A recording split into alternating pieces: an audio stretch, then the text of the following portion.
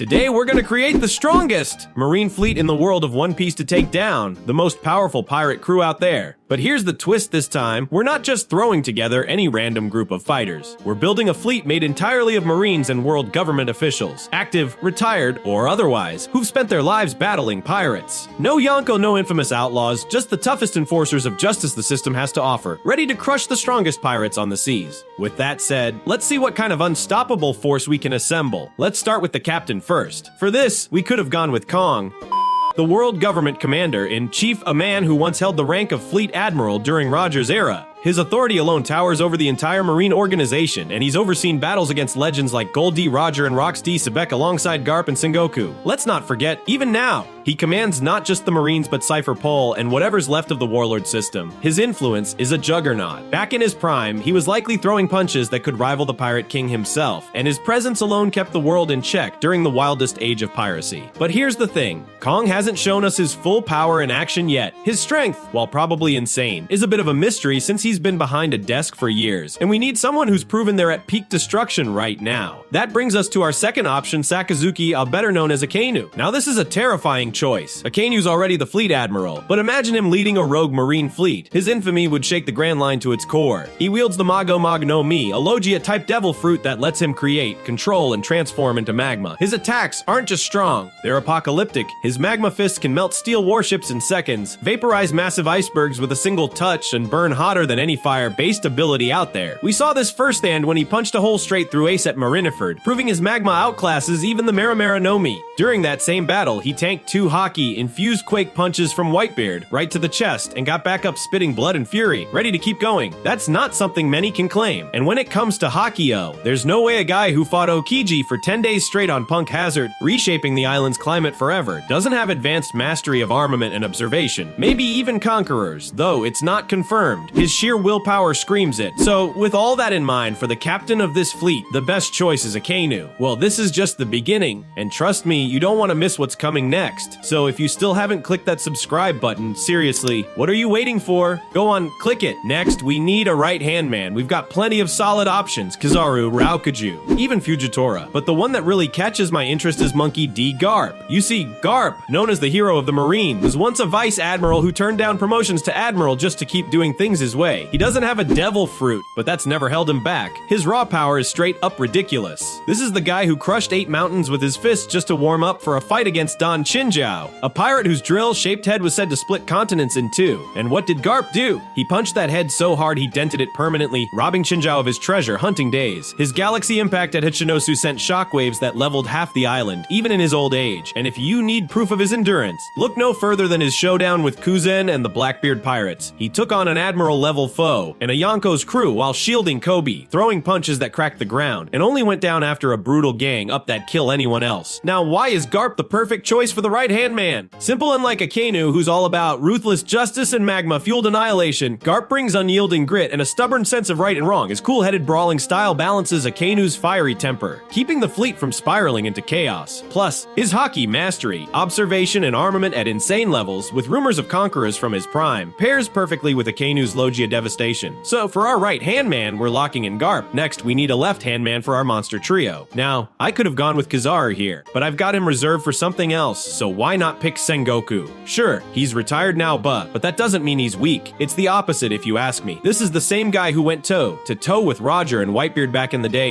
earning the title Sengoku the Buddha. His raw power is unreal. He wields the Hito Hito Nomum model Daibutsu, a mythical zone that turns him into a towering golden Buddha statue. His shockwaves can flatten entire battlefields, and at Marineford, he teamed up with Garp to block Blackbeard's quakes like it was nothing, sending pirates flying with a single palm strike. And let's not forget, he's one of the few Marines confirmed to have Conqueror's Haki, something even most admirals can't claim. During his time as Fleet Admiral, he outsmarted Whitebeard's whole alliance with a single move, revealing Ace's lineage to break their morale. Back in his prime, he was right there with Garp taking down the Rocks pirates, a crew so dangerous it had Big Mom, Kaido, and Whitebeard under one flag. His golden form isn't just for show. Those palm strikes hit like a tsunami, and his Haki-coated attacks could knock out lesser pirates without even touching them. So, when it comes to picking the left-hand man, there's no one better than Sengoku. Next, we need a cook for our crew. Now, to be honest, we don't have a ton of options here. So for this, I'll be going with none other than Jessica. Now, I know what you're thinking. Who exactly? Well, Jessica's the head chef at the G8 Marine base from the anime only G8 Arcalite. And while she's not a big name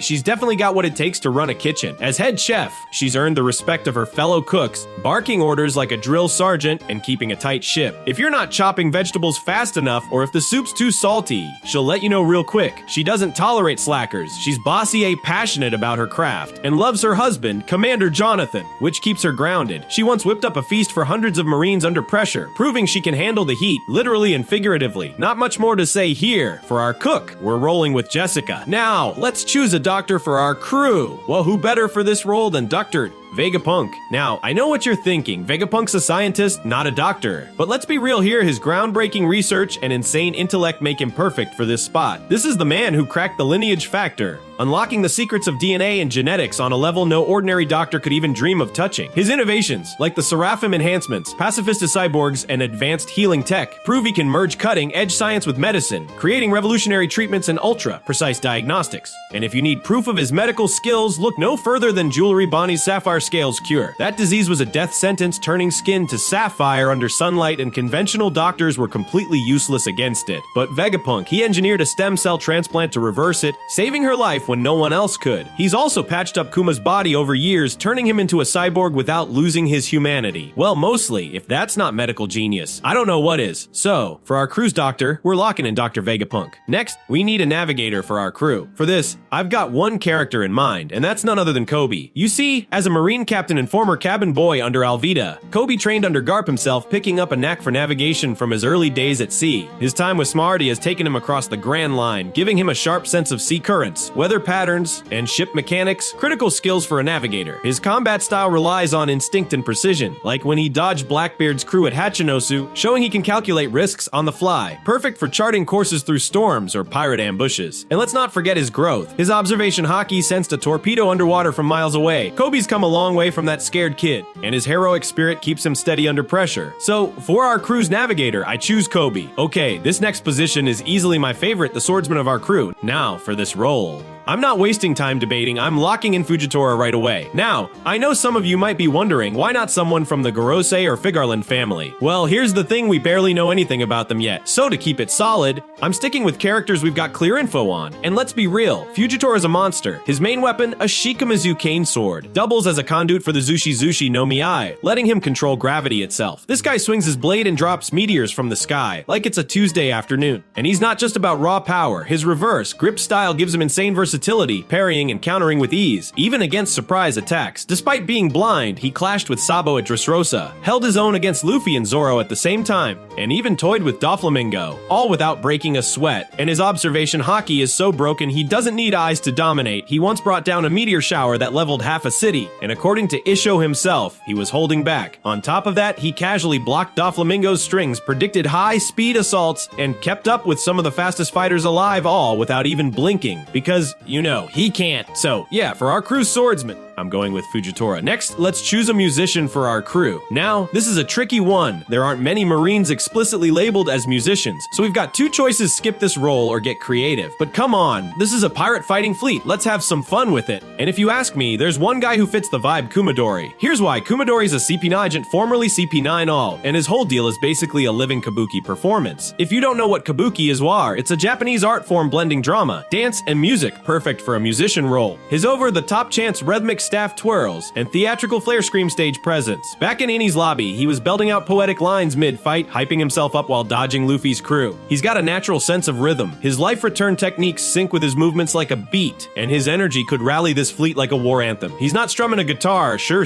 But pirate musicians are about morale, and Kumadori's got that in spades. So, since we're improvising here, let's roll with Kumadori as our musician. Well, if you're enjoying the video so far, like this video, subscribe to the channel, and let's keep going. Now, let's choose a rookie for our crew. Well, honestly, there's no one better for this position than Helmeppo. You see, Helmeppo the Blade is a Marine officer who trained under Garp alongside Kobe. Now part of the Elite Sport unit, he started as a spoiled brat under his dad, Morgan, but after Luffy humbled him, he turned into a loyal fighter. The Cross Guild slapped a decent bounty on him after Wano, marking him as a rising threat. Under Garp's brutal training, Helmeppo's built insane physical strength. His dual blade impact sends out shockwaves that can crack a ship's hull, much like Smoker's Jit Strikes. We saw this when he took down a pirate vessel single-handedly post times skip, but that's not all. His observation hockey is top tier. He sensed a cannonball underwater before Kobe did, shocking everyone on deck. So, for our rookie, I'm locking in Helmeppo. Next up, let's pick an archaeologist for our crew. Now, here's the thing, there's no obvious archaeologist among the Marines, so we've got to think outside the box and speculate a bit. And for this, I'm choosing none other than Jaguar D. Saul. Hear me out, Saul's no scholar, but his connection to history is undeniable. As a former Marine Vice Admiral, he was at O'Hara during the Buster Call, tasked with wiping out the island's knowledge. But instead of following orders, he saw the truth. He rebelled, saving Robin and protecting the scholar's research. He survived Aukiji's ice, resurfacing years later with those precious texts hidden on Elbaf. That means he's got access to Void Century secrets, stuff the world government fears more than anything. He's not Nico Robin, of course, but with his ties to O'Hara, his giant stree, and that mysterious D in his name, Saul's a key to unraveling the world's past. So, for our archaeologist, I'm locking in Jaguar D. Saul. Next, we need a strategist for our crew. Well, who better than Shuru? You see, during her prime as a vice admiral, Shuru was renowned as the great staff officer, a tactical genius who could outthink anyone. She chased Doflamingo across the seas for years, dismantling his schemes when no one else could keep up. Her Washu Washu no Mai lets her wash enemies into flat, helpless sheets, stripping their will to fight, a psychological weapon that breaks morale before the battle even starts. She stood shoulder to shoulder with Garp and Sengoku against the Rock's pirates, turning chaotic fights into calculated victories. At Marineford, she pinned down pirate reinforcements without lifting a finger, just letting her fruit do the work. Her calm, collected mind would keep this fleet 3 steps ahead of any pirate crew, and her combat skills mean she's no slouch on the front lines either. Doflamingo still flinches at her name. So, for our strategist, I choose Churu. Next, let's pick a scientist for our crew. With Vegapunk already our doctor, we need someone else. And there's one name that fits perfectly: Caesar Clown. You see, Caesar's a former world government scientist who worked with Vegapunk at Punk Hazard and Mai Des. While Vegapunk aimed to save the world, Caesar went full mad scientist, mastering chemical weapons and artificial devil fruits like smiles. His Gasugasu no Me Alogia type lets him create and control deadly gases, poison clouds that choke out armies, explosives that level cities, you name it. He built the KX launcher to assassinate Big Mom, enhance Chopper's rumble balls, and enlarge humans into giants, something even Vegapunk couldn't crack. His research fueled Kaido's beast pirate, and his twisted genius could arm Akainu's fleet with bioweapons, combat drugs, and gas traps. At Punk Hazard, he suffocated Luffy's crew with a grin, only losing because of dumb luck. With Caesar, this fleet gets a wild card of destruction. So for our scientist, I choose Caesar Clown. Next up, we need a shipwright for our crew. For this, I'm going with none other than Borsalino, better known as Kizaru. Wait, hear me out. I'll get to why he fits. Now, Kizaru's not a traditional shipwright, but his Pika Pika no Mi gives him light speed, precision, and power that could revolutionize shipbuilding. Imagine him reinforcing hulls with light constructs or repairing damage mid, battle faster than any cannon can fire. He's an admiral, sure, but his laid-back attitude hides a sharp mind. He's overseen marine operations for decades, so he knows how ships work. He dismantled pirate vessels with laser precision, showing he could rebuild just as fast. It's unconventional, but with his speed and power, he'd keep this fleet's ships unbreakable. So Wad for our shipwright. I'm locking in Kizaru. Now it's time to choose a sniper for our crew. For this, Ryokuju's a great pick, right? Yeah, I know he's not a gun-toting marksman, but hear me out. Thanks to his Mori Mori no Meal, he's got everything a sniper needs. This Logic-type devil fruit lets him grow vines and roots with pinpoint accuracy, snaring targets from miles away. At Wano, he pinned down King and Queen with tendrils that drained them dry, striking faster than they could react. His range is insane. Those planches can stretch across battlefields, and his observation hockey locks onto foes effortlessly. He's not stationary either. He sprouts wings to reposition, making him a mobile sharpshooter. Up close, he's no slouch. His vines crush Yamato's hockey, infused strikes without flinching. So, for our sniper, Ryokuju's perfect. Lastly, we have our wildcard position. Now, for this one, let's go all out. And I know some of you will call me crazy, but I'm choosing none other than Imu. Yeah, you heard that right. This isn't just some powerful figure. This is the supreme ruler of the world government, the one even the 5 elders bow to in secret. No one outside the top ranks knows Imu exists. The world thinks the empty throne is a symbol, but Imu sits there pulling every string from the shadows. We don't know their full power, but what we've seen is pure nightmare fuel. Imu commands an ancient weapon powered by the Mother Flame, wiping Lelouja off the map in seconds with a blast that left no trace. They've got some dark, telepathic ability, ordering Saturn's death with a thought, and turned him to dust with a shadowy force that exploded him into bones. During the reverie, they sat with a giant straw hat, hinting at ties to the Void Century. We're still in the dark about Imu's limits. But one thing's for sure, this is not someone to mess with. Click on this video next, go on, check it out.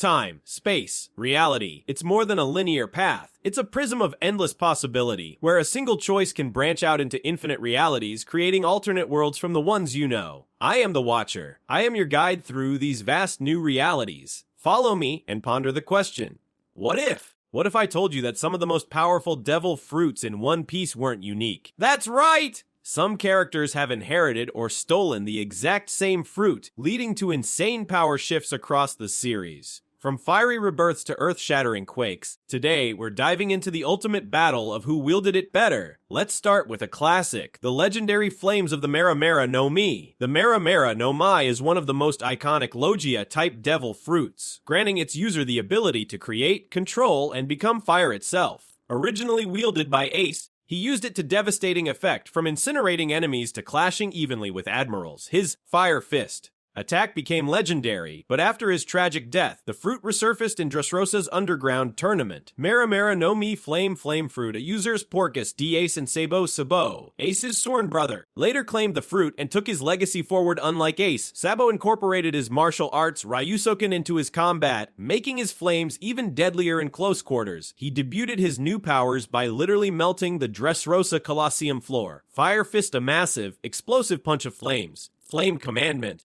a destructive wave of fire that burns everything in its path. Fire Flight enables the user to propel themselves through the air using fire. Like all Logia fruits, Mera Mera no Mi is vulnerable to Haki and superior elements like magma, as seen in Ace's tragic battle against Akainu.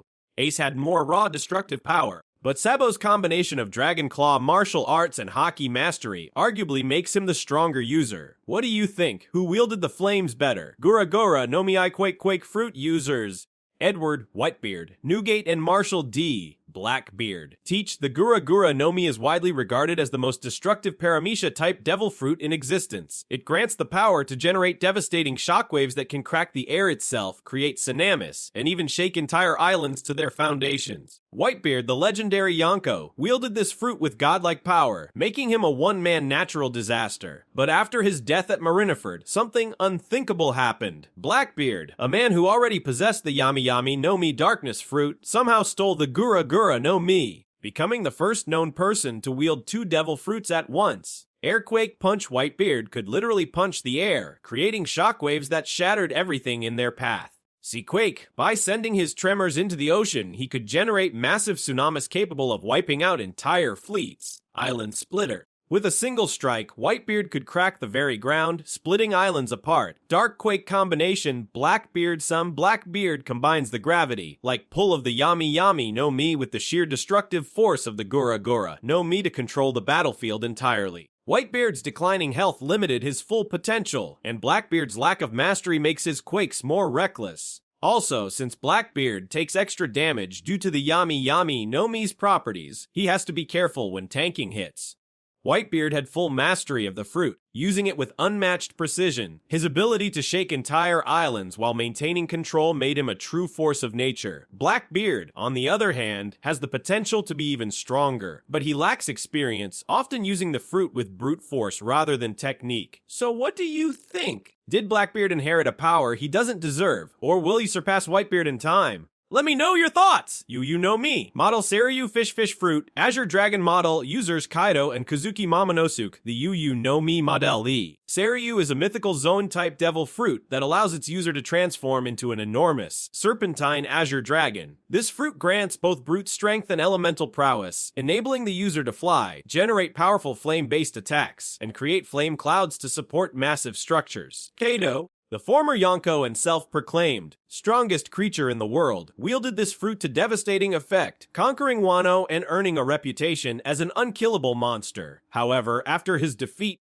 Momonosuke, Wano's rightful heir, was aged up artificially by Shinobu's ripe fruit and inherited a copy of Kaido's abilities. Thanks to Vegapunk's artificial devil fruit, Dragon Flight, the user can float and glide across the sky using flame clouds. Boro Breath, a powerful beam of scorching fire capable of melting mountains. Flame Clouds creates dense clouds to lift massive objects, including entire islands. Draconic durability, enhanced endurance, and a nearly unbreakable body in full dragon form. While Kaido had complete mastery over his dragon form, Momonosuke's lack of experience made his abilities unreliable. Additionally, mythical zones still share standard zone weaknesses, such as prolonged battles leading to exhaustion. Kaido, without a doubt, utilized this fruit with god-tier combat skills, incorporating haki, hybrid forms, and nearly indestructible endurance. Momonosuke, while wielding the same power, lacks the battle experience to reach Kaido's level. However, given time, Momo might eventually surpass Kaido and use the fruit for the good of Wano. So what do you think? Will Momonosuke become the protector of Wano Kaido failed to be? Or is he too inexperienced to handle this legendary power? Comment below! Suke no Mi Clear Fruit users Absalom and Shiryu. The Suke no Mi is a Paramecia-type devil fruit that grants its user the ability to turn themselves, and anything they touch, completely invisible. Originally wielded by Absalom,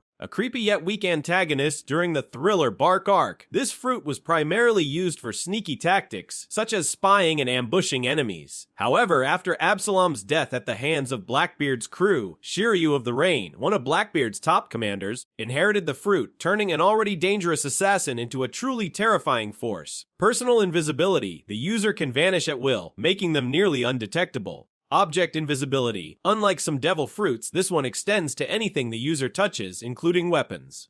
Stealth kills Shiryu. While Absalom mostly used the fruit for perverted antics, Shiryu utilizes it for silent assassinations, striking before his enemies even know he's there. Despite its advantages, this fruit does not boost combat ability, it only provides stealth. Anyone with observation haki can detect the user's presence, making experienced fighters like Luffy or Zoro difficult to ambush. Additionally, Shiryu is vulnerable while attacking, as he must become briefly visible when striking. This isn't even a debate, Shiryu, hands down. Absalom used the fruit for comedy relief, while Shiryu turns it into a true weapon, capable of eliminating enemies before they can react. His swordsmanship, combined with the ability to become invisible, makes him one of the deadliest fighters in Blackbeard's crew. But what do you think? Will Shiryu become one of the strongest commanders in One Piece? Or will his fruit be countered by strong observation haki? Drop your thoughts below! Main no Mi Clone Fruit users Bentham Mr. Tuban Clay and Kurozumi Higurashi. The main no Mi is a Paramecia-type devil fruit that allows the user to perfectly copy another person's appearance after touching them. This fruit is not just about disguise. It can change the course of history by enabling deception, infiltration, and manipulation at the highest levels.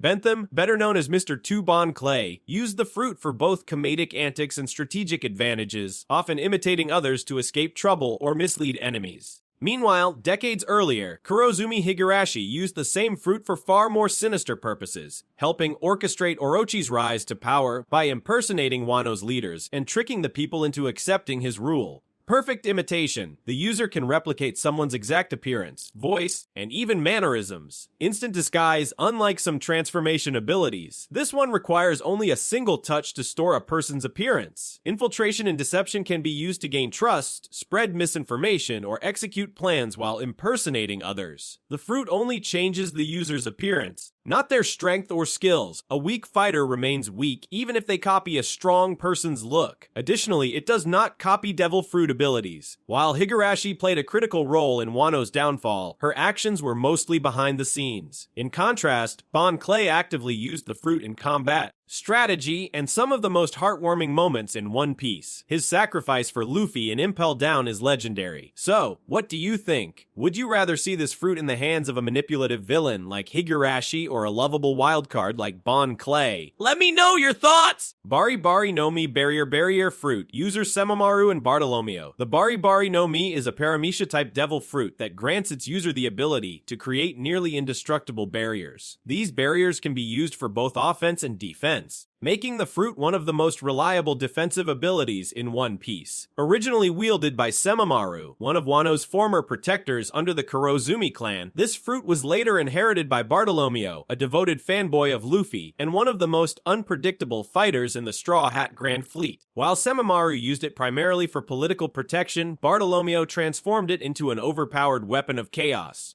Indestructible barriers. The user can summon transparent barriers that can block nearly any attack, even from Yonko-level fighters. Shape-shifting barriers. These barriers aren't limited to just walls. They can be shaped into offensive weapons, including fists and battering rams. Multi-purpose defense. The user can position barriers to protect allies, deflect enemy attacks, or even use them as stepping platforms in battle. While the barriers are nearly unbreakable, they require a gesture to activate, meaning a surprise attack could bypass them if the user isn't fast enough. Additionally, the user themselves is still vulnerable if caught off guard or if the barrier is positioned incorrectly. Semimaru's use of the fruit was more traditional. He defended Orochi's rule and used it for strategic protection. However, Bartolomeo's chaotic, unpredictable fighting style pushes the fruit's potential to new heights.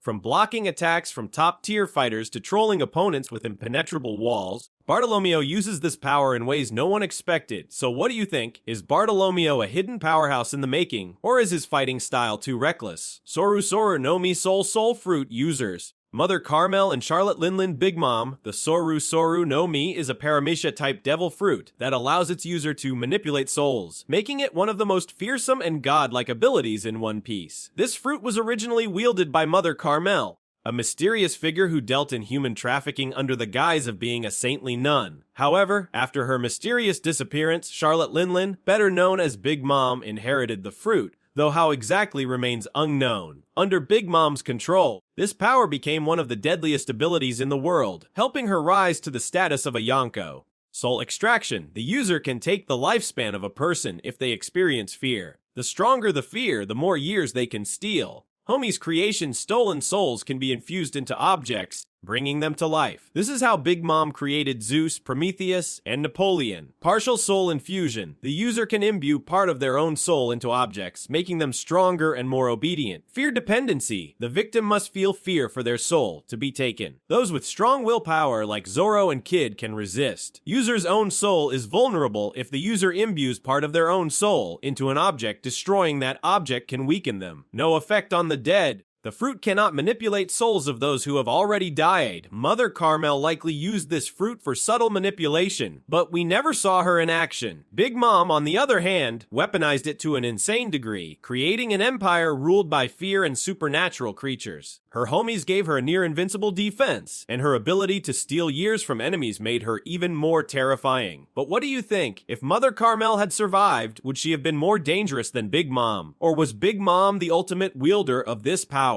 Hito Hito no Mi, model Nika, human fruit. Nika model users Joy Boy and Monkey D. Luffy. The Hito Hito no Mi model Nika is one of the most mysterious and powerful devil fruits in One Piece. Originally thought to be the Gomu Gomu no Mi rubber fruit, this fruit was revealed to be a mythical Zoan-type devil fruit, granting the powers of the legendary sun god Nika. The full history of this fruit is unknown, but it is believed to have been wielded by Joy Boy in the past and later by Monkey D. Luffy, who awakened its true potential during his battle against Kaido. Unlike other zone fruits that allow users to transform into animals or mythical creatures, this fruit turns the user into a figure of pure freedom, able to reshape their body and the world around them in ways that defy logic itself. Rubber body. At its base, the fruit gives the user a completely rubberized body, allowing for insane stretching and blunt resistance. Gear 5 Awakening. Once awakened, the user gains complete freedom over their form, stretching and morphing their body, and even their surroundings like a cartoon character. Reality warping combat. The user can alter physics, transforming the ground into rubber, grabbing lightning bolts, and even changing their size at will. Laughter and joy. The power itself seems to bring joy to those around it, embodying the idea of liberation and fun, fitting the name. Nika. High energy consumption. Luffy's Gear 5 consumes a massive amount of energy, aging him rapidly if overused. Zone side effects. As a mythical zone, the fruit may have a will of its own, guiding its user toward a specific fate. Haki still matters. The fruit does not make the user invincible. Haki is still essential in high-level combat.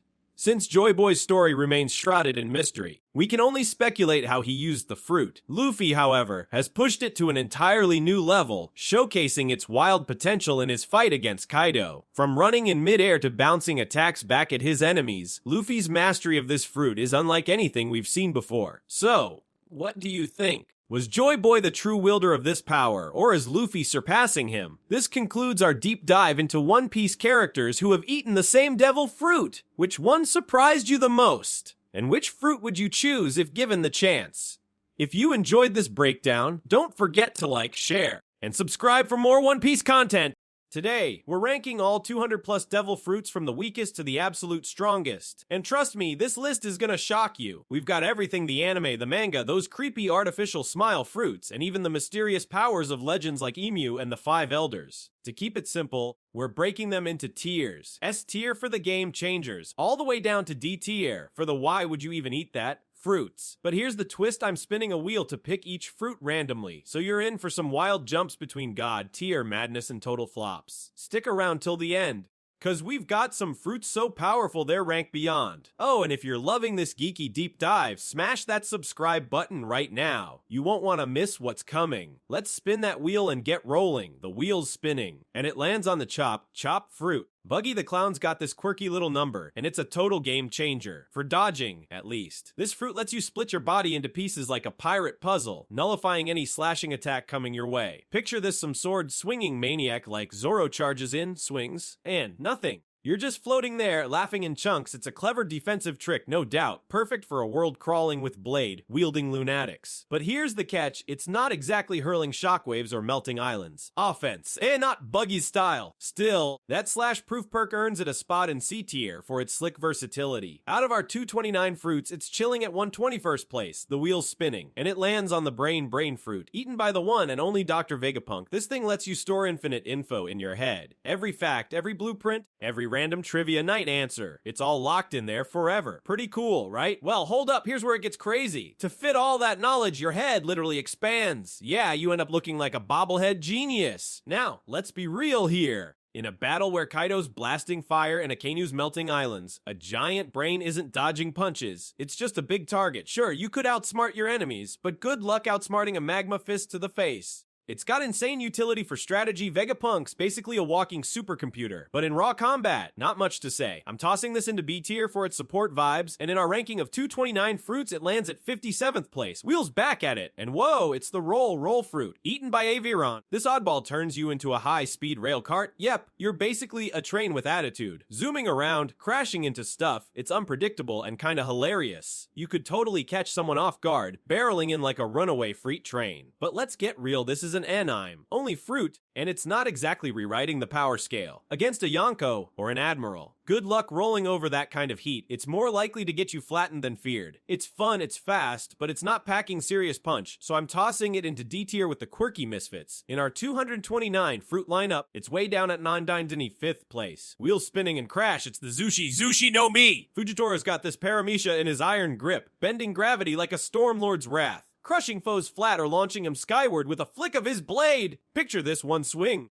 and the air turns heavy. Bones snap, ships buckle. Whole crew's pinned to the deck like ants under a boot. He's got total control. Gravito drops meteors from the heavens, smashing Dressrosa's streets into craters. Flip it, and he's floating islands, sending pirates tumbling into the clouds. Ain't just muscle. Precision's his game. Pinned Law's crew without blinking. Crushed Zoro's sword arm till it creaked. Gentlemanly smile all the while. Powers wild, range stretches miles. Pulled a blazing rock from orbit to test Luffy. Outdamages cannons, rivals quakes. He's blind, sure, but gravity don't need eyes. Feels the battlefield through tremors, turns rubble into ammo, catches stamina. Big moves tire him. Dressrosa's end saw him huffing, and Haki counters it if you're quick. Sabo danced around the weight, needs his sword too. Channeling's key, or it's slower bare-handed. Could tie to some cosmic grudge, stars falling, seas rising. Maybe an old marine secret to keep the world in line. That slams it into S tier. Force of nature, pure and simple. In our 229 fruit ranking, it's pressing down at 6th place. Spinning that wheel one more time, and holy mochi, it's the mochi fruit. Charlotte Katakuri's rocking this sticky beast, and it's a whole vibe. You get to whip up mochi, that gooey rice cake stuff, and turn it into a weapon. Crush your enemies with a giant mochi fist, trap M in a sticky mess. It's got offense and defense in spades. And here's the wild part. Katakuri pairs it with his haki to dodge like a Logia, flowing around attacks like some stretchy ninja. So why isn't it higher? Well, it's not sinking continents or bending reality, it's badass, but not god tier. Still, this fruit's a heavy hitter in skilled hands, so it's locking into B tier for its killer versatility. Out of 229, it's ranked at 42nd place. Alright, wheels spinning, and bam, it's the string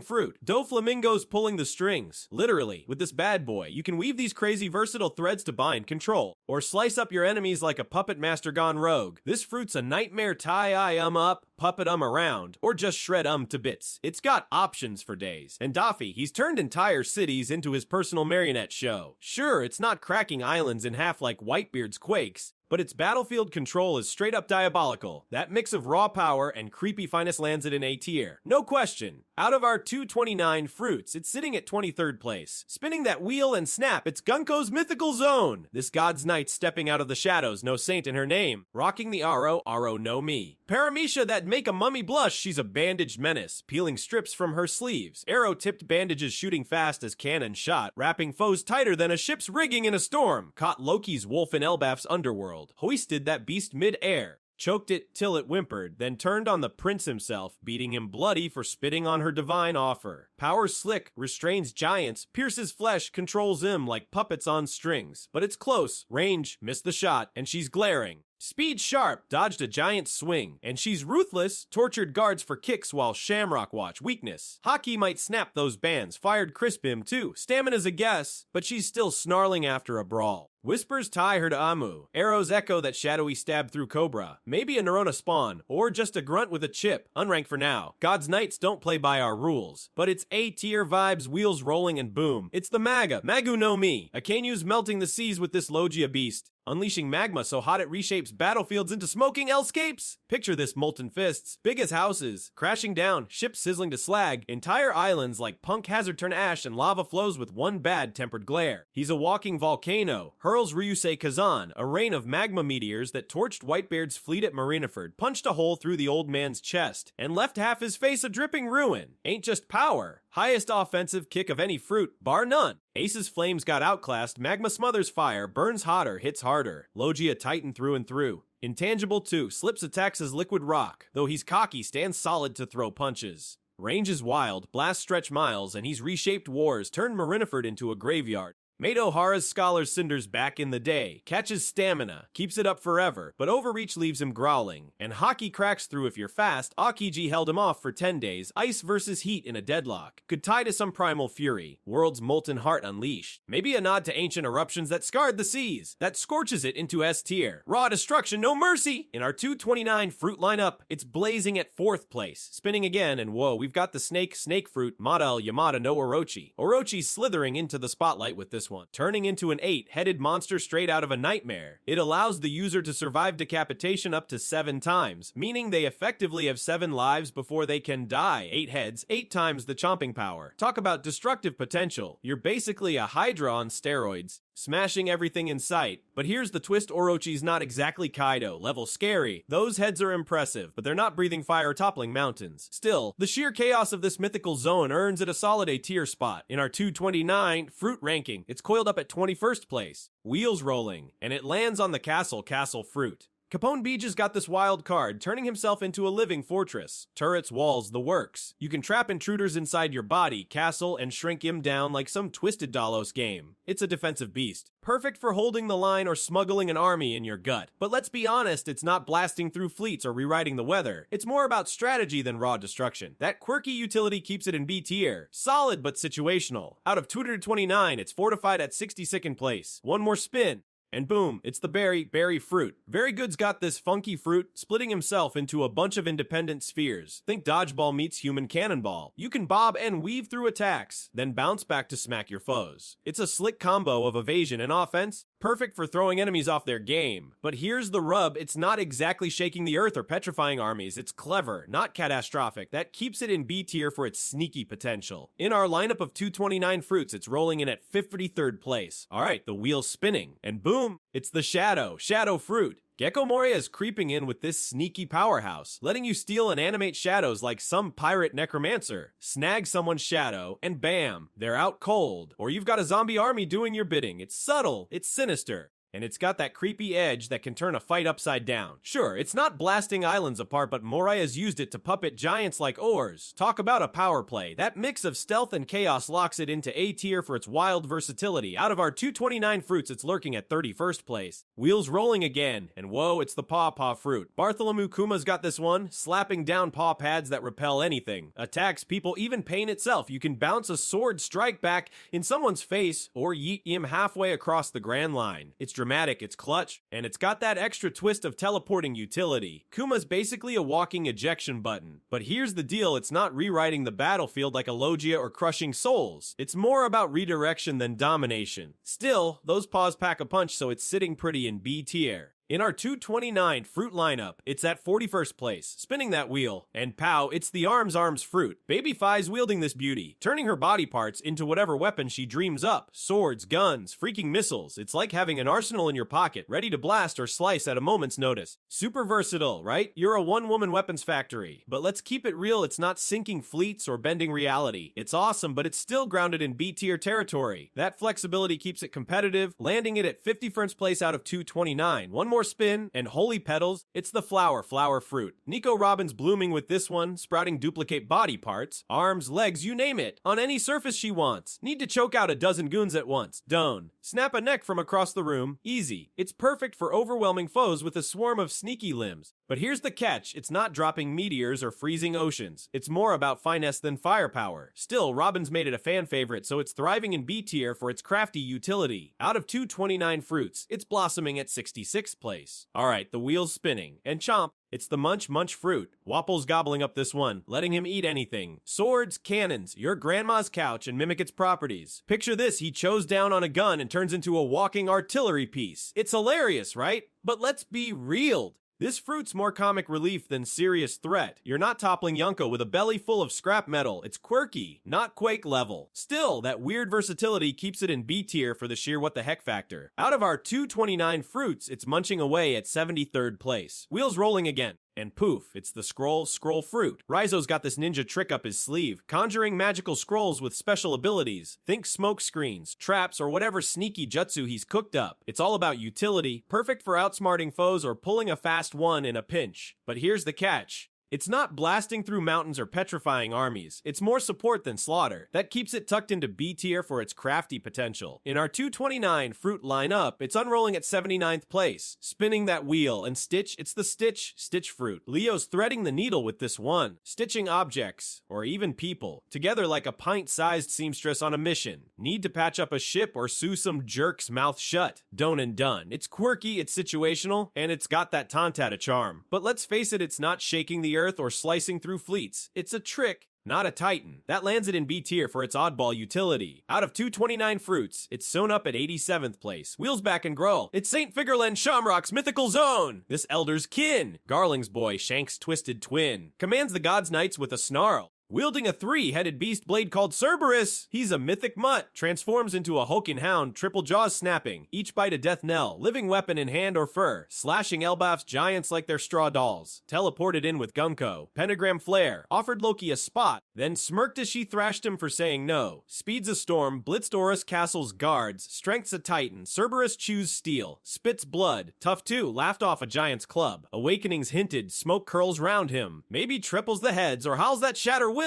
Range is melee, blade, or claw, but he's a leader summons backup like Sommers without breaking sweat. Hockey's gotta sting him. Straw Hats might test that. Stamina's deep, he's fresh after chaos, lore's rich. Figarland, blood, void sentry guard, dog vibe. S tier caliber, no doubt. In our 229 fruit ranking, he's Uncharted, top tier terror. One more spin and roar. It's the cat fruit, model saber, tooth tiger. Who's pouncing in with this beast, transforming into a ferocious predator with fangs that could shred steel. You're a prehistoric kitty with serious bite, claws out, tearing through foes like they're catnip toys. It's powerful, no doubt, but it's still a zone. Great for raw strength, not so much for battlefield domination like the big shots up top. That drops it into C tier with the standard transformation crew. In our 229 fruit ranking, it's prowling at 127th place. Alright, the wheel's spinning. And bling, it's the twinkle Twinkle Fruit. Jozu's shining bright with this one, turning his body into pure diamond. Talk about a walking jewelry store. You're a tank now, shrugging off swords and punches like they're nothing. That heightened defense is clutch, right? But here's the rub. It's static, you're tough as nails, but you're not blasting foes or dodging like a ninja. It's all about standing there, sparkling and soaking hits. That keeps it in B tier for its solid, but one-note utility. Out of our 229 fruits, it's glittering at 92nd place. Wheels rolling again. And poof, it's the Puff Puff Fruit. Charlotte Deifuku's rubbing this lamp, summoning a genie, like entity to fight for him, straight out of a fairy tale. You've got a smoky sidekick swinging at foes, which is quirky as heck. It's got some flair, sure, but let's be real. That genie's not leveling islands or scaring off admirals. It's limited in the raw damage department. Still, it's a fun trick that keeps enemies guessing, so it's puffing into B tier for its oddball charm. In our 229 fruit lineup, it's floating at 75th place. Spinning that wheel and splash, it's the Brush Fruit. Kanjuro's painting the town with this one, bringing drawings to life with enchanted ink, like a ninja Picasso gone wild. Sketch a bird, it flies. Draw a sword, it cuts. It's creative as all get out, but the impact, it's variable. Sometimes you get a masterpiece, sometimes a doodle that flops. It's not sinking ships or bending reality, but that artsy unpredictability lands it in B tier. Out of 229 fruits, it's brushed up at 58th place. Alright, One Piece crew, the wheel's spinning, and whoa, it's the Hobby Fruit. Sugar's got this creepy gem, and it's a total mind bender. Stops your aging and turns people into living toys, wiping their memories clean. One touch and bam, you're a teddy bear nobody remembers. It's crowd control on steroids. Imagine turning a whole army into a toy store display. Sure, it's not blasting islands, but that sneaky power is pure chaos in the right hands. It's locking into B tier for its wild, unique utility. Out of our 229 fruits, it's playing at 69th place. Wheels rolling again and clack, it's the Revive Fruit. Broke's rocking this one. Well, rattling, since it brought his corpse back to life. You're a skeleton with soul, jamming tunes and defying death itself. It's a narrative powerhouse. How many fruits let you cheat the grave? But here's the kicker in a fight. It's got zilch for offense. No fireballs, no punches, just a second chance to swing a sword. That keeps it in B tier for its story vibes over Battle Cloud. In our 229 fruit lineup, it's grooving at 77th place. Spinning that wheel and snip, it's the Snip Snip Fruit. Inazuma's cutting up with this one, turning limbs into giant scissors that slice stuff into paper. Thin chaos. Need to shred a sail or give someone a bad haircut, you're set. It's got that situational flair. Turn anything you cut into flimsy sheets. But let's face it, it's not sinking ships or toppling titans. It's a trick, not a terror. That lands it in B tier for its quirky utility. Out of 229 fruits, it's clipped at 83rd place. One more spin, and swoosh. It's the Bird Fruit Model Falcon. Pell's soaring with this zone, transforming into a falcon with exceptional speed and killer senses. You're zipping through the sky, spotting enemies from miles away, and diving in like a feathered missile. It's fast, it's fierce, but it's still a standard zone. No island crushing power or fancy tricks here, just raw bird energy. That drops it into C tier with the Transformation Squad. In our 229 fruit ranking, it's flying at 122nd place, the wheel's spinning. And plop, it's the Dog Fruit, Model Tanuki. Bunbuku's got this little guy, turning into a tanuki. A raccoon dog, that's. Well, average and unimpressive, you're scampering around. Maybe tricking someone with a cute face, but that's about it. No earth-shaking roars or lightning, fast claws here, just a floofy zone doing its thing. It's not winning any battles unless your enemy's scared of a mild nip. That lands it in C tier with the standard transformation crew. Out of our 229 fruits, it's waddling at 133rd place. Wheels rolling again. And stretch, it's the Giraffe Samael. This artificial fruit's a Kaido crew special, giving you some wonky giraffe vibes. Think long neck, spotty legs, and a whole lot of awkward. You might get a bit of height to chomp from above, but it's a smiley, so it's half-baked at best. Probably glitches out mid-fight. It's not crushing skulls or dodging lasers, just a quirky wobbly mess.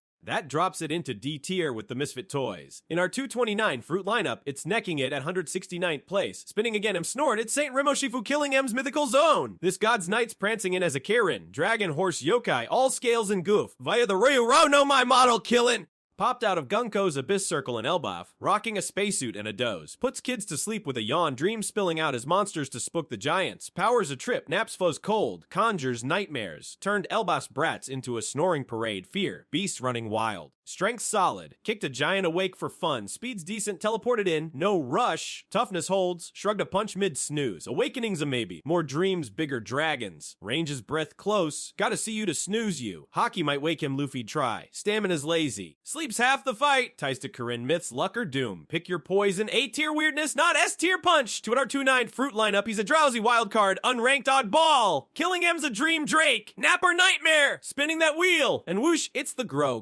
fruit. This Ani, only Oddball lets you grow stuff, maybe plants, maybe yourself, who knows. It's vague, it's random, and it's not exactly canon, so we're guessing it's more gimmick than game changer. Picture sprouting a giant flower or stretching a bit, cute, but not scary. It's not sinking ships or shaking the seas, so it's chilling in D tier with the quirky anime crew. Out of 229 fruits, it's sprouting at 91st place. Wheels back at it, and Stomp, it's the elephant fruit model mammoth. Jack's stomping in with this beast, turning into a massive mammoth with immense size and brute force. You're a walking tank, trampling foes, swinging that trunk, and just bulldozing everything. It's raw power, no doubt, but it's still a zone. No fancy tricks or battlefield flips, just muscle. That keeps it in C tier with the transformation heavyweights. In our 229 fruit ranking, it's thundering at under 35th place. Wheels rolling and prick, it's Saint Shepard Sommer's mythical zone. This god's knight, Jupiter's kin, stumbled into Elbaf via Gonko's summons, wielding the togue Tuj no Mi. A paramecia that make a cactus jealous! He's a briar man. Sprouts razor thorns from his whip sword, slashing kids and giants alike. Keeps him boxed in while killing him naps. Showed up in boxers. Heart print, no shame then lashed out, carving Elbaf's sun world with spiky traps. Strength's nasty. Cut a giant's arm bloody, speed's fair, ambled in, no hurry. Toughness stands, took a hit, kept grinning. Ranges whip long, thorny walls stretch wide. Awakening's a guess, maybe Thorn Forest next. Hockey'd slice through, Zoro'd love it, stamina's chill. He's teasing Gunko mid, fight. Lore's sharp. Shepherd Clan Yokai Thorn Ghost vibe. A tier control, not S tier chaos! In our 229 fruit ranking, he's a prickly rogue, unplaced menace. Sommers is a Thorn Lord, bleed or back off, spinning that wheel. And boom, it's the Deka Nomi. Sanjuan Wolf's hulking out with this paramecia gem, growing way bigger than your average giant. Think ships as stepping stones, islands as playgrounds. It's brute force dialed to 11. Just pure, dumb size with zero finesse. You're stomping around, crushing stuff underfoot, but good luck dodging a cannonball or outsmarting a fly.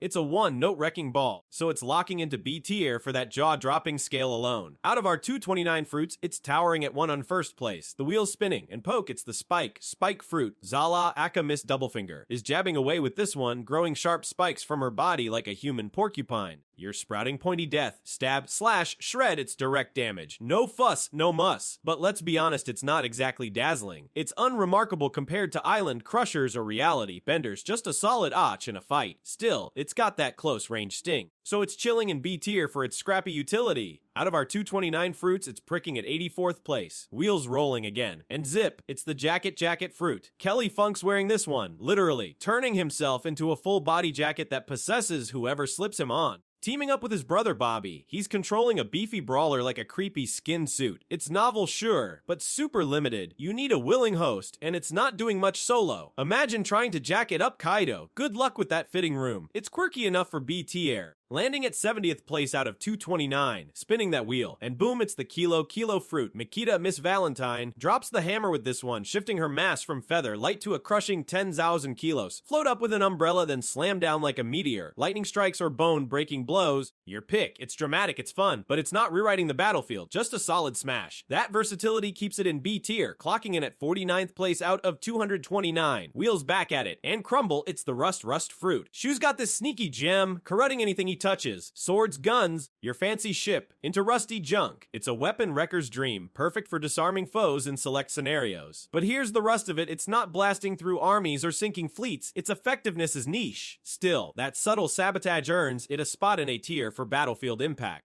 Out of 229 fruits, it's oxidizing at 40th place. One more spin, and whoa, it's the soul fruit. From caramel to Big Mom, this fruit's a spectral powerhouse, ripping out souls and twisting them into combat tricks. Steal life force, animate objects, or build a creepy homie army. It's reanimation with a wicked edge. It's not just strong, it's versatile, turning fear into firepower. That lands it in A tier for its overwhelming potential. In our 229 fruit ranking, it's haunting 17th place. Alright, the wheel's spinning. And sizzle, it's the heat fruit. Charlotte Oven's cooking with this one, radiating searing heat that melts or burns anything in his path. Metal, flesh your hopes and dreams. You're a walking oven, turning obstacles into puddles with zero effort. It's hot, it's nasty, but it's not quite reshaping islands like the top dogs. Still, that fiery punch lands it in A tier for its battlefield scorch. Out of our 229 fruits, it's blazing at 28th place. Oven's bringing the heat, don't get too close. Wheels rolling again. And zap, it's the rumble fruit. Inel's electrifying the scene with this monster, unleashing high voltage lightning that fries entire crews in one go. You're a living thunderstorm, speed power, and and a god complex to match. It's Decimation City, folks. Only a rubber punk like Luffy could shrug it off. That raw, faux zapping might locks it into A tier, just shy of the S tier titans.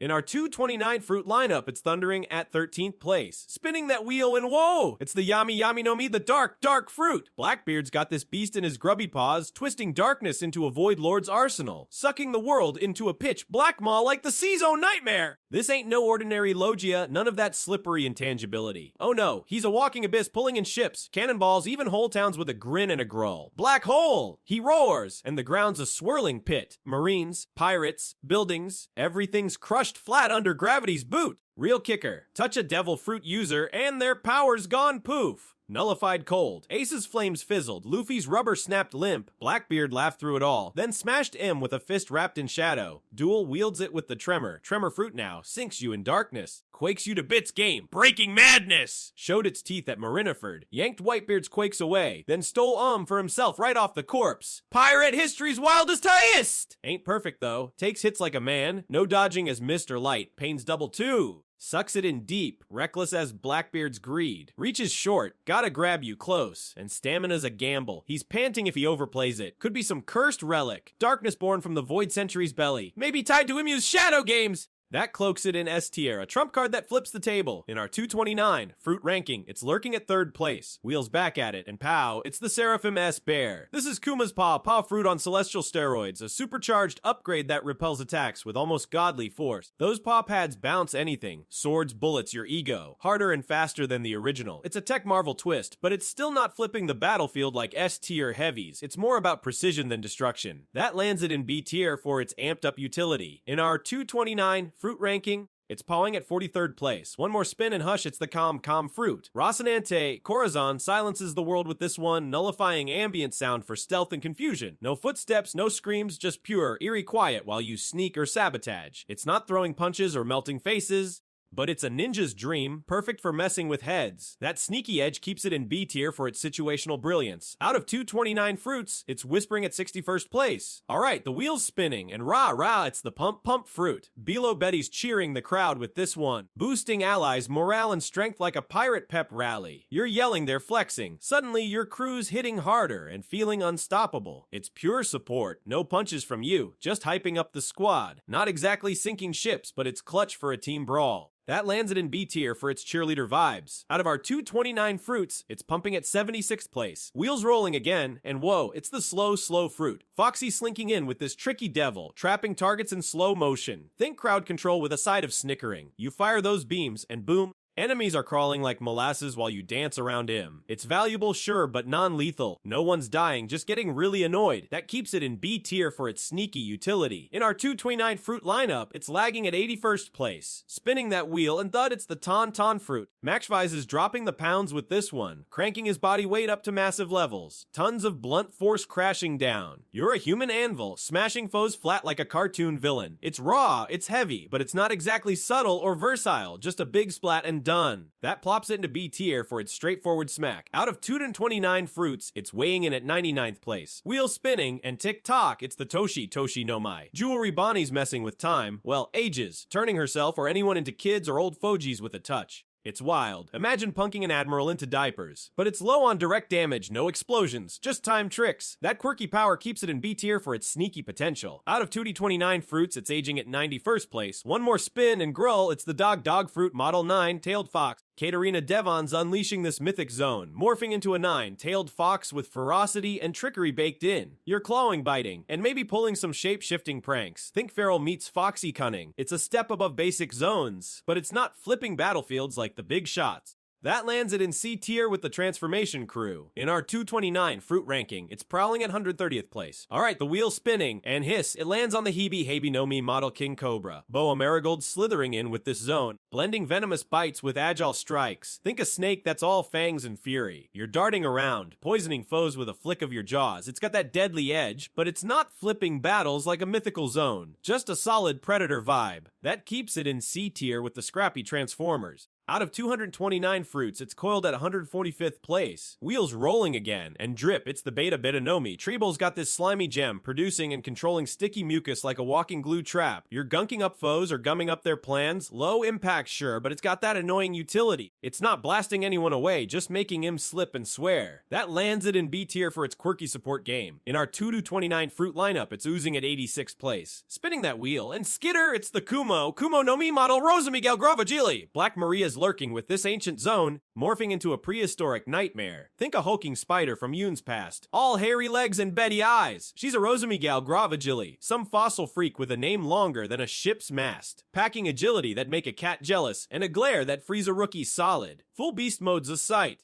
8 legs scuttling up Onagashima's walls, spinning webs thick enough to snag a giant. Sticky as tar, tough as rope, she's got poison too. Those leg tips drip venom, not Magellan grade, but enough to sting and slow you down. Maybe leave you twitching if she jabs deep. Hybrid forms where she shines, towering tall, half woman, half arachnid, wielding a pole weapon like a spider samurai, all while those webs trap foes for a beatdown. In Wano, she toyed with Robin, spun her up, landed some nasty kicks, but Nico slipped free, and Sanji's fire gave her pause. Those threads burn easy, and she ain't tanking heavy hits. Speed's her game, dodging quick, striking sneaky, but raw power, not shaking islands or toppling titans. Could be tied to some old Wano spider yokai lore, creepy crawlers guarding secrets, but it's no mythical monster. That webs it into C tier, spooky and slick, but not a battlefield breaker. In our 229 fruit ranking, it's tangled at 146th place. Wheels back at it, and splash, it's the Sarah Saranomi model Axolal. Smiley, that blob of gas ate this zone, gaining unique regenerative and adaptive tricks. Think regrowing bits or squishing into weird shapes. It's a funky amphibian flex, but it's not exactly tearing through foes, just bouncing back from scrapes. That puts it in C tier with the oddball transformers. In our 229 fruit ranking, it's swimming at 143rd place, spinning again, and Russell, it's the Wara. Waranomi. Basil Hawkins is weaving this one, manipulating straw and crafting voodoo dolls to share damage. Talk about a niche curse. You're redirecting pain like a straw puppet master, but it's not a direct brawler. It's got that eerie utility, landing it in B tier for its tricky plays. Out of 2 to 29 fruits, it's stacked at 88th place. Wheels rolling.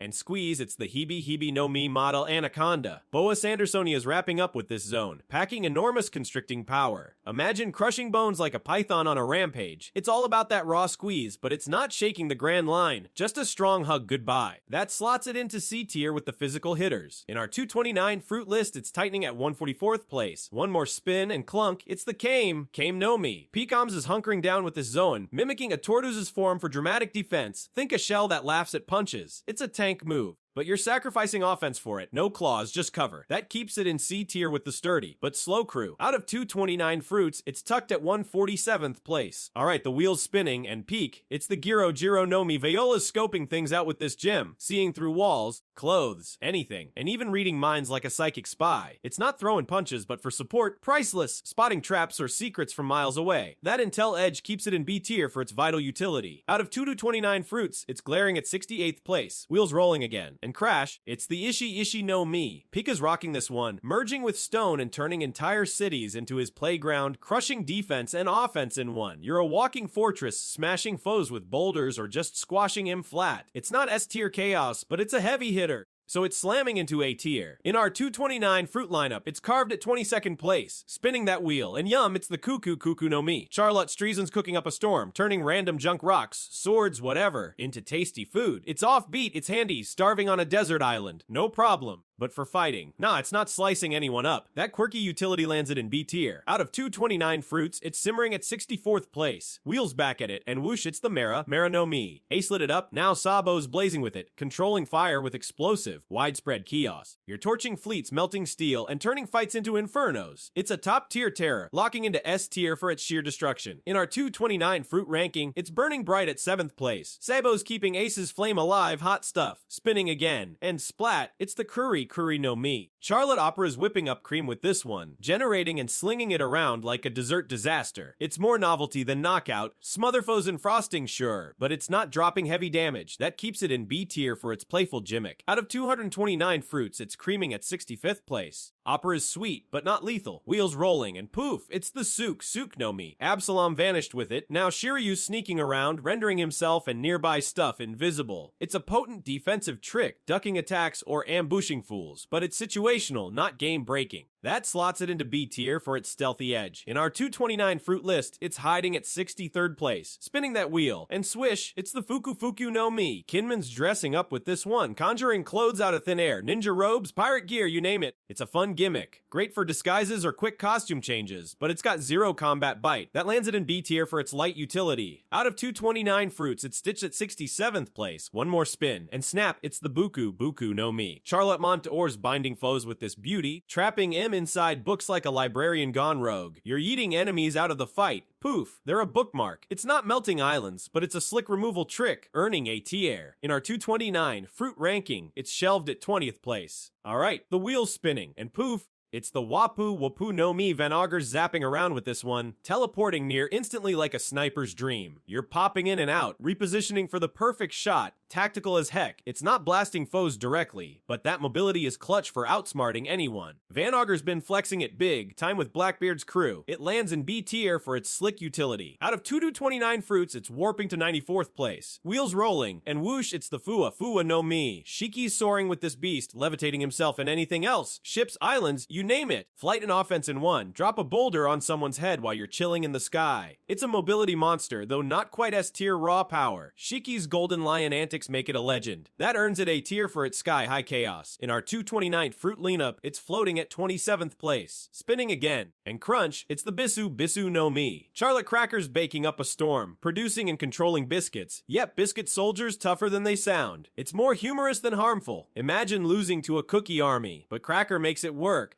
Not a heavy hitter, but it's got quirky charm. That slots it into B tier. Out of 229 fruits, it's crumbling at 55th place. Wheels back at it, and clang, it's the Jiki no Mi Eustace kids pulling the strings, metal, with this one controlling magnetic forces to attract or repel stuff with precision. You're slinging cannons or crushing foes in a scrap heap. Metal's your playground. It's not top tier chaos, but it's a beast in the right hands. That locks it into A tier. In our 229 fruit ranking, it's sticking at 29th place, spinning that wheel, and drip, it's the Doru Dor no Mi Galdano Mr. Wax is poetic with this, generating and shaping wax into anything. Keys, walls, traps. It's got some use, but combat-wise, pretty limited, more for stalling than striking. Galdino's Baroque works tricks, but it's no powerhouse. That keeps it in B tier for its niche flair. Out of 229 fruits, it's hardening at 96th place. Wheels rolling, and slash, it's the Supa no Mi Daz Bones. Mr. 1 turns into a living blade with this, every limb a sharp steel weapon. It's versatile slice, dice block like a walking sword rack, not island level chaos, but deadly up close. That carves it into A tier for its cutting edge. In our 229 fruit list, it's slicing at 26th place, spinning again, and clang, it's the Ori no Mi. High Highness caging foes with this one, conjuring iron bars to lock him down, think instant jail time. It's powerful for crowd control, but super situational, useless if they dodge. That traps it in B tier for its lockdown niche. Out of 229 fruits, it's binding at 54th place. Wheels back and smoosh, it's the Nui no Mi. Charlotte Nushi stitching a twist with this, fusing with allies to stack their fighting power into one beefy combo.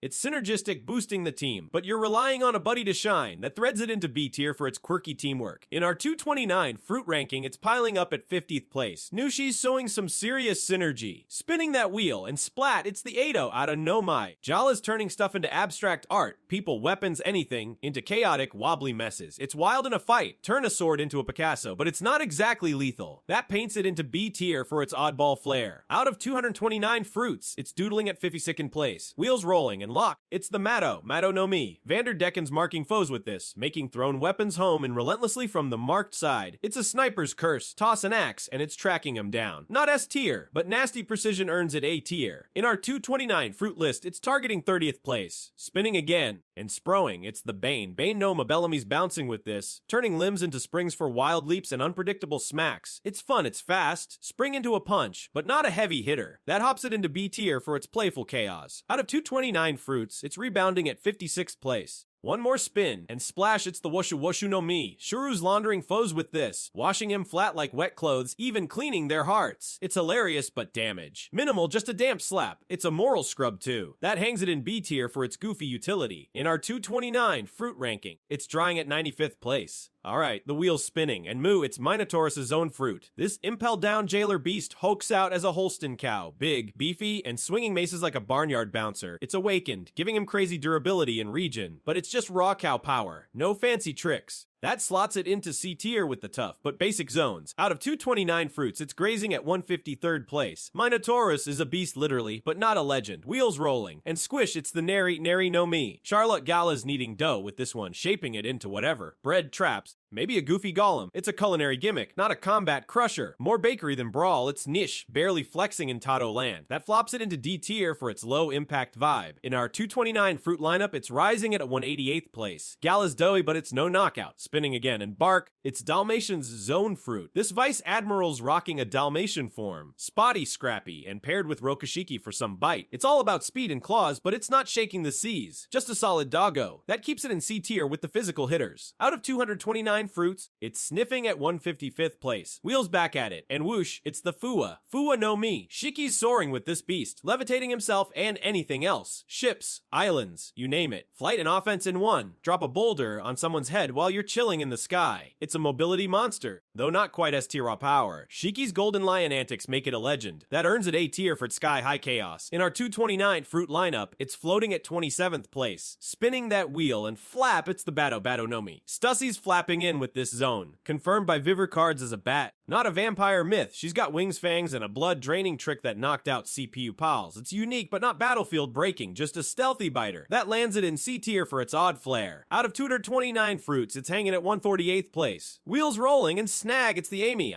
no mi. Charlotte Saint, Mark's weaving nets with this. Edible ones, no less, to trap foes or just mess with him. It's quirky, but not combat ready. More snack than smack. It's a Tato land footnote. That drops it into D tier for its gimmicky vibe. In our 229 fruit list, it's tangled at 126th place. Spinning again. And Crawl, it's a Poita's zone fruit. This marine's inching along as a caterpillar, slow, steady, and maybe a bit squishy. It's got basic zone boosts, tough skin, maybe some silk, but it's no game changer. That keeps it in C tier with the low, key transformers. Out of 229 fruits, it's creeping at 156th place. Wheels back, and ding, it's the Rocky no mi. Baccarat's rolling the dice with this, stealing luck to tip the scales, make foes trip or fumble. It's fun for a casino heist, but in a real fight, barely a nudge, it to the One Piece films. Gold antics. That lands it in D tier for its situational spark. In our 229 fruit ranking, it's gambling at 187th place, spinning that wheel, and Skitter, its own Agumo's zone fruit. This Vice Admiral's spinning a spider form. Extra arms sprout from his hair to wield 8 swords. It's a multi-blade menace, but he skips the webs or venom, just pure slashing. That slots it into C tier for its combat kick. Out of 229 fruits, it's webbing up 149th place. Wheels rolling. And Hug, it's the Buki no mi. Wait, scratch that, no fondly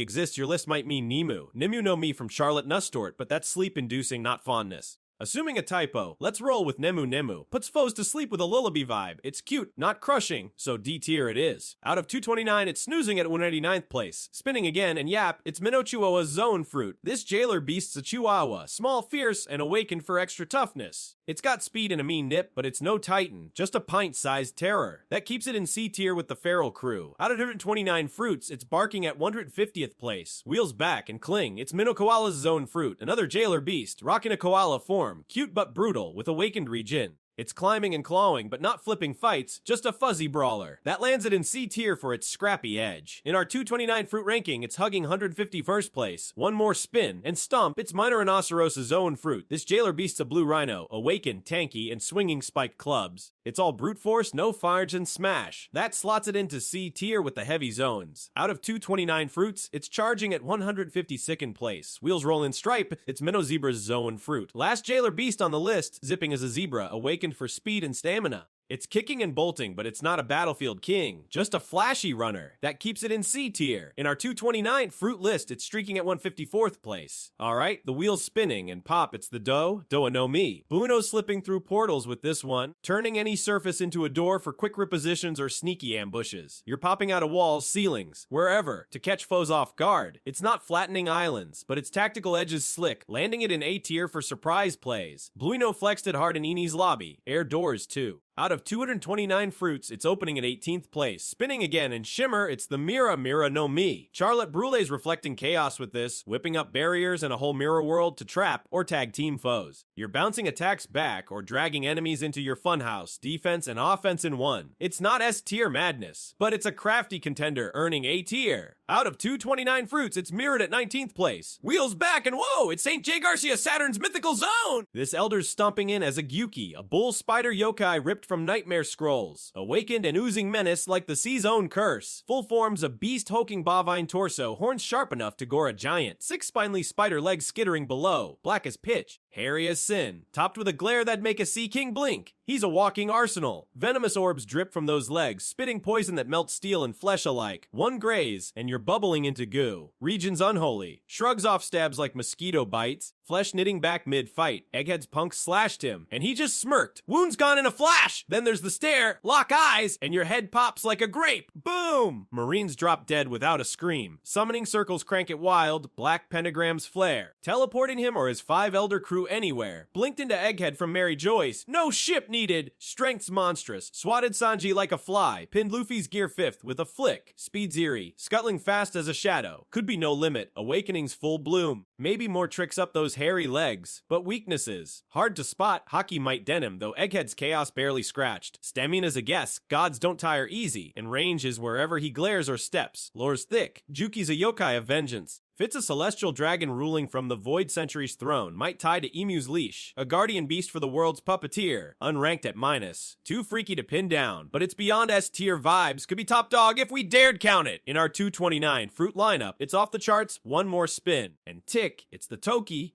no Mi. Toki Kozuki's bending time with this mystery box, shifting herself or others forward through years. Profound potential, but no rewinds. You're skipping decades to dodge doom or set up future wins. She saved the scabbards with it. It's not combat direct, but its strategic juice hits A tier. In our 229 fruit ranking, it's ticking at 10th place. Alright, the wheel's spinning, and clip clop, it's the Yuma Uma no Mai. Pier's trotting in with this basic zone, boosting speed and endurance just enough to outrun your average pirate. It's a modest horse form, think stamina for days, but no fireworks. Pierre's been Ganfall's ride forever, but it's not shaking battles. That slots it into C tier for its simple kick. Out of 229 fruits, it's galloping at 138th place. Wheels rolling, and pow, it's the Gosu no Mi. Jesus Burgess is flexing with this one, packing a raw boost to physical strength. Nothing fancy, just pure muscle. You're smashing harder, lifting bigger, but it's no game changer. Just a solid bonus to burst Blackbeard brawls, but it's moderate at best. That lands it in B tier for its straightforward grunt. In our 229 fruit lineup, it's pumping at 89th place, spinning again. And puff, it's the Kanoko no Mi. Prince Mushroom sprouting this anime only oddity, growing toxic mushrooms to poison foes. It's sneaky. Spores that choke or knock out, but it's flimsy in a real fight. It's from the episode of Luffy Special, not canon clout. That drops it into D tier for its niche gimmick. Out of 229 fruits, it's fungal at 99th place. Wheels back and zap, it's the Memo no Mi.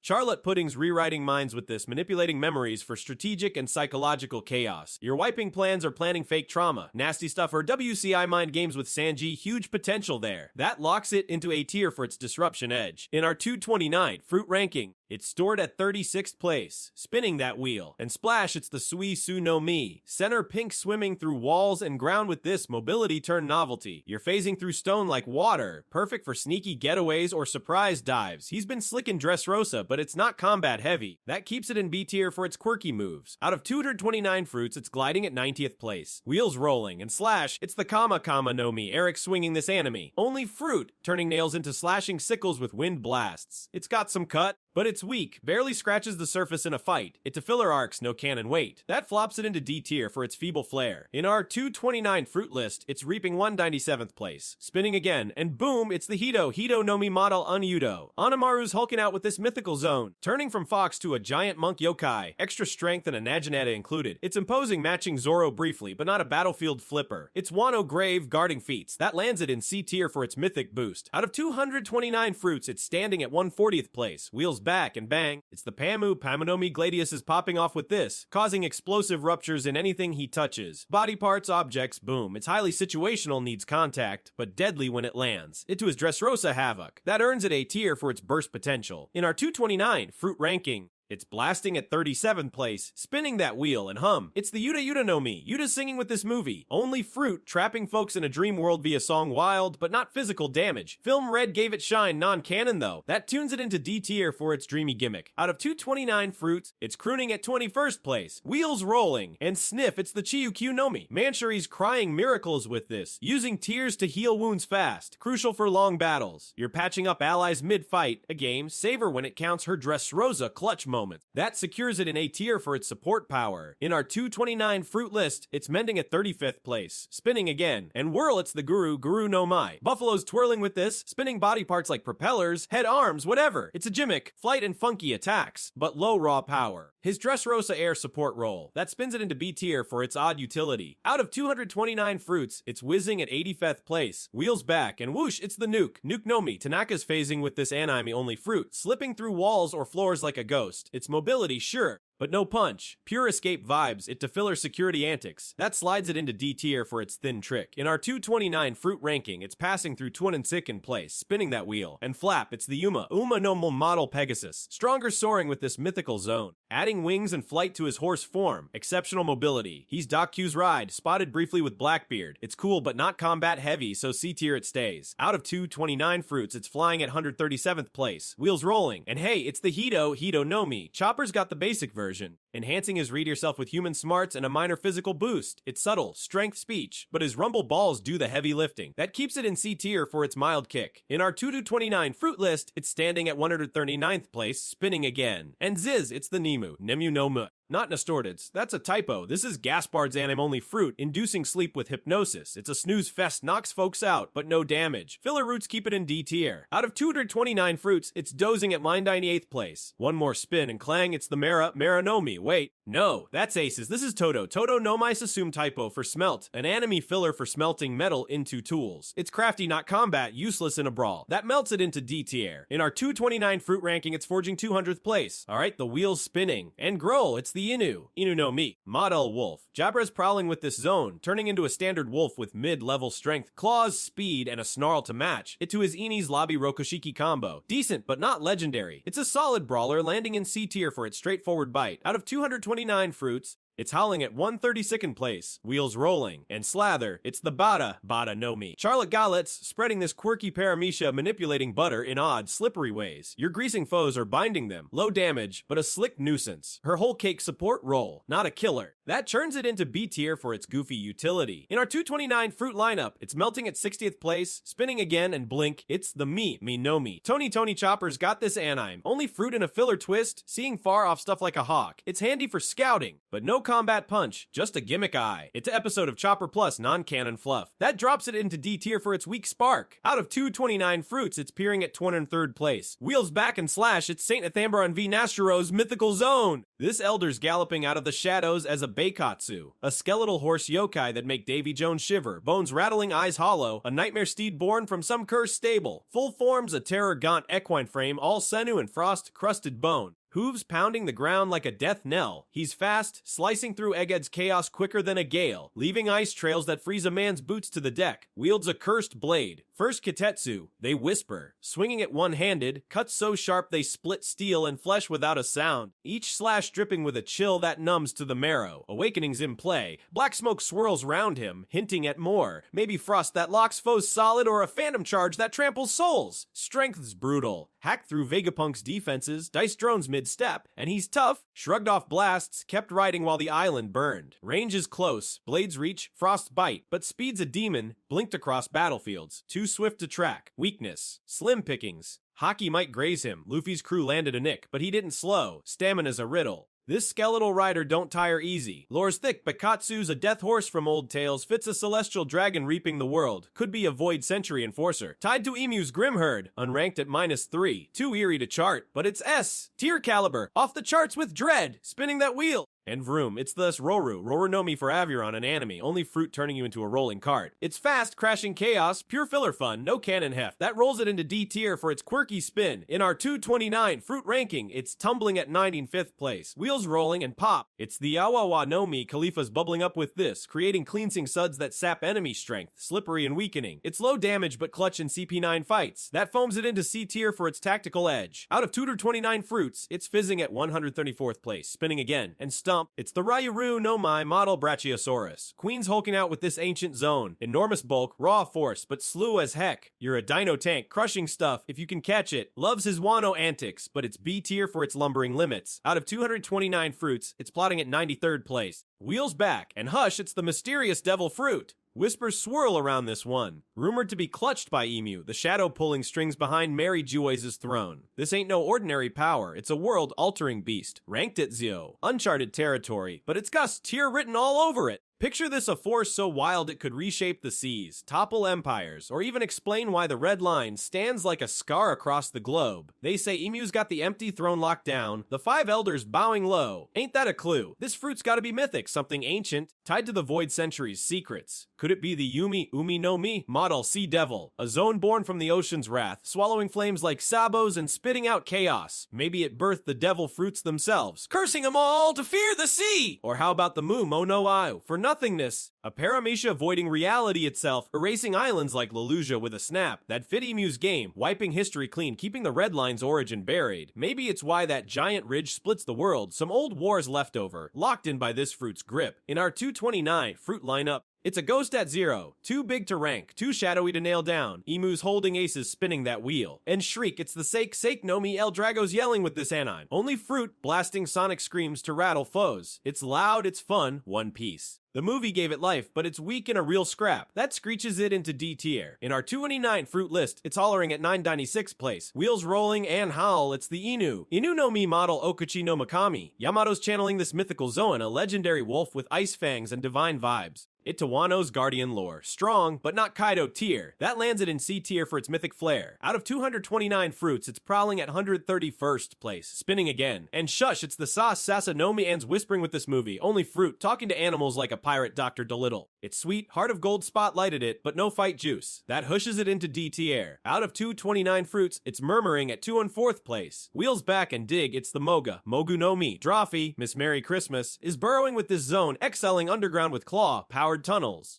She's a Baroque Works mole, but above ground. Me Limited. That burrows it into C tier for its niche kick. In our 229 fruit ranking, it's clawing at 129th place, spinning that wheel, and chomp, it's St. Topman Warcury's mythical zone. This elder's a Fengsi boar. Iged showed tusks, quakes, and a roar that stuns. It's awakened, monstrous, ranked at -4, but S tier vibes off the scale. Out of 229 fruits, it's untouchable. Wheels rolling, and yum, it's the Cuckoo no Mi. Charlotte Streisand's whipping up food from junk, rocks into steak, swords into soup. It's offbeat utility, loves his Totoland catering, but no fighting chops. That cooks it into B tier for its quirky perk. In our 229 fruit list, it's simmering at 64th place, spinning again, and snap, it's all Hunt Grounce zone fruit. This game, only Marine's got a gorilla dragon hybrid, big arms, scales, wild swings. It's cool, but non-canon weak filler fodder. That flops it into D tier. Out of 229 fruits, it's roaring at 205th place. One more spin and poof, it's the Sook no Mi. Absalom vanished with it. Now Shiryu's got it, going invisible plus nearby stuff.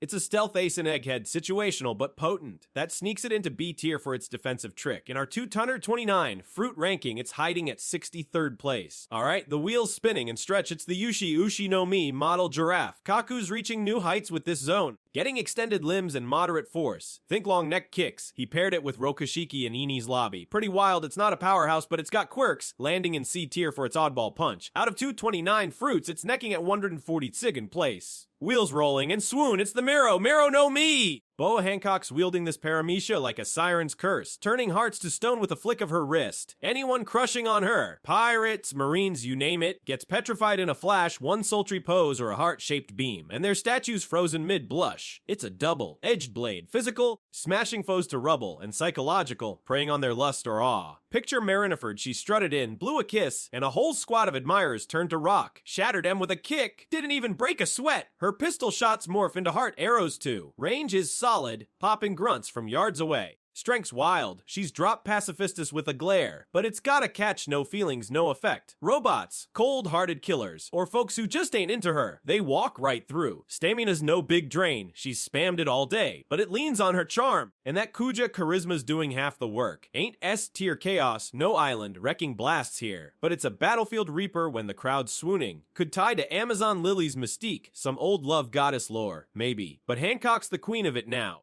That seduces it into A tier. Deadly Allure with a sharp edge. In our 229 fruit lineup, it's Love Struck at 24th place. Spinning again and Mimic, it's the main no Mi. Bentham, Mr. Tubon Clay, copies faces with this, touching to swipe their look. It's sneaky, he impersonated Cobra and Alabasta, but no real damage, just tricks. That flops it into D tier for its gimmick vibe. Out of 229 fruits, it's posing at 81st place. Wheels back and boom, it's the Hito no Mi model Daibutsu. Sengoku's hulking out with this mythical zone. turning into a golden Buddha with insane durability and shockwave palms. He clashed with Whitebeard at Marineford, top tier stuff. That shines it into S tier for its massive might. In our 229 fruit ranking, it's Enlightened at 9th place, spinning that wheel. And Buzz, it's the Mushi no Mi Model Suzumabachi. Bien stinging with this zone, getting agile flight and a nasty jab, Hornet style. Her Tontata teamwork, small but scrappy. It's not earth shaking, so C tier for its zippy edge. Out of 229 fruits, it's buzzing at 126th place, wheels rolling, and kaboom. It's the Kanoko no Mi Donquixote Mushroom's got this anim only fruit, but assuming nitro, it's explosive gas. It's chaotic but weak, filler fluff from Adventure of Nebulandia. That blasts it into D tier. In our 229 fruit list, it's fizzing at 125th place, spinning again, and charge. It's the Ru no Mi model Triceratops. Sasaki's tanking with this ancient zone, mixing stout defense with horned offense. He flew with his frill in Wano, its balanced power earning A tier for its robust flair. Out of 229 fruits, it's stomping at 16th place, wheels back, and clank. It's the Kusari no Mi. Mad treasures chaining up with this movie only fruit, conjuring endless links to snag foes. It's a heart of gold. Cool, but no cannon punch. That shackles it into D tier for its niche trick. In our 229 fruit ranking, it's locked at Endaritsin place, spinning that wheel. And clack.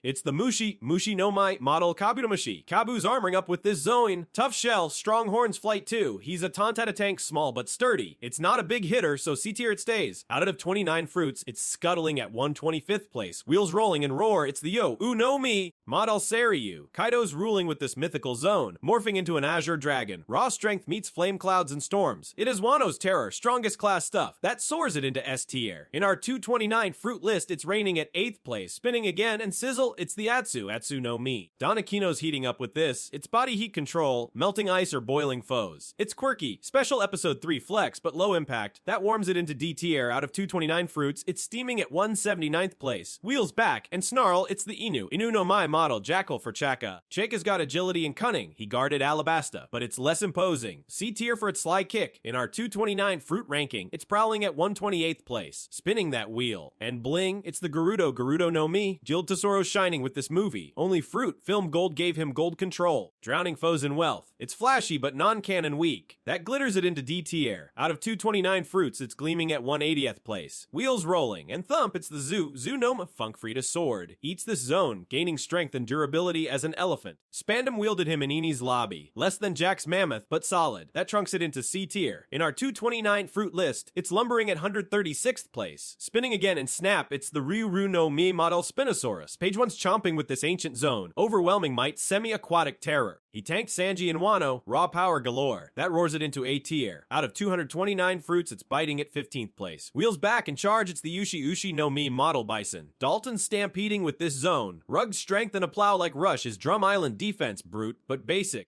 That herds it into C tier. In our 229 fruit ranking, it's charging at 441st place, spinning that wheel, and box, it's the Buku no Mi wait. That's Montdore's Cubu no Mi fits here for Bartolomeo's filler fruit, cubic barriers. It's a stampede trick, neat, but no cannon heft. D tier for its blocky gimmick. In our 229 fruit list, it's squared at Aini 3rd place. Wheels rolling and zoom, it's the Momo no Mi. Burndy World's got this movie, only fruit 3D2Y let him boost size and speed 100x. It's wild, but non-canon weak. That stretches it into D tier. Out of 229 fruits, it's growing at on 84th place. One more spin and hue. It's the Iro no Mi. Paido's painting with this non-canon fruit. Unlimited Adventure gave him color hypnosis. It's a pen's trick, cute, no punch. That shades it into D tier. In our 229 fruit ranking, it's brushing line 90th place. Pado's artsy, not awesome. Alright, the wheel's spinning. And swish, it's the Fuku no Mi. Kinman stitching style with this one. Conjuring clothes out of nowhere, ninja gear, coats, whatever. He dressed up the Wano rebels. Fun gimmick, zero combat oomph. That threads it into B tier for its quirky flair. Out of 229 fruits, it's tailored at 67th place. Wheels rolling. And whoosh, it's the Moto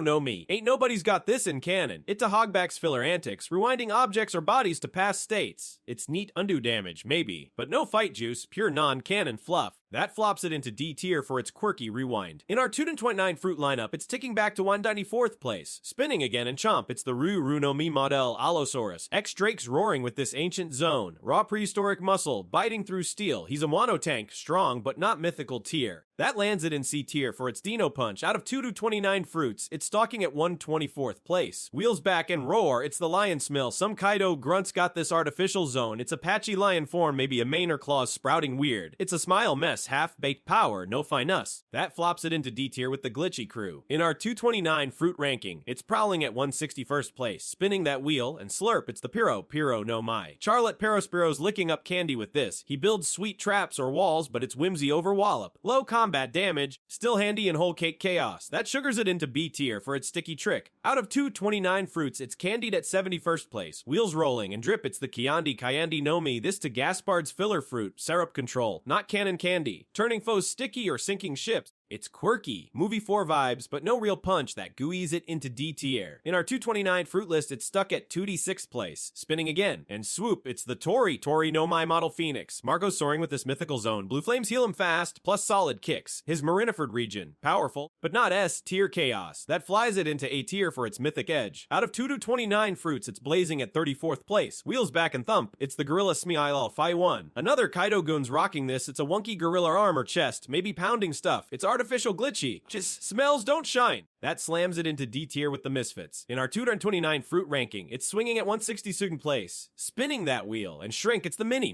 no Mi. Blyo's got this. He's a giant who shrinks tiny from episode of Luffy. It's fun, sneak or dodge, but no damage filler fluff. That squeezes it into D tier. Out of 229 fruits, it's tiny at line 9 second place. Wheels rolling and peak, it's the Jiro no Mi. Viola's piercing through with this. Ray Vision, mind reading, pure support gold. She scoped Dressrosa, vital intel, no fists. That lands it in B tier for its sneaky shine. In our 229 fruit list, it's staring at 68th place. Spinning again and cluck, it's the Chicken Smill. Some beast parrots flapping with this at feathers or a beak gone wrong. It's a smell flop funny, not fearsome that pecks it into D tier with the oddballs. Out of 229 fruits, it's scratching at 66th place. Wheels back and flap, it's the Tori no Mi model Albatross. Morgans is gliding with his Zoan, a bulky bird, low agility, but he's big news, not big fights. It's a decent form, so C tier for its winged heft. In our 229 fruit ranking, it's soaring at 123rd place, spinning that wheel, and splat. It's the Kuri no Mi. Charlotte Opera's whipping cream with this. He smothers foes, but it's more silly than savage. Low damage, quirky use. Whole cake staple. That frosted into B tier. Out of 229 fruits, it's creaming at 65th place. Wheels rolling, and squeak, it's the Bat Smile. Another Kaido lackey's got this wings or ears sprouting odd. It's smile grade spotty power, no punch. That flaps it into D tier with the rejects. In our 229 fruit list, it's hanging at 165th place. Spinning again. And chew, it's the Kibi no Mi! Little Tama's got this Paramecia tucked in her cheeks, popping out Millet Dango like a snack machine. Cute as a button, but don't sleep on it. She pinches those cheeks, rolls a Dango, and tosses it. Any animal or smell chomping beast parrot who eats it turns into her loyal buddy, wagging tails or bowing horns like she's their captain. In Wano, she flipped the script, tamed a whole pack of Kaido's goons, from baboons to those glitchy gifters, and had Im fighting for her side faster than you can say Kibi. It's pure utility, no fists or fire here, just a sly way to turn foes into friends. Range is short, she's gotta chuck it close, and it don't work on real Zoan users. Their wills are too tough to snack sway. Plus, she's gotta keep making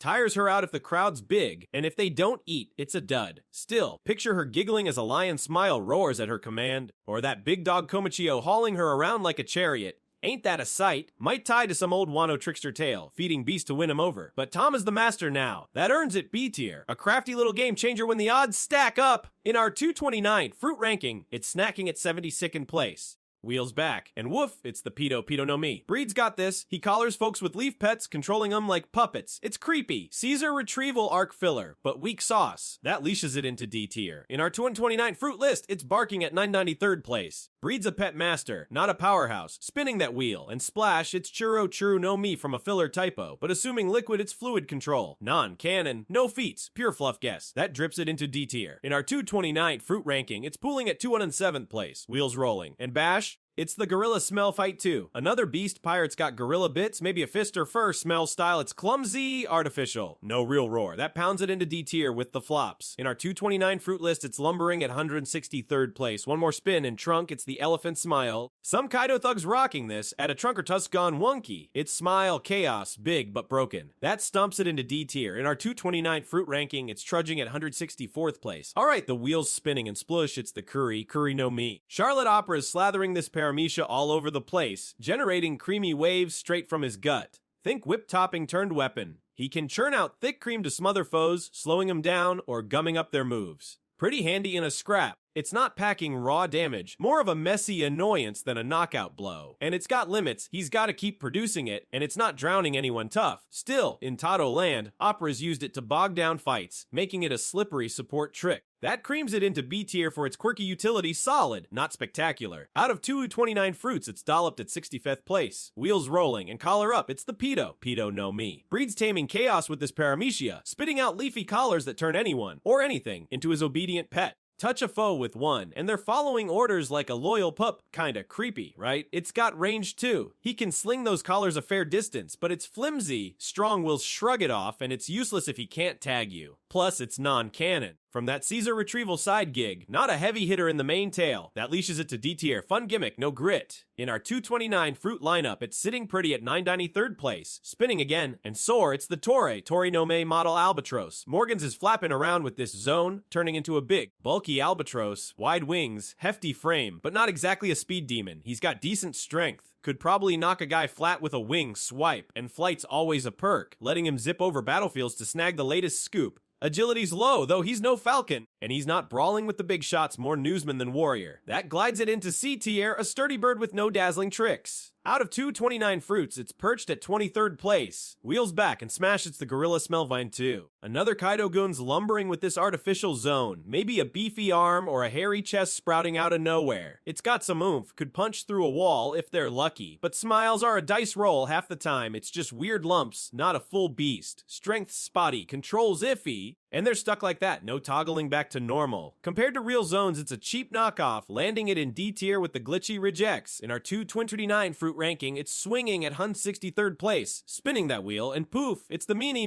no Me. Bly's shrinking down with this Paramecia. He's a giant who can zip to tiny size, dodging hits or sneaking through cracks. It's got stealth, imagine a pint-sized puncher, but no real power boost. He's just small, not mighty. Plus, it's filler, only from that Luffy special. Non-canon means no big stakes. If he's caught, he's squashed easy. Size don't mean squat against a real threat. That shrinks it to D tier. Cute trick, no teeth. Out of 29 fruits, it's tucked at 19 place. Wheels rolling. And peak, it's the Jiro no Mai. Viola's got eyes everywhere with this Paramecia. X-ray vision to scope through walls, plus mind reading to dig into your head. She can see a kilometer out, 360 degrees, no blind spots, and pluck thoughts like fruit off a tree. It's pure support, no punching power, but in Dressrosa, she turned battles with that intel. Downside, she's gotta focus, and it's useless if she's blitzed up close. That locks it in B tier. A spy's dream, not a slugger's. In our 229 fruit list, it's glaring at 68th place. Spinning again, and cluck, it's the chicken smile. Some beast pirates strutting with this. Maybe a beak on their face or feathers flapping uselessly. It might give a peck or a scratch. Kinda funny, right? But it's a smiley mess of partial, unpredictable, and stuck on. No real strength, no transformation control, just a barnyard blooper. That scratches it into D tier with the Misfit toys. Out of 229 fruits, it's pecking at 166th place. Wheels back. And roar, it's the Ruru no Mi model Allosaurus. Drake's chowing down with this ancient zone, turning into a hulking Allosaurus with jaws that crush steel. He's got raw strength. Tail swipes, bone snapping bites, and durability to tank hits in Wano. Speed's decent, but he's no sprinter, and it's all physical. No fancy extras like fire or flight. Still, he's tussled with heavyweights, making it a solid C tier brawler. In our 229 fruit ranking, it's stomping at 124th place, spinning that wheel. And drip, it's the Churu no Mai. Honey Queen sloshing around with this, non-canon from movie 2, turning into liquid and controlling some gooey flow. She can slip through cracks or drown small fry in sticky muck. Kinda cool, but it's weak, no real force, and tough foes just wade through. Plus, it's filler, zero impact on the grand line. That puddles it into D tier, a splashy stunt, no substance. Out of 229 fruits, it's pooling at 2 and 7th place. Wheels rolling. And Blaze, it's the Tori no Mi model Phoenix. Marco's rising with this mythical zone, blue flames that heal him mid-fight, shrugging off stabs and blasts. He's got flight, solid kicks, held off King and Queen at Marineford, and that region's clutch, he's back in seconds. It's not infinite, stamina's a cap, and raw damage ain't S tier, but it's a Phoenix edge, landing in C tier. In our 229 fruit list, it's flaming at 121st place. Spinning again, and thud, it's the Gorilla Smile of one. Another Kaido lackey's got this. Maybe a gorilla fist or a barrel chest popping out. It's got some smash. Could crack a skull if it lands, but smiles are dodgy, half-formed, no full shift, just awkward bulk. Weak compared to real zones, stuck in a glitchy middle. That bangs it into D tier with the flops. Out of 229 fruits, it's pounding at 162nd place. Wheels back, and munch, it's the Kibi no Mi. Tama's popping dango from her cheeks with this Paramecia. Little snacks that tame animals and and smile users like they're her pets. It's a game changer in Wano, turned Kaido's goons against him, but it's niche, no effect on real zones, and she tires out making too many. Still, that controls a sly ace,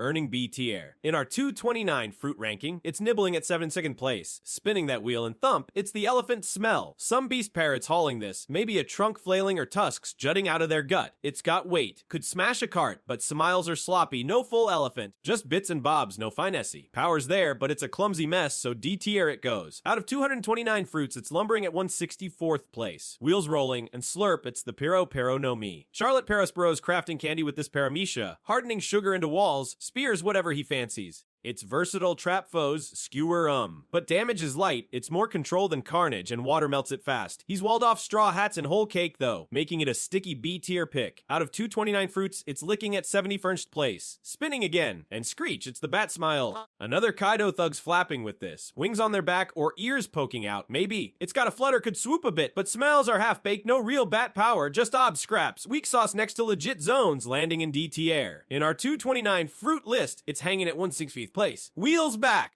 And rewind, it's the motto, Moto no Mi. Ain't no canon user here, Filler's got Hogback messing with it, rolling back objects or bodies to how they were before. It's clever, fix a busted ship or dodge decay, but no combat bite, and it's stuck in non-canon land. Range is short, effects limited, cool. Not clutch, so D tier it sits. In our 229 fruit ranking, it's ticking at 194th place. Spinning that wheel and syrup, it's the Kandi no Mi. Gaspard's oozing this non-canon paramecia, movie 4 stuff, turning into candy syrup and slinging sticky traps. He can bog down foes or sink a boat, nifty. But it's soft, no real damage, and strong guys break free. Filler roots keep it light, so D tier it goes. Out of 229 fruits, it's dripping at 206th place. Wheels rolling. And Groll, it's the Lion Samil. Some Kaido grunts snarling with this. Maybe a mane or claws sprouting wild. It's got a swipe, could claw a face off, but smells are patchy, no full lion, just funky parts. It's a wannabe zone, stuck in D tier with the duds. In our 229 fruit list, it's roaring at 161st place. One more spin. And Stitch, it's the Fuku no Mi. Kinman's dressing up with this paramecia, whipping out clothes from thin air, ninja gear to fool foes. It's got no punch, pure utility. But in Wano, he's cloaked allies on the fly, dodging detection. Limited to outfits, no armor or weapons, so B tier for its clever cover. Out of 229 fruits, it's sewn at 67th place. Alright, the wheel's spinning and bam, it's the Bari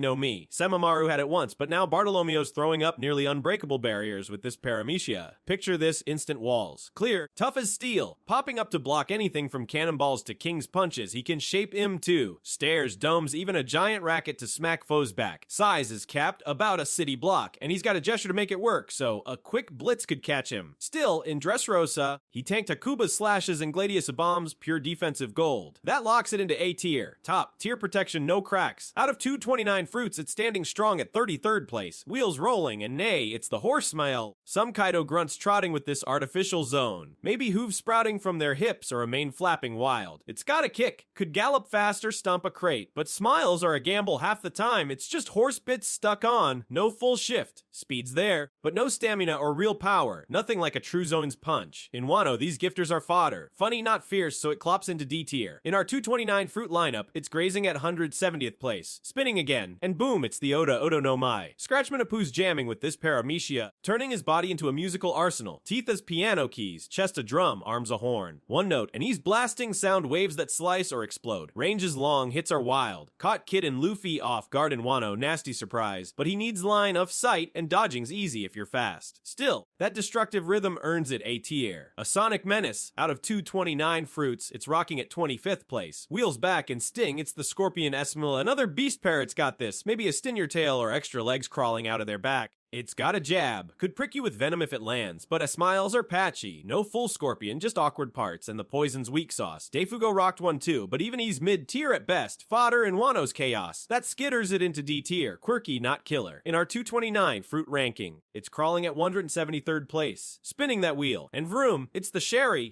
no Mi. Sharingaru's rolling with this paramecia, limbs spinning into wheels, zooming around like a human motorcycle. He's fast, could chase you down or ram you spinning, but damage is light. It's more show than blow. In that Marineford filler clash, he buzzed around, but Luffy brushed him off. Novelty over nasty. That spins it into B tier. Fun ride, no wrecking ball. Out of 229 fruits, it's cruising at 97th place. Wheels rolling, and poof, it's the main no Mi. Higurashi rocked it once, now Bentham. 2 Bon Clay, mimics anyone he touches, face and all. Perfect disguise, voice, build, everything. Great for sneaking or sowing chaos. In Alabasta, he fooled Vivi's crew. Pure utility, but no power boost. He's still himself underneath. Gotta touch you first too. Limits the spam. That mirrors it into A tier. Situational genius. In our 229 fruit list, it's twinning at 32nd place. Spinning again and glide, it's the flying squirrel smile. Some Kaido thugs got this. Maybe flaps under their arms or a bushy tail sticking out. It's got glide, could swoop over gaps, but smiles are half-baked. No full squirrel, just bits, no real punch. Might dodge a swing or two in Wano, but it's fodder fuel. Cute, not cutting. That flaps it into D tier. A quirky flop. Out of 229 fruits, it's soaring at 167th place. Wheels back, and Clang, it's the catchy Kachi no Mi. Wolf's toughening up with this anime, only Paramecia, skin goes rock, hard fists heat up to scorch. He's a tank, block blows, and burned back in that Sabati filler, but it's basic, no range, no flare, just grit, non-cannon keeps it light. Stronger foes laugh it off. That hardens it into D tier. Tough trick, no terror. In our 229 fruit ranking, it's set at 178th place. Spinning that wheel and drip, it's the Doku. Doku no Mi. Magellan's poisoning the joint with this Paramecia, churning out venom in waves, from choking gas to flesh, melting sludge. He's got variety, paralyzing mists, corrosive pools, and range. Impel Down was his playground, locking Luffy in a death grip. Takes time to brew the big stuff though, and water or antidotes cut it. Plus, he's stuck in the bathroom half the day from side effects. Still, that lingering threat bag's B tier. Out of 229 fruits, it's seeping at 59th place. Wheels rolling, and woof,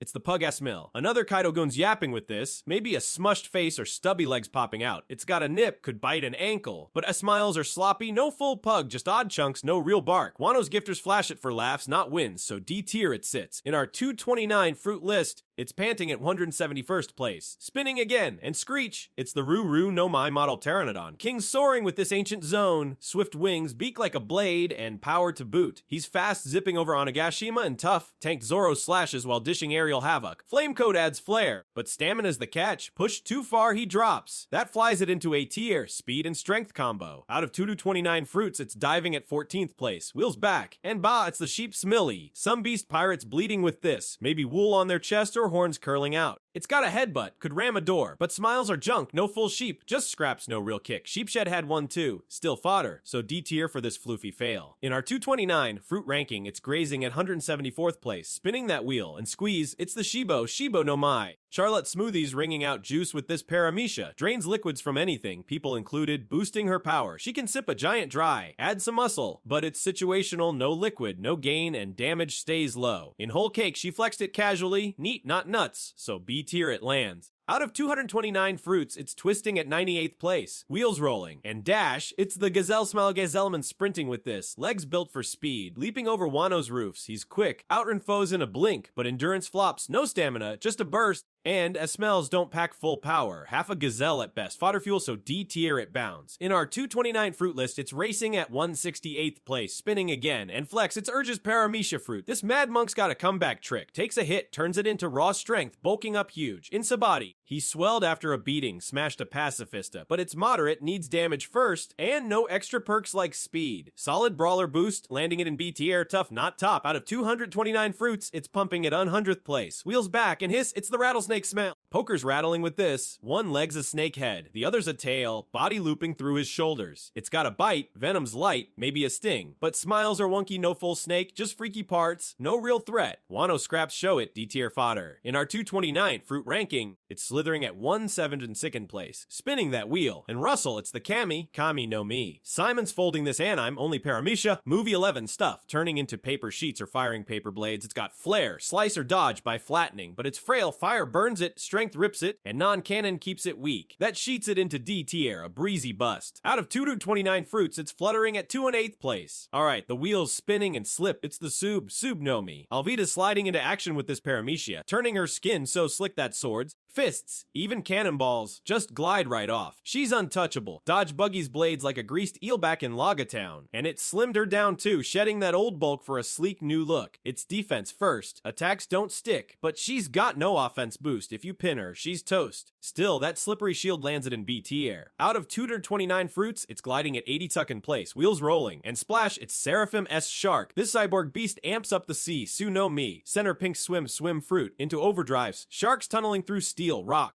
Even water with insane speed. Think shark fins cutting the battlefield apart. Maneuverability's the game. Dodges fast, strikes faster, but it's still tied to surfaces. No open air chaos here. In Egghead, this Seraphim swam circles around foes. Jimby's genes plus tech make it lethal. That boosts it to B tier, a fluid fighter. In our 229 fruit lineup, it's diving at 45th place. Spinning again and slice. It's the Ope no me. Trafalgar Law's carving up reality with this Paramecia, snapping his fingers to summon a room. A blue dome where he's the surgeon god, bending the world to his scalpel's whim. Inside that sphere, he's king, swaps hearts like cards, cuts steel clean without shattering it, teleports in a blink, total control, no rules! Shambles flips foes' heads onto cannonballs, Tact flings boulders like pebbles. Dressrosa's streets turned into his operating table, slicing Doflamingo's empire to ribbons with surgical precision. Awakening kicks it wild, coats his sword with rooms, piercing Kaido's scales where Haki alone fell short.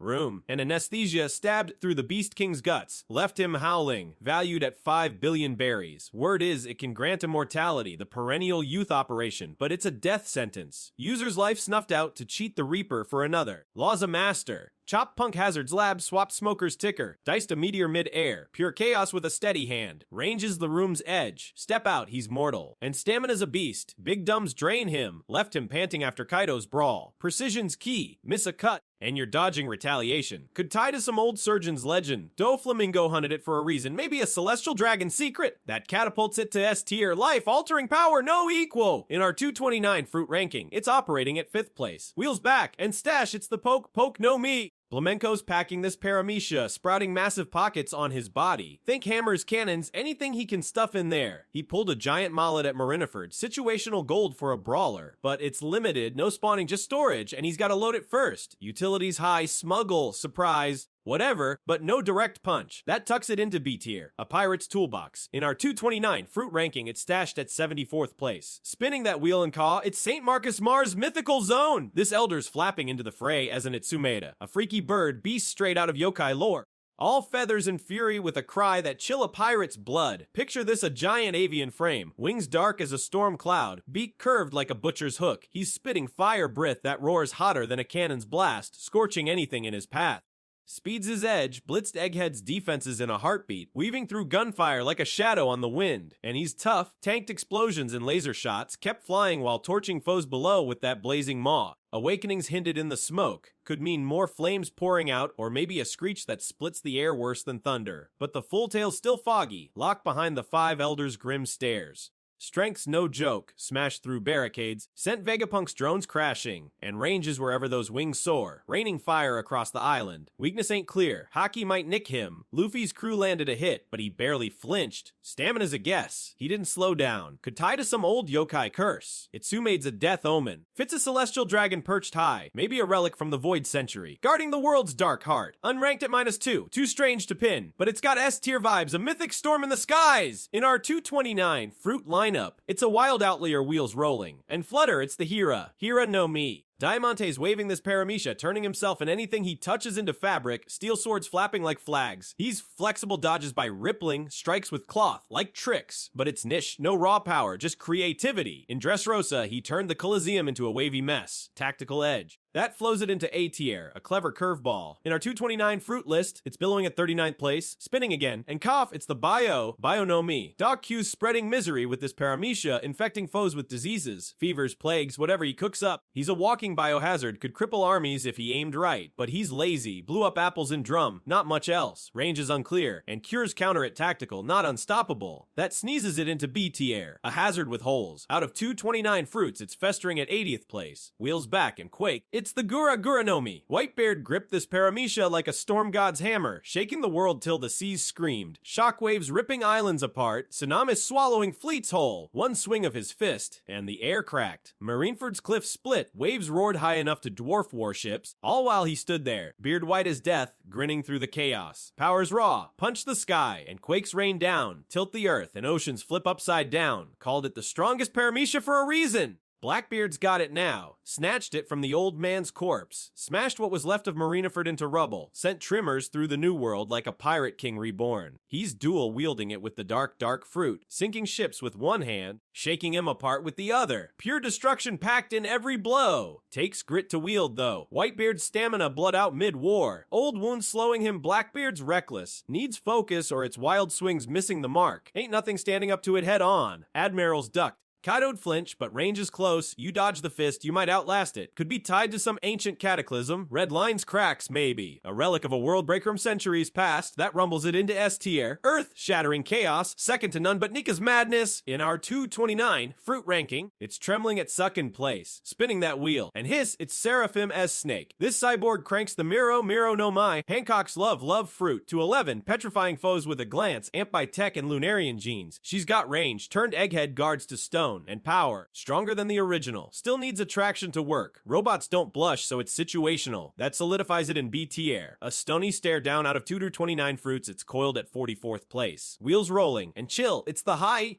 no mi. Aokij's freezing everything with this Logia. Ice spears, flash frozen seas, whole islands locked in frost. He's intangible, slips attacks as ice, and shifts battlefields. Froze Whitebeard's waves at Marineford. Heat's a pain. Akainu melted him down, and stamina matters, but it's a game changer. That ices it into A tier. Cold control. In our 229 fruit list, it's chilling at 12th place. Spinning again. And rot, it's the Juku no Mi. Shinobu's aging stuff fast with this Paramecia. Touch a wall, it crumbles, hit a foe. Their dust are wrinkled. She decayed Wano's defenses. Sneaky offense. But it's slow, no instant kills, and range is contact. Only. Nichi power. Great for sabotage, less for brawls. So B tier it goes. Out of 229 fruits, it's wilting at 78th place. Wheels back and bounce, it's the Hito no Mimato Nikaka. Monkey D. Luffy's rewriting the rules with this mythical zone. His rubber body stretching into madness. Arms like ropes. Legs coiling wild, a grin that defies the Reaper himself. Base forms a riot, bouncing off cannonballs, slingshotting across ships, but Awakening flips the world upside down Gear 5th, where he's a living cartoon. He turns rocks rubbery. Kaido's fortress became a trampoline. Punches twist like loopy springs, and he's laughing while lightning cracks around him. Fought the Beast King head. On, dodged Dragon Jaws, then socked him with a fist the size of Onigashima. Sent him crashing through Wano's depths. It's freedom incarnate. Physics bows. Reality bends. Walls stretch. Foes flop. Even his heartbeat drums a rhythm that wakes the ancient Zoan's soul. That's Nika, sun god of old, a liberator's spirit from tales lost to the void century, chained by the world government till Luffy broke it loose. Powers insane, shrugged off death blows, turned fatal hits into giggles. But it's a gamble. Stamina bleeds fast, Gear 5th's a sprint, not a marathon. Push too hard and he's gasping, white hair fading. Still, who's topping this? He's danced through hell. Dressrosa, whole cake now Wano, and left Emperors in the dust. Could be the key to Joy Boy's promise. One Piece itself tied to this chaos. That crowns it S tier. Top dog, no question. In our 229 fruit ranking, it's grinning wide at first place, spinning that wheel. And Flash, it's the Pika no Mi. Kizaru's blazing with this Logia. Near light, speed zips, laser kicks that blast ships apart. He's untouchable. Light form dodges all. Rained hell on Sabady's rookies. Precision's key misses if you're quick, and he's lazy, but it's devastating. That beams it into A tier. Speedy Doom, out of 229 fruits, it's shining at 11th place, wheels rolling and chomp. It's Saint Shepherd Jupiter's mythical zone. This elder's a sandworm colossus. Think Dune on steroids. Burrowing through Egghead, swallowing foes whole. He's massive, earth-shaking size, and relentless pop back after blasts. Awakening's a guess, maybe Venom or Tremors, but it's ranked at -5. S tier potential, ain't devil fruits just awesome. From Luffy bouncing reality into knots with Nika's wild grin, to Akainu melting the seas with magma fists. These powers shake the Grand Line to its bones. We've spun the wheel through quakes, darkness, and surgical chaos. Each fruit's a treasure chest of mayhem. But hold your grog. Ever wonder what happened if Ace dodged that fiery fate at Marineford? No sizzling end from Akainu's molten punch. No 2-year gap for the Straw Hats to lick their wounds. What did that look like? Picture it Fire Fist burning bright, clashing with the admirals, maybe even sailing free to chase Whitebeard's dream. It's a twist that flipped the new world upside down. Shocking stuff, right? Check it out right now. Click that screen, cause the surprise will rattle your timbers! More devil fruit madness awaits. Spin with us again. Yee. Today we are hunting the craziest devil fruit in One Piece. It's not that simple. We're ripping through every power in the manga. One thing's for sure, this is gonna be super crazy. Did you ever spot the weakest fruit? What about the wildest? Picture a pirate finding them all. Luffy's rubber god mode. Blackbeard's darkness. We've got 161 natural fruits to rank. Some so sneaky you'd miss him quick. That's why I dug through every chapter, every page, to pull out the trash and the titans. Here's how it goes. We're tackling all 161 from the manga. No smiles yet. No movie weirdos, those 48 extras come later. Judging them by strength, how tricky they are. Can they shake the world? Split into 5 piles. Kicks off with the duds. Peaks with the monsters. First up, Jacket Fruit. Total joke. Kelly Funk's Paramecia. Chapter 256 shows him. Turns into a jacket. Takes over whoever wears him. Washes out fast. This is a trash tier fruit. Got 30 or 40 of these disasters. Sharing wheel fruits Panother. Chapter 433 flashes it. Limbs turn to wheels. Rolls into nothing. Pure garbage you'd gloss over him easy. Next up, Garb Fruit. Kinman's Paramecia. Chapter 672 drops it. Makes clothes out of thin air. Neat little trick, not a fighter's game. Slides into gimmick tier. Around 40 or 50 of these. Handy here and there. Heal Fruit 2. Manchuri's Paramecia. Chapter 775 shows her. Cries to heal. Kaido's swinging. She's out. Small Fry's got a squint to care. Buggy's Paramecia. Chapter 9 teases him. Splits apart. Dodges Blade Slick. Goes to crew tier. About 40 or 50 solid picks. Flower fruits in. Robin's Paramecia. Chapter 218 hints it. Sprouts arms. Grabs necks. Not smashing islands though. Decent stuff, you'd miss it fast. Now it's getting hot. String fruit. Doflamingo's Paramecia. Chapter 234 teases the chaos. Cuts mountains, controls fools. Drops in heavy hitter tier, 20 or 30 real threats. Flame fruits here. Ace's Paramecia. Chapter 159 burns it. Phoenix Zone 2. Marco's Power, Chapter 5 and 52 shines. Big players blink and they're gone. Here's the crazy stuff. Tremor Fruit Whitebeard's Paramecia, Chapter 552 shakes everything. Blackbeard 2 hits World Breaker tier. 10 or 15 of these maybe. Dark Fruit. Blackbeard's Paramecia, Chapter 4041 hides it. Hito no Mi, Model Nika. Luffy's Power, Chapter 1044 flips it. Mind-blowing madness, you'd skip the insanity quick. Here's the rundown. We're cracking 5 piles open. Trash tier starts it. Total washouts. World Breaker tier ends it. Absolute chaos. Got all 161 natural ones. Arms to ring. Kaido's Dragon, Saturn's Bull Spider from Egghead, 2 and 9 total with Smiles and extras those later. No doubles Gum's Nika, 1 fruit, chasing the weakest dud. And the King of Powers, hit subscribe, smash that like, let's rip these secrets apart. Now we're tearing into trash tier. These are the weakest devil fruits in One Piece. Absolute garbage, 30 or 40 of them. You'd miss how bad they are quick. I scarred every manga chapter, every panel, to hunt down the duds. We're ranking all 161 natural fruits, from the 209 total you gave. Smiles and extras come later. Let's dig into every trash tier fruit. Full details starting now. First up, Jacket Fruit. Total disaster, Kelly Funk's Paramecia. Introduced in Chapter 256. Used in Dressrosa arc. Turns his body into a jacket. Wears it on others. Takes control of their moves. Sounds wild. It's not. Kelly's a small fry. Punk Hazard debut Chapter 692. He's got no range. Needs to touch you. Weak as heck alone. Teamed with Bobby Funk. Bobby's the muscle. Kelly's just cloth. Fought Cyanidio. Lost fast. C kills him, can't swim. No attack power. No defense. Just a gimmick. Worst of the worst. Number 1 in trash tier. Next, Wheel Fruit. Another. Sharingu's Paramecia. Chapter 433 drops him. Marineford arc. Limbs turn into wheels. Spins him fast. Rolls around. Looks goofy. No real strength. Fought Whitebeard's crew. Got wrecked quick. Wheels don't hit hard. No cutting edge, just motion. Speed's all he's got. No damage output. Sees his end too. Can't swim either. Minor marine guy. No name value. Total joke. Number 2 in trash tier. Here's Slip Fruit. Alvida's Paramecia, Chapter 51 shows her. East Blue Sega. Skin gets slippery.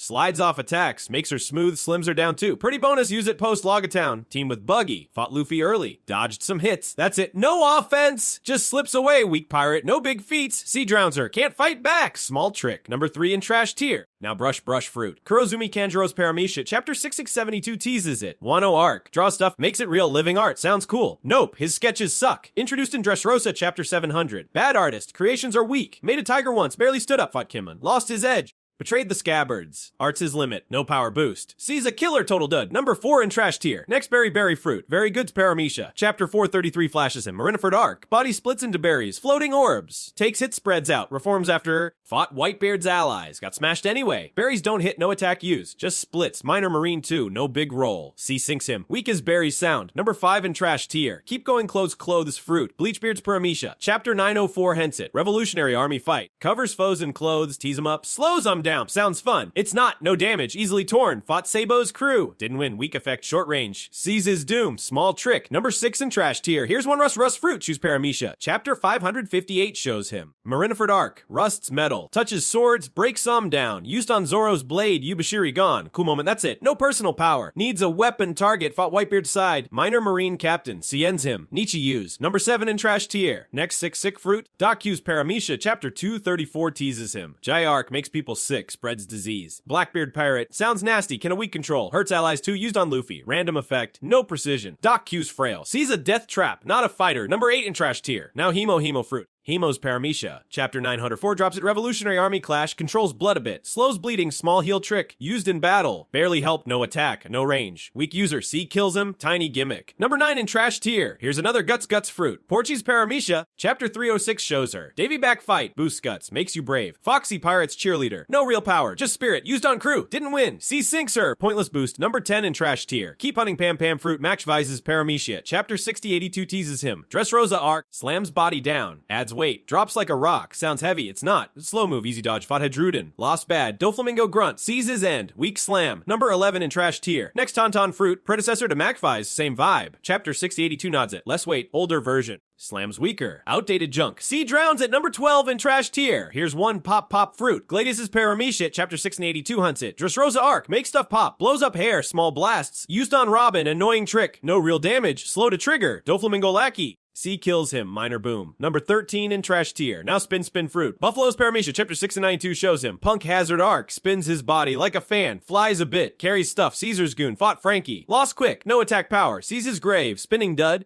Number 14 in trash tier. Next grip fruit. Shuzo's Paramecia. Non-canon but listed. Filler episode 575. Grip stuff hard. Crushes weak foes. Fought Luffy. Lost anyway. No range. C ends him. Weak grip. Number 15 in trash tier. Here's all trash tier so far. 30 or 40 total maybe. Jacket fruit's the weakest. Wheel fruit's a spinning flop. Slip fruit slides nowhere. Brush fruit's art stinks. Berry fruit's a bust. Clothes fruit ties nothing. Rust fruit breaks little. Sick fruit's a mess. Hemo fruit's tiny. Guts fruit's cheer fails. Pam fruit slams soft. Tauntaun fruit's old trash. Pop fruit pops weak. Spin fruit spins out. Grip fruit grips nada. All 161 fruits in play. 209 with smiles and extras those later. Arms to ring. Kaido's dragon to Saturn zone. Next is Jimmick tier. Hit subscribe. Smash that like. Let's keep this hunt going, Dot. Now we're ripping into Jimmick tier. These devil fruits aren't pure trash. Not top dogs either, 40 or 50 of them. You'd miss their quirks quick. I scoured every manga page, every chapter. To hunt these oddballs, we're digging through all 161 natural fruits, from the 209 total you gave. Smiles and extras later. Let's tear into every gimmick tier fruit. Full details starting now. First up, Garb fruit. Kimmon's Paramecia. Chapter 6072 drops it. Dressrosa arc deboot. Makes clothes from anything. Turns as an object. Turns it to fabric. Wears it fast. Used on leaves. Made disguises. Fooled Doflamingo's crew. Sounds handy. Kinna. No attack power. No defense boost. Just outfits. Fought in Wano 2. Dressed allies. Didn't hit foes. C kills him. Neat trick. Tops gimmick tier at number 1.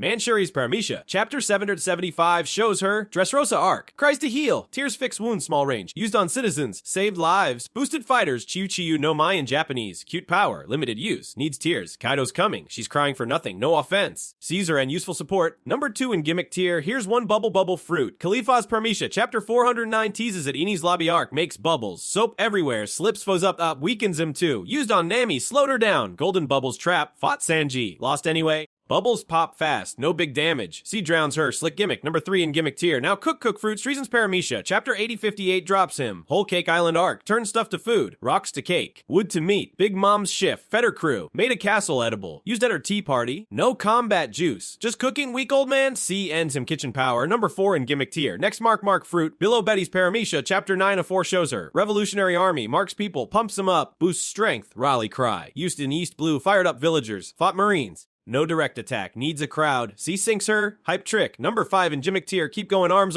fruit. Babyfie's Paramecia. Chapter 6 and 82 teases her. Dressrosa arc. Turns into weapons. Guns. Swords. Missiles even. Sounds dope. Not really. She's weak. Needs aim. Fought Frankie. Lost quick. Doflamingo grunt. Sees her doom. Gimmick weapon. Number 6 in gimmick tier. Here's one hobby fruit. Sugar's Paramecia. Chapter 682 drops her. Dressrosa arc. Turns people to one touch. Erases memories. Used on citizens. Made an army. Scary trick. She's fragile. One hit out. Fainted to Usopp. C kills kills her. Nishi Power. Number 7 in Jimir next barrier fruit. Bartolomeo's Paramecia. Chapter 705 shows him. Dressrosa Arc makes barriers, invisible walls, blocks attacks. Used in Colosseum, save Luffy. Finger snap to summon. No offense, just shields. C ends him, defensive quirk. Number 8 in Gimmick tier. Now Kilo fruit. Miss Valentine's Paramecia. Chapter 107 teases her. Alabasta Arc changes weight 1 kilo to 10,000. Brother drops hard. Used on Vivi. Crushed stuff. Slow attack, easy dodge. Baroque Works agent. C drowns her. Weight gimmick. Number 9 in Gimmick tier. Next Wax fruit. Mr. 3's Paramecia. Chapter 117 drops him. Alabaster Arc makes Wax hardens fast. Traps foes. Use on Straw Hats. Made keys to. Weak fighter. Lost to Luffy. Wax melts easy. C sinks him. Sticky trick. Number 10 in Gimmick tier. Keep hunting door fruit. Blue Nose Paramecia. Chapter 347 shows him. Eni's Lobby Arc makes doors. Opens anywhere walls. Air teleports short. Used on Robin. Ambush foes. No attack boost. It seizes end. Sneaky move. Number 11 in Gimmick tier. Here's one pocket fruit. Flamenco's Paramecia. Chapter 554 teases him.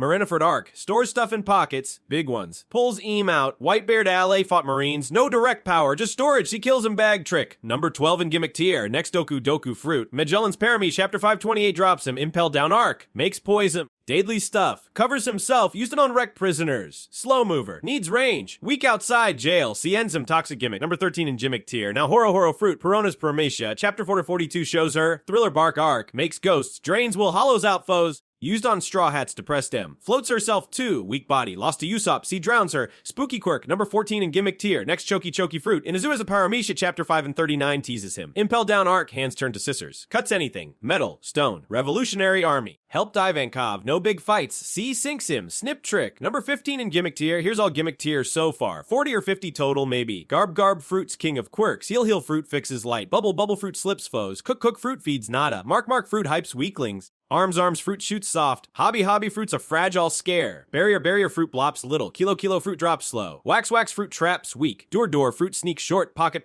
fruit stores junk. Doku fruit poisons slow. Horo fruit spooks mild. Choky fruit snips small. All 161 fruits in play. 209 with smiles and extras those later. Arms to ring. Kaido's dragon to Saturn's zone. Next is crew tier. Hit subscribe. Smash that like. Let's keep this hunt ripping. Now we're shredding crew tier. These devil fruits aren't weak quirks. Not elite either 40 or 50 of them. You'd miss their punch quick. I dug through every manga chapter, every fight, to snag these solid picks. We're tearing into all 161 natural fruits. From your 2 to 9 total. Smiles and extras later. Let's hunt every crew tier fruit. Full details starting now. First up, Chop Fruit. Buggy's Paramecia. Chapter 9 drops him. East Blue Saga splits his body, arms, legs, head.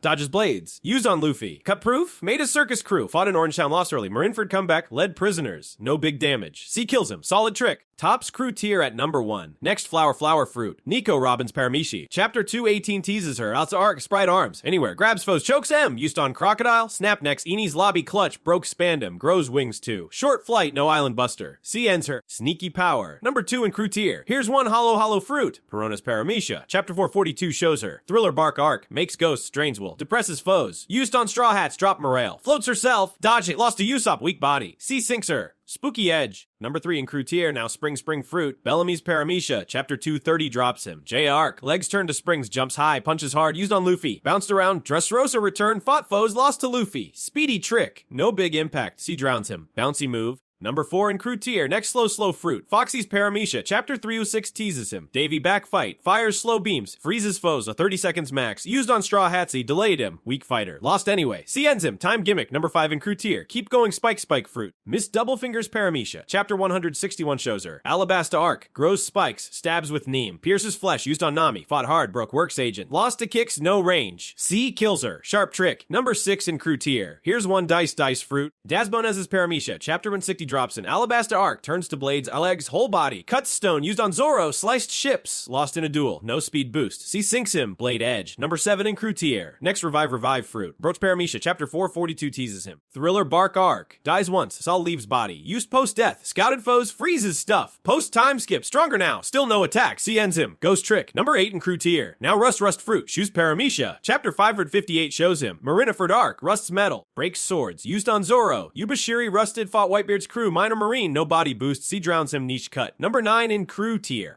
Next Shadow fruit. Gecko Moria's Paramecia, chapter 455 drops him. Thriller Bark Arc, steals shadows, makes zombies, controls him. Used on Luffy. Built an army, lost to Straw Hats, weak without crew. C kills him. Creepy power. Number 10 in crew tier. Keep hunting Pump Pump Fruit. Saves Paramishi. Chapter 771 teases him. Dressrosa arc. Boosts allies. Fires him up. Used on Chinjiao. Amped his headbutt. No self-power. C sinks him. Cheer move. Number 11 in crew tier. Here's one Sickle Fruit. Eric's Paramecia. Filler chapter 47 nod. Air slashes. Cuts from range. Used in Warship Island fought Luffy. Lost fast. Weak user. C ends him. Slash trick. Number 12 in crew tier. Next ripe fruit. Shinobu's Paramecia. Chapter 930 shows her. Wano arc stuff. Ages it fast. Used on walls. Broke him down. No combat edge. C drowns her. Decay quirk. Number 13 in crew tier. Now wash fruit. Suru's Paramecia. Chapter 556 teases her. Marineford arc. Washes foes. Hangs them dry. Weakens them. Used on pirates. Cleaned him up, no direct hit. C kills her. Laundry move, number 14 in crew tier. Next press fruit Fujitori's subordinate. Chapter 701 hints it. Dressrosa arc presses down. Gravity push. Used in chaos. Minor marine, no big feats. C ends him. Wait trick, number 15 in crew tier. Here's crew tier's lineup. 40 or 50 total maybe. Chop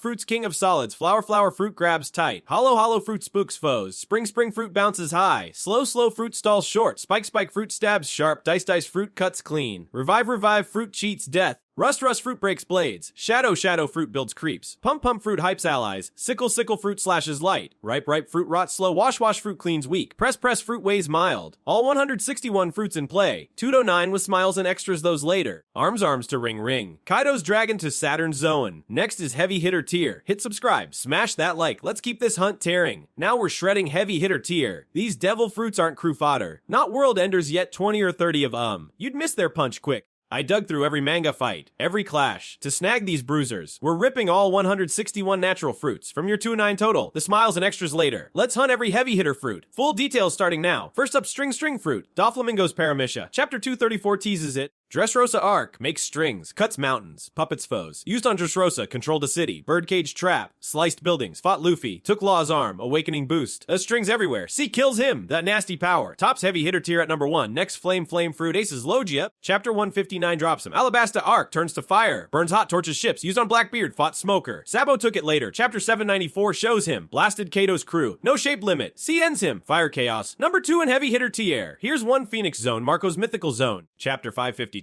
shows him. Marineford arc, turns to Phoenix, blue flames, heals wounds, kicks Kizaru. Tanks Akainu, used on Whitebeard's crew. Saved lives, flight bonus, no big destruction. C sinks him. Healing edge. Number 3 in heavy hitter tier. Now Gas fruit. Caesar clones Logia. Chapter 6 and 64 teases him. Punk hazard arc, turns to gas, poisons air, chokes foes. Used on Straw Hats, wiped out Marines, controls oxygen, killed Shinokuni. Fought Luffy. Law C drowns him, toxic punch. Number 4 in heavy hitter tier. Next glint fruit. Kizur's Logia. Chapter 5 and 7 drops him. Sabati arc, turns to light, moves fast. Yuzu's on Supernovus. Rex Zoro, fought Rayleigh, speed of light, big explosions. C ends him, flashy power. Number 5 in heavy hitter tier. Keep going, Moki Monokuri's Paramecia. Chapter 860 shows him. Whole Cake Island arc, makes mochi. Sticks foes, shapes it. Used on Luffy, trapped him, awakening to. Floors turn sticky. Logia like dodge, lost to Gear 4th. C kills him. The slick trick. Number 6 in heavy hitter tier. Here's one up fruit. Trafalgar Law's Paramecia. Chapter 5 and 4 teases him. Sabati arc, makes rooms. Swap stuff, cuts clean. Used on Marines. Sliced mountains. Punk hazard feed. Fought Doflamingo. Awakening boost. Shocks foes. C sinks him. Surgical edge. Number 7 in heavy hitter tier. Next sand fruit. Crocodile's Logia. Chapter 155 drops him. Alabasta arc. Turns to sand. Dre's foes. Storms big. Used on Luffy. Sunk cities fought in rain. Lost to water. Marineford return. Clashed with Mihawk. C ends him. Desert punch. Number 8 in heavy hitter tier. Now swamp fruit. Kariba's Logia. Chapter 600 shows him. Fishman Island arc. Turns to mud. Stores stuff. Sucks foes in. Use on Straw Hats, kidnap mermaids, fought Pecoms, lost quick, infinite space, C drowns him, mucky power, number 9 in heavy hitter tier, next Pawpaw Fruit, Kuma's Paramecia, chapter 473 teases him, Thriller Bark arc, pushes stuff, repulls attacks, teleports to, used on Straw Hats, Satum flying, fought Marines, saved Luffy, no direct kill, C kills him, shove trick, number 10 in heavy hitter tier, keep hunting ice fruit, Kuzen's Logia, chapter 319 drops him, Long Ring Long Land arc, turns to ice, freezes C, spears foes, used on Robin, fought Whitebeard, 10-day duel with Akainu, lost legs, C ends him. Cold punch. Number 11 in heavy hitter tier. Here's one Venom fruit. Magellan's Paramecia. Chapter 528 shows him. Impel down arc. Makes poison. Deadly clouds. Melts stone. Used on Luffy. Drop Blackbeard. Jail only power. Slow mover. C sinks him. Toxic blast. Number 12 in heavy hitter tier. Next magma fruit. Akainu's Logia. Chapter 554 teases him. Marinifer arc. Turns to magma. Burns through. Punches melt. Used on Whitebeard. Killed Ace. Fought Okiji. One fleet admiral. C drowns him. Hot chaos. Number 13 in heavy hitter tier. Now Soul fruit. Big Mom's Paramecia. Chapter 829 99 drops her. Whole Cake Island Arc steals souls, makes a lifespan grab, used on Tato land, scared foes. Fought Luffy, lost a kid, needs fear, see ends her. Soul Edge, number 14 in heavy hitter tier. Next Giraffe Zone, chapter 401 shows him. Enies Lobby Arc, turns to Giraffe, long neck, slashes big, used on Zoro. Fought hard, lost to swords, speed boost, see kills him. Beast Punch, number 15 in heavy hitter tier. Here's heavy hitter tier's lineup, a 20 or 30 total maybe. String Fruit's king of threats. Flame Aim Fruit burns wild. Phoenix Zone heals tough. Jassis Fruit chokes hard. Glint Fruit blasts fast. Mochi Fruit sticks nasty. Op Fruit cuts deep. Sand Fruit dries big. Swampsman Fruit sucks in. Paw Fruit shoves far. Ice Fruit freezes cold. Venom Manum Fruit poisons mean. Magma Fruit melts Hal. Soul Fruit steals life. Giraffe Zone slashes long. All 161 fruits in play. And 209 with smiles and extras those later. Arms to Ring. Kaido's Dragon to Saturn's Zone. Next is World Breaker tier. Hit subscribe, smash that like. Let's keep this hunt shredding. Now we're blasting World Breaker tier. These devil fruits aren't just heavy. They're Planet Shakers, 10 or 15 of them. You'd miss their insanity quick. I tore through every manga epic, every blow, every detail. We're shredding all 161 natural fruits, from your 209 total smiles and extras later. Let's hunt every World Breaker fruit, full on details starting now. First up, Tremor Fruit, Whitebeard's Paramecia. Chapter 552 unleashes it. Marineford Arc, makes quakes, cracks islands, shatters air. Used on Marines, split Marineford in half. Waves crashed, ship sank, tilted the sea. Blackbeard stole it, chapter 576 shows him. Punched a Kainu, shook headquarters.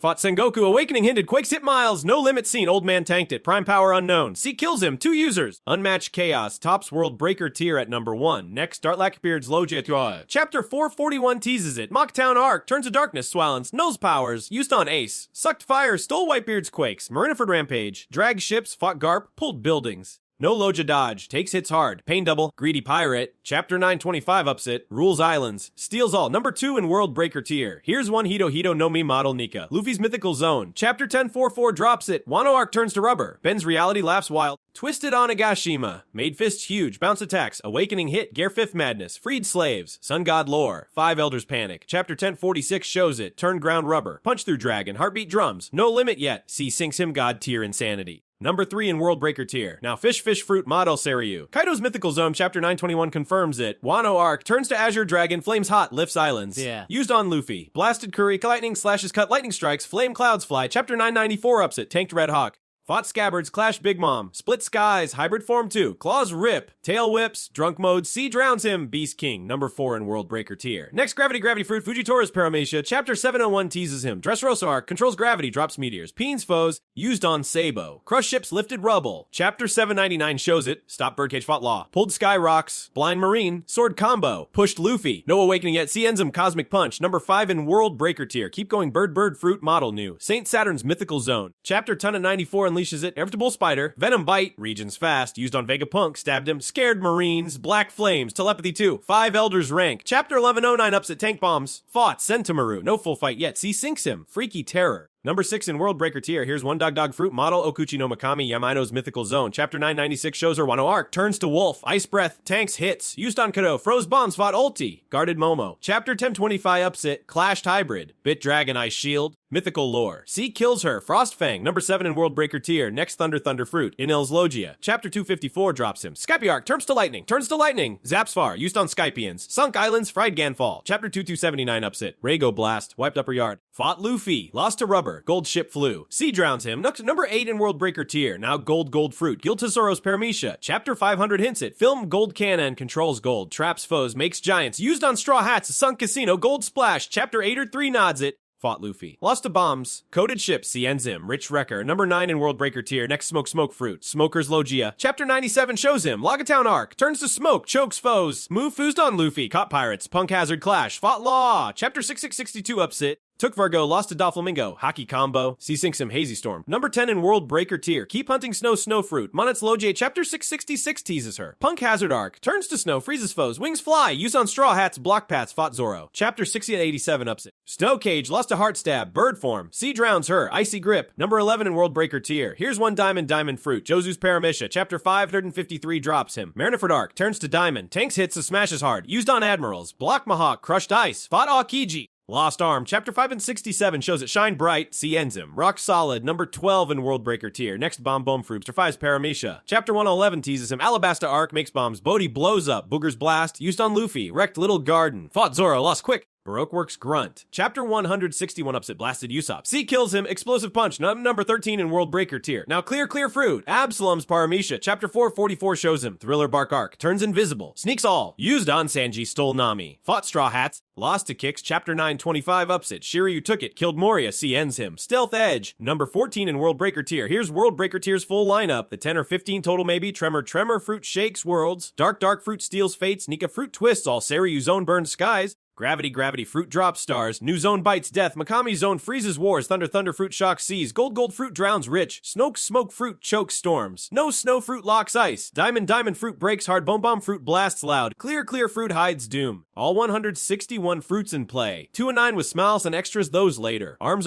to Ring. Kaido's Dragon to Saturn's Zone. That's the hunt. Hit subscribe, smash that like. We've shredded these secrets bare. Now we've shredded all 5 tiers. From trash tier flops to World Breaker tier madness. We ranked all 161 natural fruits. Your 2 and 9 list got cracked wide. I tore through every manga page, every fight, every power, weakest to wildest done. But wait, Smealels and extras linger. Let's wrap this hunt. Full detail starting now. Trash tier kicked it off. 30 or 40 duds. Jacket Fruits the king of junk. Kelly Funk's a washout. Wheels spin nowhere. Slip slides off. Brush draws trash. Berry splits weak. Absolute garbage. You'd miss him quick. Gimmick tier stepped up. 40 or 50 quirks. Garb Fruits top oddball. Kim and suing Nada. Hill cries soft. Bubble slips light. Cook feed zip. Mark hype small. Useful tricks. Not game changers. Crew tier held strong. 40 or 50 solid. Chop Fruits the crew king. Buggy's dodging slick. Flower grabs tight. Hollow spooks mild. Spring bounces fast. Slow stall short. Parrot worthy picks. Not elite yet. Heavier tier brought heat 20 or 30 threats. Their string Fruits the heavy champ. Doflamingo's cutting wild. Flame burns hot. Phoenix heals tough. Gas chokes mean. Glint blast quick. Big shots. World feels im. World Breaker tier ended at 10 or 15 monsters. Tremor Fruits the Breaker king. Whitebeard shakes all. Dark steals fates. Nika bends reality. Seiryu blasts skies. Gravity drops stars. Gods of Chaos. You'd miss the insanity fast. That's the 161. Manga canon locked. March 29, 2025. Kudoff. Arms to Ring. Kaido's Dragon to Saturn's Zone. No doubles Gum's Nika. 1 slot. Weakest dud. Jacket Fruit. King of Powers. Tremor Fruit. Hunt's done. But hold up.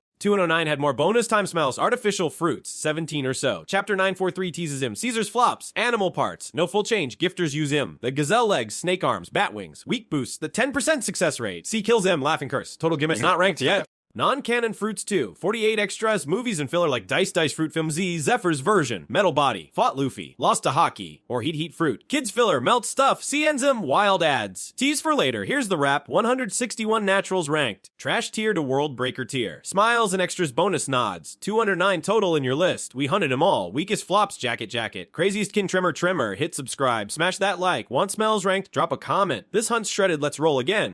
Today we are hunting the craziest devil fruit in One Piece. It's not that simple. We're ripping through every power in the manga. One thing's for sure, this is gonna be super crazy. Did you ever spot the weakest fruit? What about the wildest? Picture a pirate finding them all. Luffy's rubber god mode. Blackbeard's darkness. We've got 161 natural fruits to rank. Some so sneaky you'd miss him quick. That's why I dug through every chapter, every page, to pull out the trash and the titans. Here's how it goes. We're tackling all 161 from the manga. No smiles yet. No movie weirdos, those 48 extras come later. Judging them by strength, how tricky they are. Can they shake the world? Split into 5 piles. Kicks off with the duds. Peaks with the monsters. First up, Jacket Fruit. Told joke. Kelly Funk's Paramecia. Chapter 256 shows him. Turns into a jacket. Takes over whoever wears him. Washes out fast. This is a trash tier fruit. Got 30 or 40 of these disasters. Wheel Fruit's another. Sharing Grew's Paramecia. Chapter 433 flashes it. Limbs turn to wheels. Rolls into nothing. Pure garbage, you'd gloss over him easy. Next up, Garb Fruit. Kinman's Paramecia. Chapter 6 and 72 drops it. Makes cloves out of thin air. Neat little trick. Not a fighter's game. Slides into gimmick tier. Around 40 or 50 of these. Handy here and there. Heal Fruit too. Manchuri's Paramecia. Chapter 775 shows her. Cries to heal. Kaido swinging, she's out. Small Fry's got a squint to care. Then it's Chop Fruit. Buggy's Paramecia. Chapter 9 teases him. Splits apart. Dodges blades slick. Goes to crew tier. About 40 or 50 solid picks. Flower Fruits in. Robin's Paramecia. Chapter 218 hints it. Sprouts arms. Grabs necks. Not smashing islands though. Decent stuff, you'd miss it fast. Now it's getting hot. String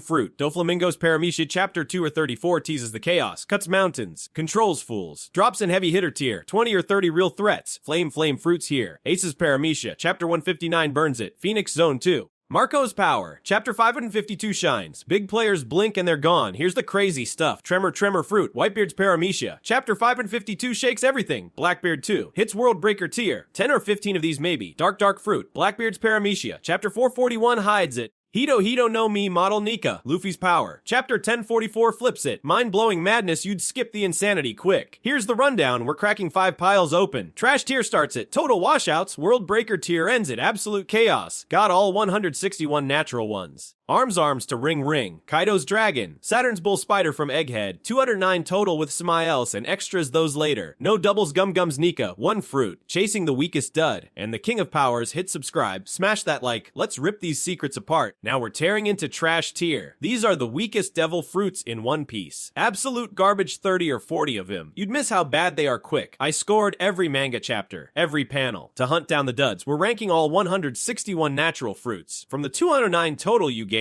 Smiles and extras come later. Let's dig into every trash tier fruit. Full details starting now. First up, Jacket Fruit. Total disaster. Kelly Funk's Paramecia. Introduced in chapter 256. Used in Dressrosa arc. Turns his body into a jacket. Wears it on others. Takes control of their moves. Sounds wild.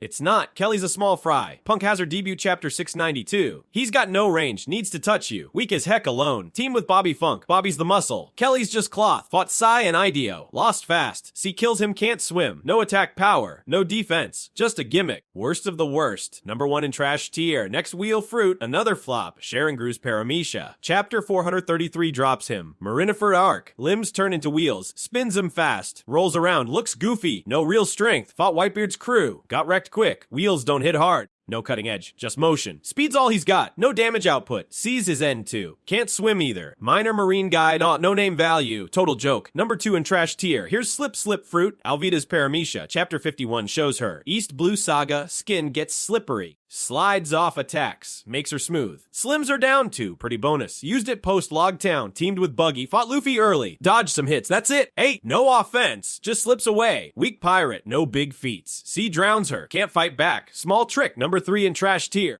Now Brush Fruit. Kurozumi Kanjuro's Paramecia. Chapter 6 and 72 teases it. Wano arc. Draws stuff. Makes it real. Living art. Sounds cool. Nope. His sketches suck. Introduced in Dressrosa chapter 700. Bad artist. Creations are weak. Made a tiger once. Barely stood up. Fought Kinman. Lost his edge. Betrayed the Scabbards. Art's his limit. No power boost. Sees a killer. Total dud. Number 4 in trash tier. Next, Berry Fruit. Very Good's Paramecia. Chapter 433 flashes him. Marineford arc. Body splits into berries. Floating orbs. Takes hits, spreads out. Reforms after. Fought Whitebeard's allies, got smashed anyway. Berries don't hit, no attack used, just splits. Minor marine 2. No big roll. Sea sinks him. Weak as berries sound. Number 5 in trash tier. Keep going clothes fruit. Bleachbeard's Paramecia. Chapter 904 hints it. Revolutionary army fight. Covers foes in cloves, ties him up, slows down, sounds fun. It's not, no damage, easily torn. Fought Sabo's crew, didn't win. Weak effect, short range, sees his doom. Small trick, number 6 in trash tier. Here's one Rust Fruit, Shoes Paramecia. Chapter 558 shows him. Marineford arc, Rust's metal. Touches swords, breaks,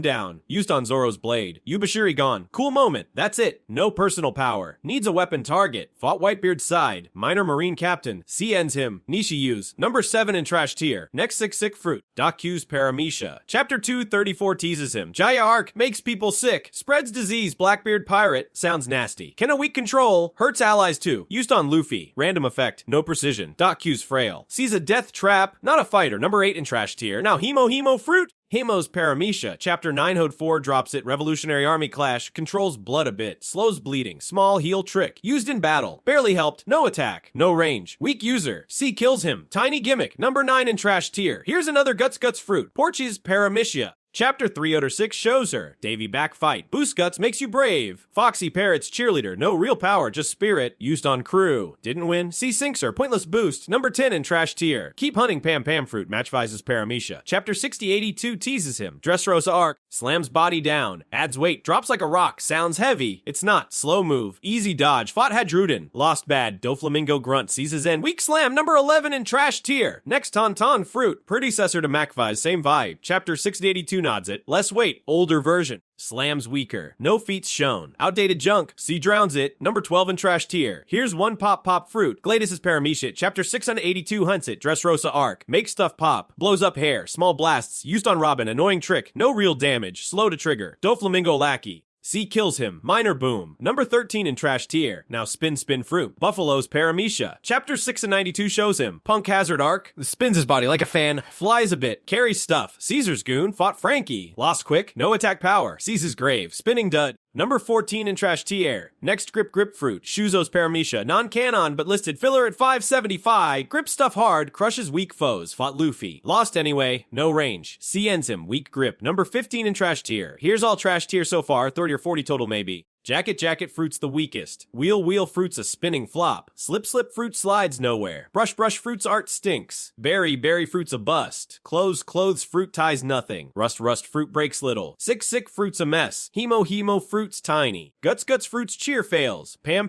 fruit slams soft. Tauntaun fruit's old trash. Pop fruit pops weak. Spin fruit spins out. Grip fruit grips nada. All 161 fruits in play. 209 with smells and extras those later. Arms to ring. Kaido's dragon to Saturn's zone. Next is Gimmick tier. Hit subscribe. Smash that like. Let's keep this hunt going. Now we're ripping into Gimmick tier. These devil fruits aren't pure trash. Not top dogs, either 40 or 50 of You'd miss their quirks quick. I scoured every manga page, every chapter, to hunt these oddballs. We're digging through all 161 natural fruits, from the 2 and 9 total you gave, Asmiles and extras later. Let's tear into every Gimmick tier fruit, full details starting now. First up, Garb fruit, Kimmon's Paramecia, chapter 672 drops it, Dressrosa arc deboot, makes clothes from anything, turns as an object, turns it to fabric, wears it fast, used on leaves, made disguises, fooled Doflamingo's crew, sounds handy, kinda no attack power, no defense boost, just outfits fought in Wano 2, dressed allies, didn't hit foes, C kills him, neat trick. Tops Gimmick tier at number 1. Max heal fruit, Mancher's Paramecia. Chapter 775 shows her. Dressrosa arc, Christ to heal, tears fix wounds. Small range, used on citizens, saved lives. Boosted fighters, Chiu no Mi in Japanese. Cute power, limited use, needs tears. Kaido's coming, she's crying for nothing. No offense.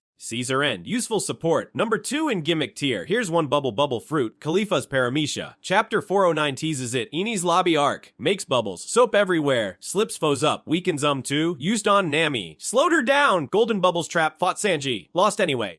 Bubbles pop fast. No big damage. C drowns her, slick gimmick. Number 3 in Gimmick tier. Now cook fruit. Streisand's Paramecia, chapter 8 and 58 drops him. Whole Cake Island arc. Turn stuff to food. Rocks to cake. Wood to meat. Big Mom's chef. Fed her crew. Made a castle edible. Used at her tea party. No combat juice, just cooking. Weak old man, C ends him. Kitchen power. Number 4 in Gimmick tier. Next Mark fruit. Below Betty's Rie, chapter 9 of 4 shows her. Revolutionary army. Marks people. Pumps them up. Boosts strength. Raleigh cry. Used it in East Blue. Fired up villagers. Fought marines. No direct attack. Needs a crowd. C sinks her. Hype trick. Number 5 in Gimmick tier. Keep going, arms fruit. Baby Five's Paramecia, chapter 682 teases her. Dressrosa arc. Turns into weapons. Guns, swords. Missiles even. Sounds dope. Not really, she's weak. Needs aim. Fought Frankie. Lost quick. Doflamingo grunt. Sees her doom. Gimmick weapon. Number 6 in Gimmick tier. Here's one hobby fruit. Sugar's Paramecia. Chapter 682 drops her. Dressrosa arc. Turns people to toys. One touch. Erases memories. Used on citizens. Made an army. Scary trick. She's fragile. One hit out. Fainted to Usopp. C kills her. Nietzsche power. Number 7 in Gimmick tier. Next barrier fruit. Bartolomeo's Paramecia's him. Chapter 705 shows him Dressrosa arc. Makes barriers. Invisible walls. Blocks attacks. Used in Colosseum. Saved Luffy. Finger snap to summon. No offense. Just shields.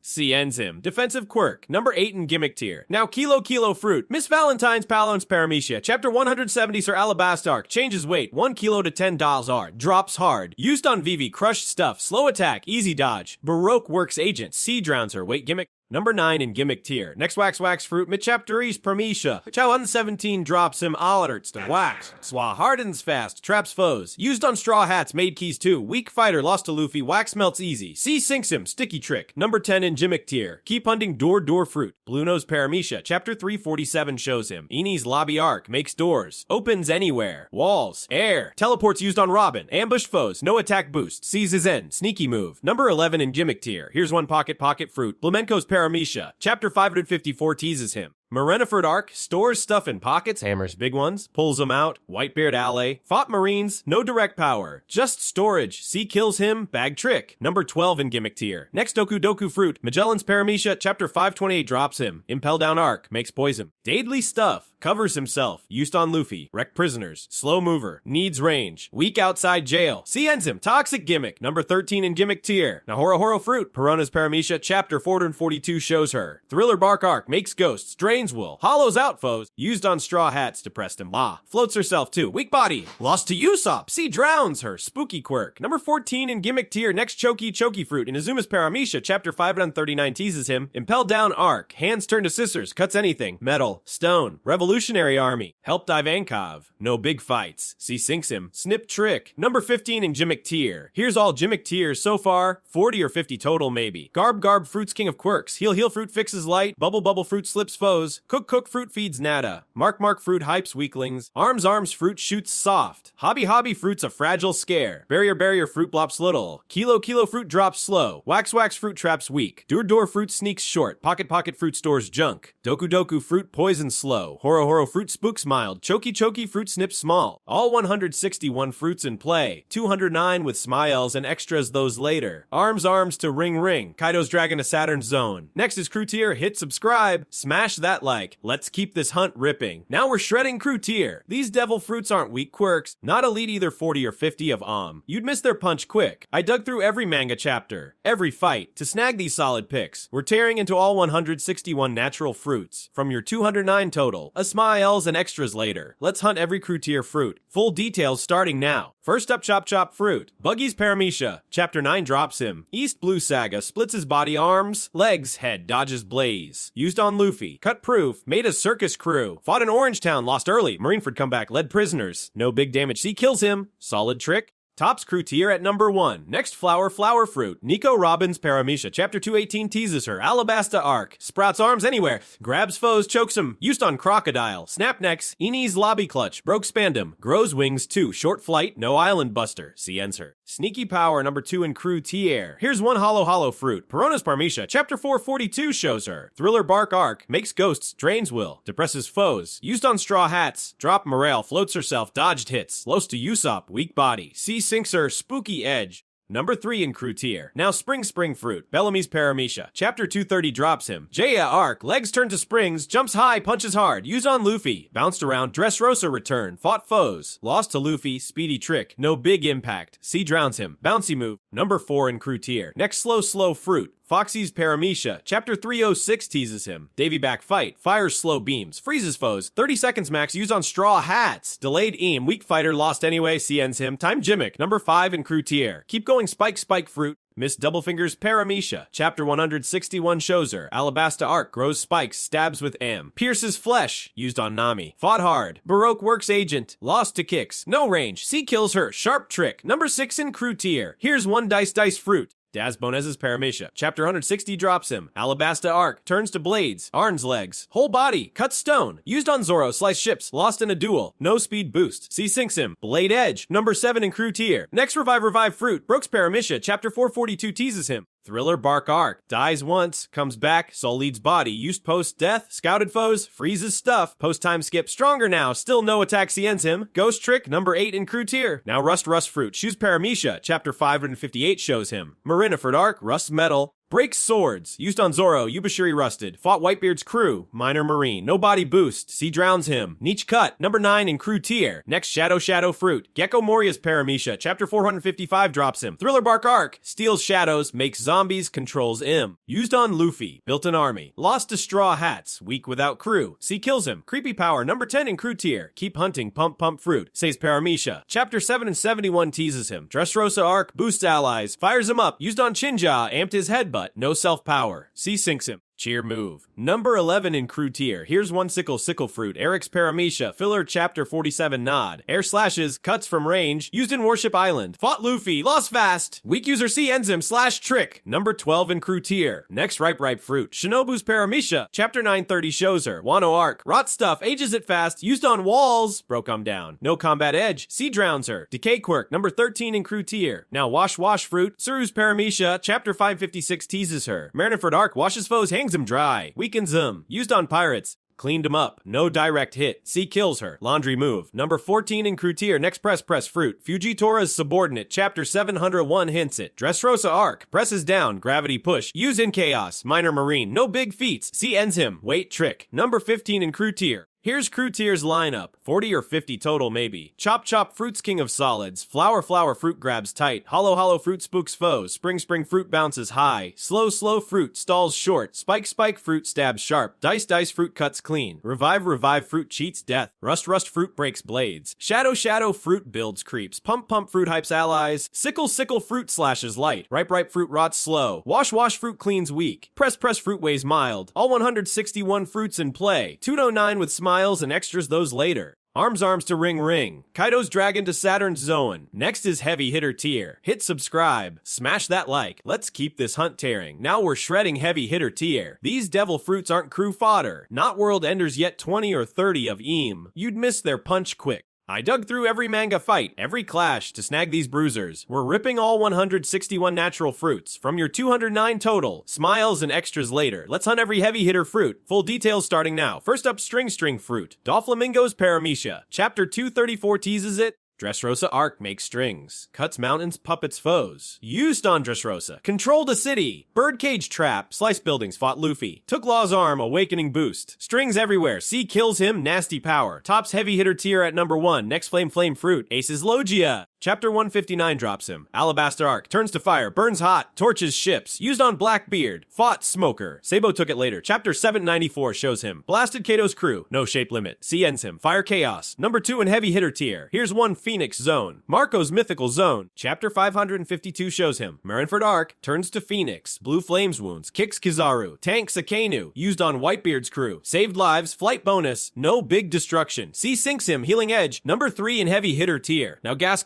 Fruit. Caesar Clown's Logia. Chapter 664 teases him. Punk Hazard Art hacks, poisons air. Chokes foes, used on straw hats. Wiped out Marines, controls oxygen. Killed Shinokuni, fought Luffy, lost bad. C drowns him, Toxic Punch. Number 4 in heavy hitter tier. Next Glint Fruit. Kizaru's Logia. Chapter 507 drops him. Sabati Arc. Turns to light. Moves fast, lasers blast. Used on Supernovas. Wrecked Zoro, fought Rayleigh. Speed of light. Big explosions. C ends him. Flashy power. Number 5 in heavy hitter tier. Keep going Mochi Fruit. Katakuri's Paramecia. Chapter 8060 shows him. Whole Cake Island Arc. Makes mochi, sticks foes, shapes it, used on Luffy, trapped him, awakening 2, floors turn sticky, Logia like dodge, lost to gear 4th, C kills him, slick trick, number 6 in heavy hitter tier. Here's one op fruit, Trafalgar Law's Paramecia, chapter 504 teases him, Sabati Arc, makes rooms, swap stuff, cuts clean, used on Marines, sliced mountains, Punk Hazard feat, fought Doflamingo, awakening boost, shocks foes, C sinks him, surgical edge, number 7 in heavy hitter tier. Next Sand Fruit, Crocodile's Logia, chapter 155 drops him, Alabasta Arc turns to sand, dries foes. Storms big, used on Luffy. Sunk cities, fought in rain, lost to water. Marineford return, clashed with Mahawk. C ends him. Desert Punch, number 8 in heavy hitter tier. Now Swamp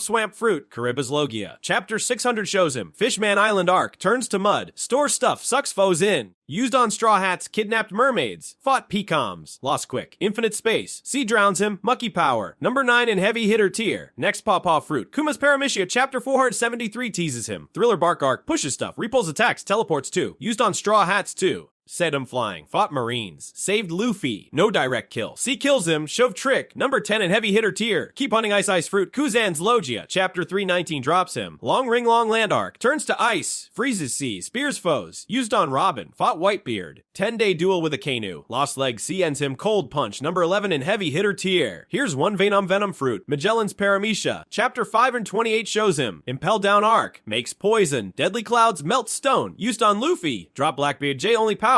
Slow mover. C sinks him. Toxic Blast. Number 12 in heavy hitter tier. Next, Magma Fruit. Akainu's Logia. Chapter 554 teases him. Marineford Arc. Turns to magma. Burns through. Punches melt. Used on Whitebeard. Killed Ace. Fought Aokiji. One Fleet Admiral. C drowns him. Hot Chaos. Number 13 in heavy hitter tier. Now Soul Fruit. Big Mom's Paramecia. Chapter 829 drops her. Whole Cake Island Arc. Steals souls. Makes homies lifespan grab. Used on Tato Land. Scared foes. Fought Luffy. Lost a kid. And needs fear. C ends her. Soul Edge. Number 14 in heavy hitter tier. Next Giraffe Zone. Kaku's Zone. Chapter 401 shows him. Eni's Lobby Arc. Turns to Giraffe. Long neck. Slashes big. Used on Zoro. Fought hard. Lost to Swords. Speed boost. C kills him. Beast Punch. Number 15 in heavy hitter tier. Here's heavy hitter tier's lineup. A 20 or 30 total maybe. String Fruit's king of threats. Flame Fruit burns wild. Phoenix Zone heals tough. Gas Fruit chokes hard. Glint Fruit blasts fast. Mochi Fruit sticks nasty. Hop Fruit cuts deep. Sand Fruit dries big. Swamp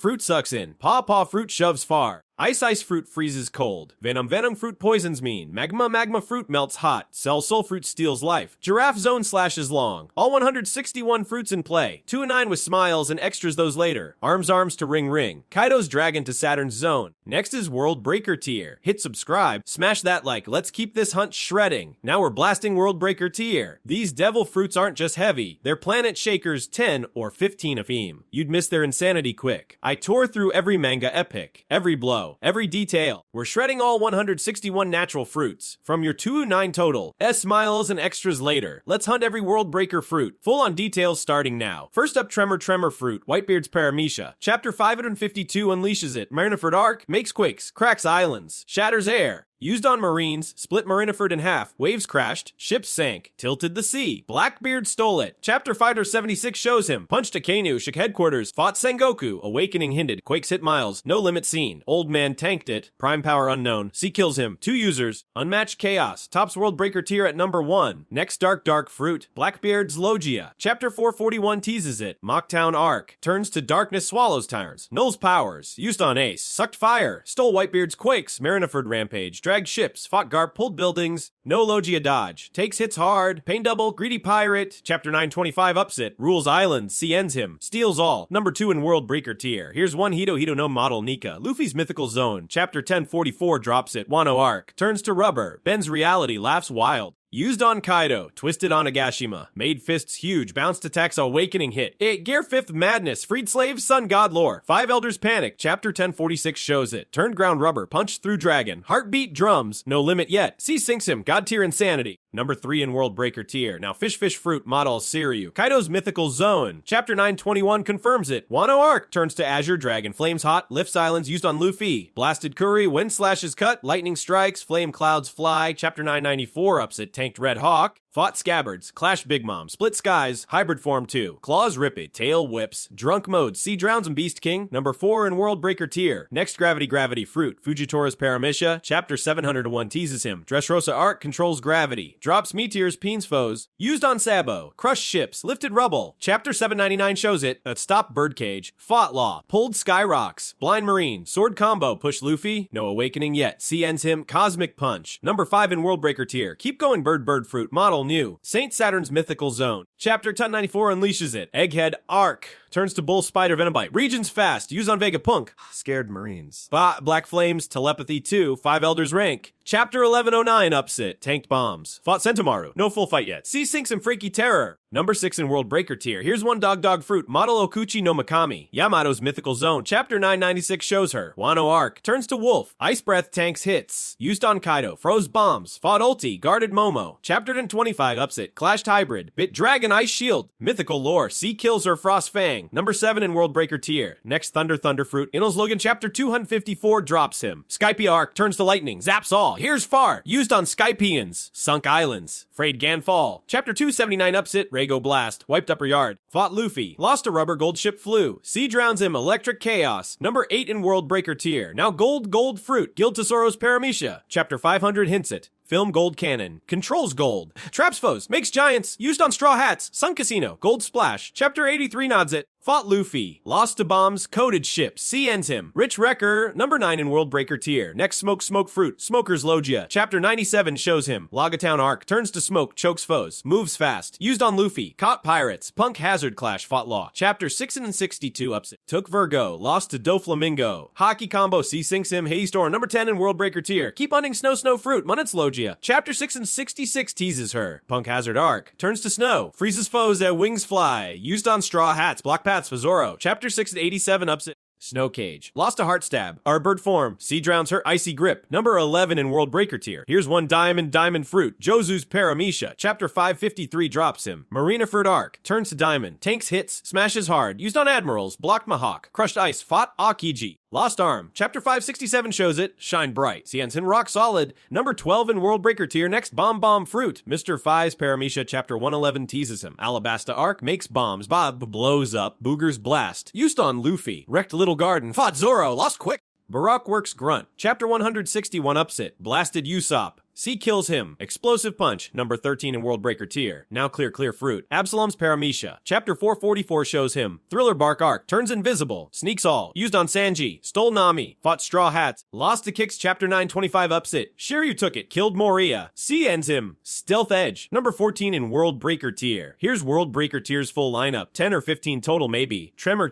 Fruit shakes worlds. Dark Fruit steals fates. Nika Fruit twists all. Seri Zone burns skies. Gravity Fruit drops stars. New Zone bites death. Makami Zone freezes wars. Thunder Fruit shocks seas. Gold Fruit drowns rich. Smoke Fruit chokes storms. Snow Fruit locks ice. Diamond Fruit breaks hard. Bomb Fruit blasts loud. Clear Fruit hides doom. All 161 fruits in play. 209 with smiles and extras those later. Arms to ring. Kaido's Dragon to Saturn's Zone. That's the hunt. Hit subscribe. Smash that like. We've shredded these secrets bare. Now we've shredded all 5 tiers. From trash tier flops to World Breaker tier madness. We ranked all 161 natural fruits. Your 2 and 9 list got cracked wide. I tore through every manga page, every fight, every power. Weakest to wildest done. But wait, smiles and extras linger. Let's wrap this hunt. Full details starting now. Trash tier kicked it off, 30 or 40 duds. Jacket Fruits, the king of junk. Kelly Funk's a washout, wheels spin nowhere. Slip slides off, brush draws trash. Berry splits weak. Absolute garbage, you'd miss him quick. Jimmick tier stepped up, 40 or 50 quirks. Garb Fruits top oddball. Kimman sewing Nada, heel cries soft. Bubble slips light. Cook feed zip. Mark hype small. Useful tricks, not game changers. Crew tier held strong, 40 or 50 solids. Chop Fruits the crew king. Buggy's dodging slick. Flower grabs tight, hollow spooks mild, spring bounces fast, slow stalls short, parrot worthy picks, not elite yet, heavy hitter tier brought heat, 20 or 30 threats, their string fruits the heavy champ, Doflamingo's cutting wild, flame burns hot, Phoenix heals tough, Gas chokes mean. Glint blasts quick. Big shots. World feels M. World Breaker tier ended it. 10 or 15 monsters. Tremor fruits the Breaker King. Whitebeard shakes all. Dark steals fates.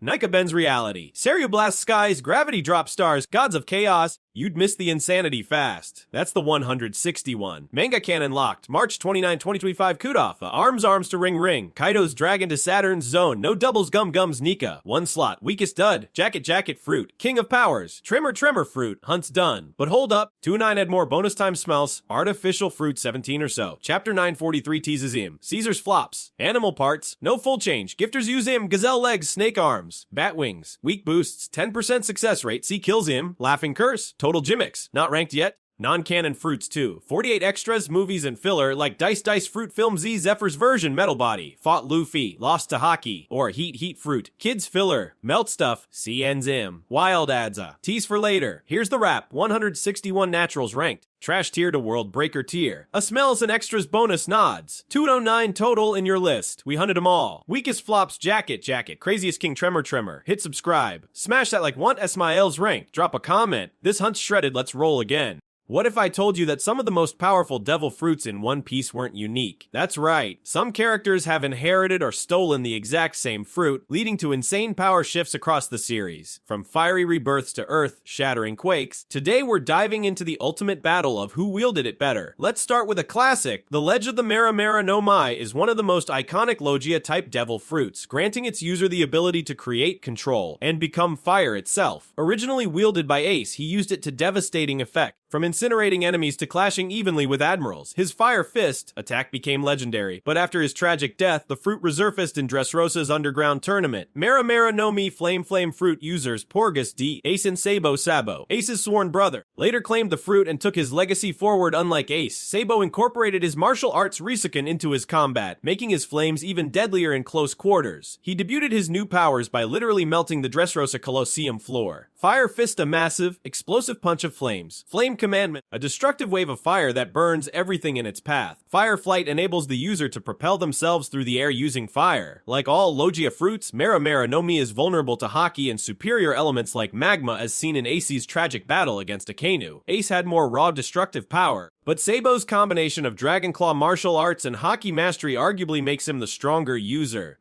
What do you think who wielded the flames better? Gura no Mi Quake fruit users Edward, Wetbeard, Newgate, and Marshall D. Blackbeard. Teach the Gura no Mi is widely regarded as the most destructive Paramecia-type devil fruit in existence. It grants the power to generate devastating shockwaves that can crack the air itself, create tsunamis, and even shake entire islands to their foundations. Whitebeard, the legendary Yonko, wielded this fruit with godlike power, making him a one-man natural disaster. But after his death at Marineford, something unthinkable happened. Blackbeard, a man who already possessed the Yami Yami no Mi darkness fruit, somehow stole the Gura Gura no Mi, becoming the first known person to wield two devil fruits at once. Airquake Punch Whitebeard could literally punch the air, creating shockwaves that shattered everything in their path. Seaquake, by sending his tremors into the ocean, he could generate massive tsunamis capable of wiping out entire fleets. Island Splitter. With a single strike, Whitebeard could crack the very ground, splitting islands apart. Dark Quake Combination Blackbeard. Blackbeard combines the gravity-like pull of the Yami Yami no Mi with the sheer destructive force of the Gura Gura no Mi to control the battlefield entirely. Whitebeard's declining health limited his full potential, and Blackbeard's lack of mastery makes his quakes more reckless. Also, since Blackbeard takes extra damage due to the Yami Yami no Mi's properties, he has to be careful when tanking hits. Whitebeard had full mastery of the fruit, using it with unmatched precision. His ability to shake entire islands while maintaining control made him a true force of nature. Blackbeard, on the other hand, has the potential to be even stronger, but he lacks experience, often using the fruit with brute force rather than technique. So what do you think? Did Blackbeard inherit a power he doesn't deserve, or will he surpass Whitebeard in time? Let me know your thoughts. Uyu no Mi Model Seiryu Fish Fruit. Azure Dragon model users Kaido and Kozuki Momonosuke. The Uyu no Mi model Seiryu is a mythical Zoan-type devil fruit that allows its user to transform into an enormous, serpentine Azure Dragon. This fruit grants both brute strength and elemental prowess, enabling the user to fly, generate powerful flame-based attacks, and create flame clouds to support massive structures. Kaido, the former Yonko and self-proclaimed strongest creature in the world, wielded this fruit to devastating effect, conquering Wano and earning a reputation as an unkillable monster. However, after his defeat, Momonosuke, Wano's rightful heir, was aged up artificially by Shinobu's ripe fruit, and inherited a copy of Kaido's abilities. Thanks to Vegapunk's artificial devil fruit, Dragonflight, the user can float and glide across the sky using flame clouds. Boro Breath, a powerful beam of scorching fire capable of melting mountains. Flame Clouds creates dense clouds to lift massive objects, including entire islands. Draconic durability, enhanced endurance, and a nearly unbreakable body in full dragon form, while Kaido had complete mastery over his dragon form. Momonosuke's lack of experience made his abilities unreliable. Additionally, mythical zones still share standard zone weaknesses, such as prolonged battles leading to exhaustion. Kaido, without a doubt, utilized this fruit with god-tier combat skills, incorporating Haki, hybrid forms, and nearly indestructible endurance. Momonosuke, while wielding the same power, lacks the battle experience to reach Kaido's level. However, given time, Momo might eventually surpass Kaido and use the fruit for the good of Wano. So what do you think? Will Momonosuke become the protector of Wano Kaido failed to be? Or is he too inexperienced to handle this legendary power? Comment below. Suksuk no Mi Clear Fruit U. Users Absalom and Shiryu. The Suksuk no Mi is a Paramecia type devil fruit that grants its user the ability to turn themselves and anything they touch completely invisible. Originally wielded by Absalom, a creepy yet weak antagonist during the Thriller Bark arc, this fruit was primarily used for sneaky tactics, such as spying and ambushing enemies. However, after Absalom's death at the hands of Blackbeard's crew, Shiryu of the Rain, one of Blackbeard's top commanders, inherited the fruit, turning an already dangerous assassin into a truly terrifying force. Personal invisibility, the user can vanish at will, making them nearly undetectable. Object invisibility, unlike some devil fruits, this one extends to anything the user touches, including weapons. Stealth kills Shiryu. While Absalom mostly used the fruit for perverted antics, Shiryu utilizes it for silent assassinations, striking before his enemies even know he's there. Despite its advantages, this fruit does not boost combat ability. It only provides stealth. Anyone with observation haki can detect the user's presence, making experienced fighters like Luffy or Zoro difficult to ambush. Additionally, Shiryu is vulnerable while attacking, as he must become briefly visible when striking. This isn't even a debate. Shiryu hands down. Absalom used the fruit for comedy relief, while Shiryu turns it into a true weapon, capable of eliminating enemies before they can react. His swordsmanship, combined with the ability to become invisible, makes him one of the deadliest fighters in Blackbeard's crew. But what do you think? Will Shiryu become one of the strongest commanders in One Piece?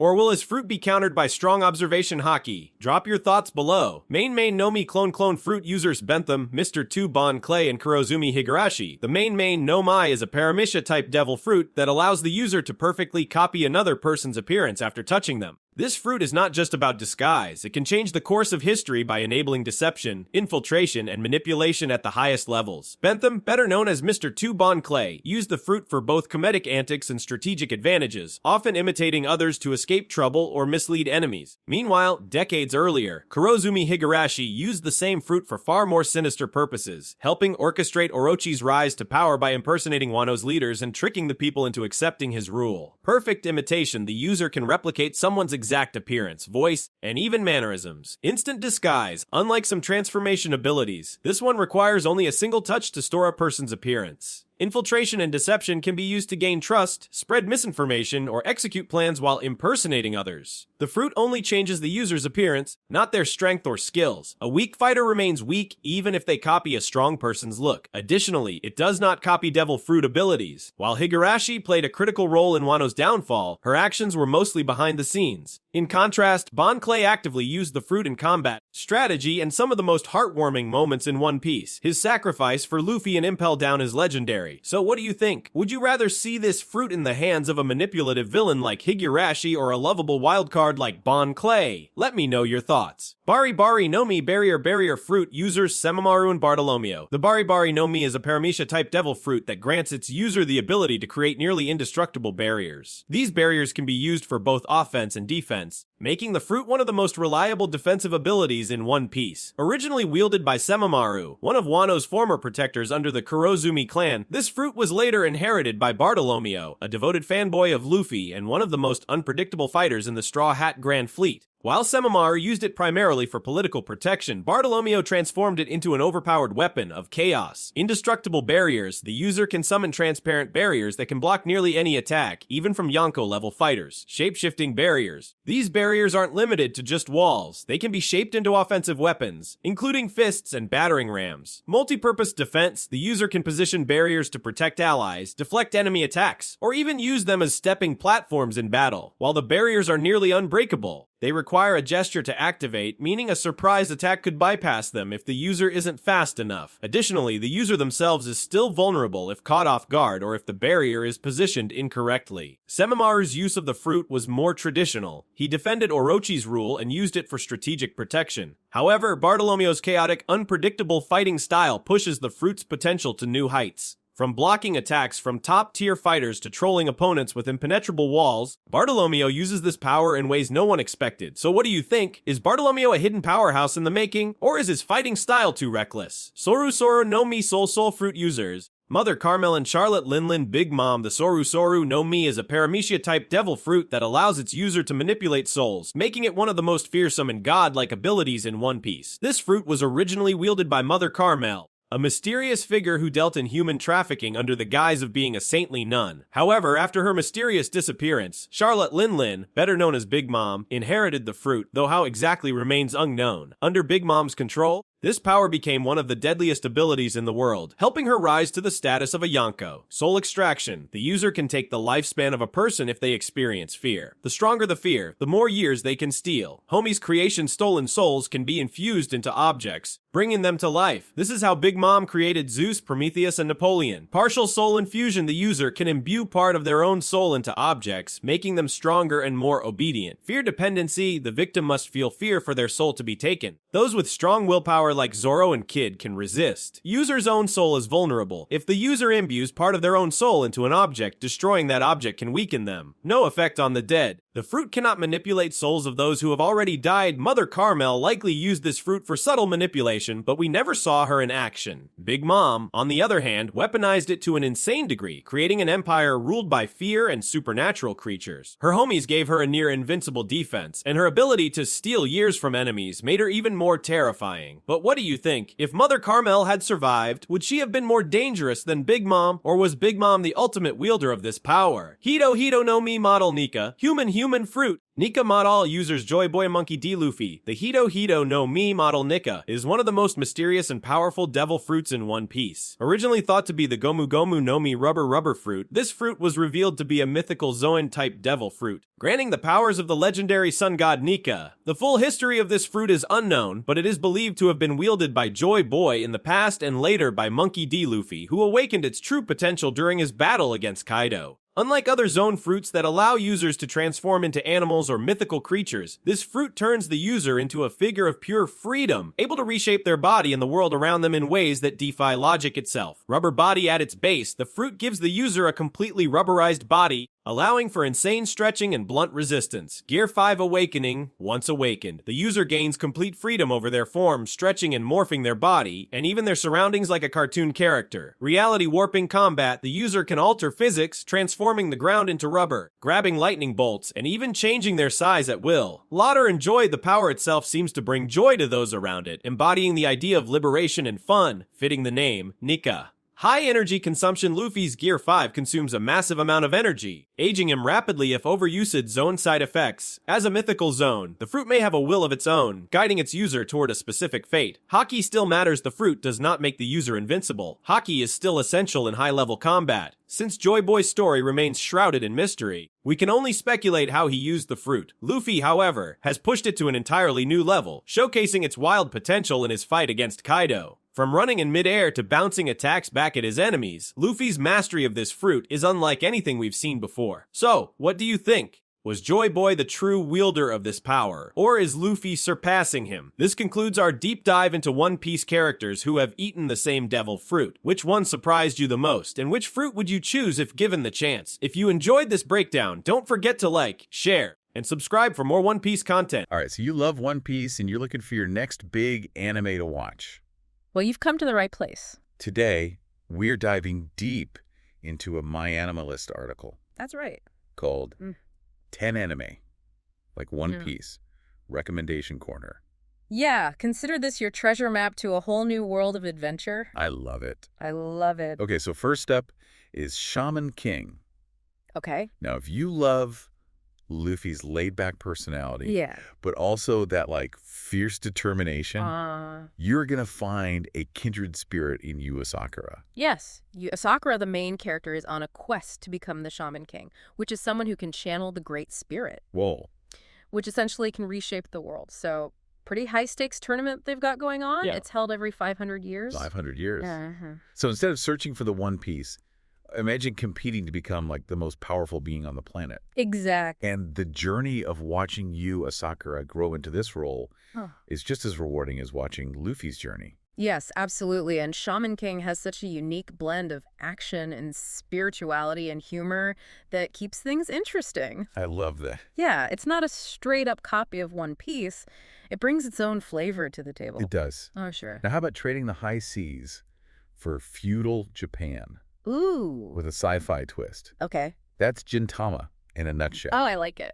Imagine the Straw Hats facing off against aliens in a world where swords are banned. Wow.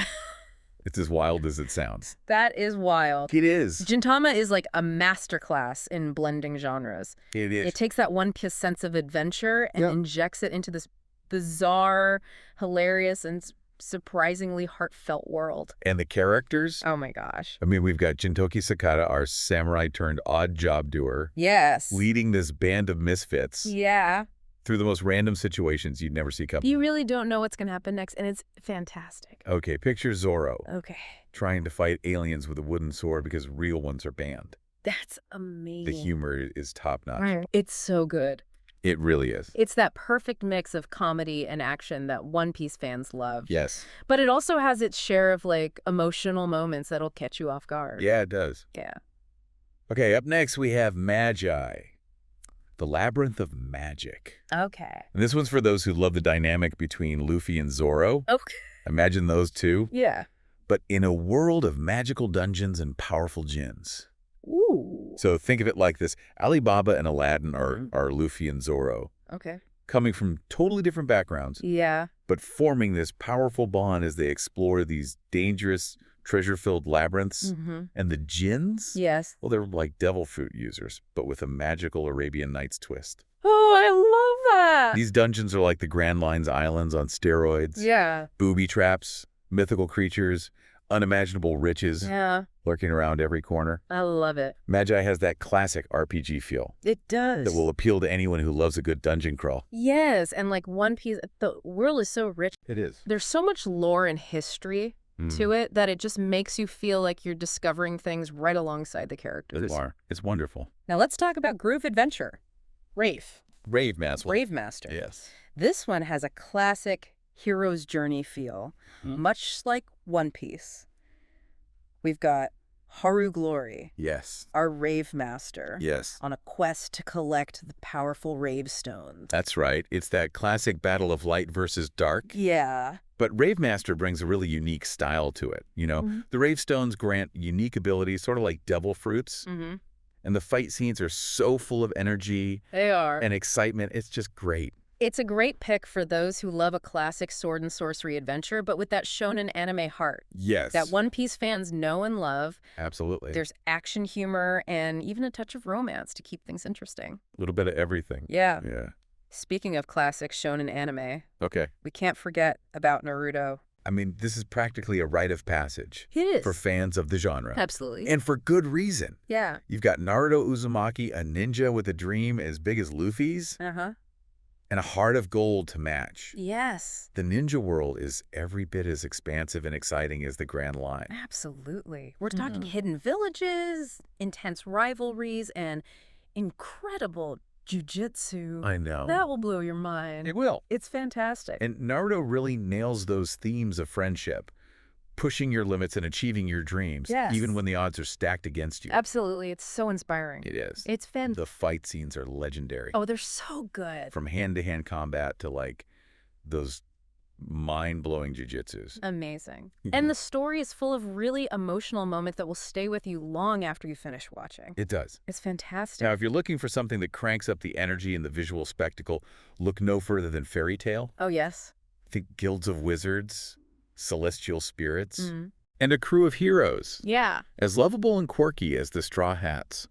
It's a great comparison. It is. Fairy Tail really emphasizes that theme of found family, just like One Piece does. Yes, The bonds between these characters are truly special, they are. and you can't help but root for them every step of the way as they face down impossible odds and protect the ones they love. You do, and the magic system is so creative It's so cool. and visually stunning. Yes. It's like watching fireworks every time they cast a spell. Uh-huh. There's always that sense of wonder and excitement There is. as they explore new lands and face down powerful enemies, much like the Straw Hats' adventures. Okay, now, for an anime that might even challenge Luffy Okay. in the eating department, Oh! get ready for Toriko, Okay. an anime where food is the ultimate adventure. Okay, I'm listening. Instead of pirates and devil fruits, we've got gourmet hunters and gourmet cells, which grant incredible abilities Uh-huh. related to food. Okay.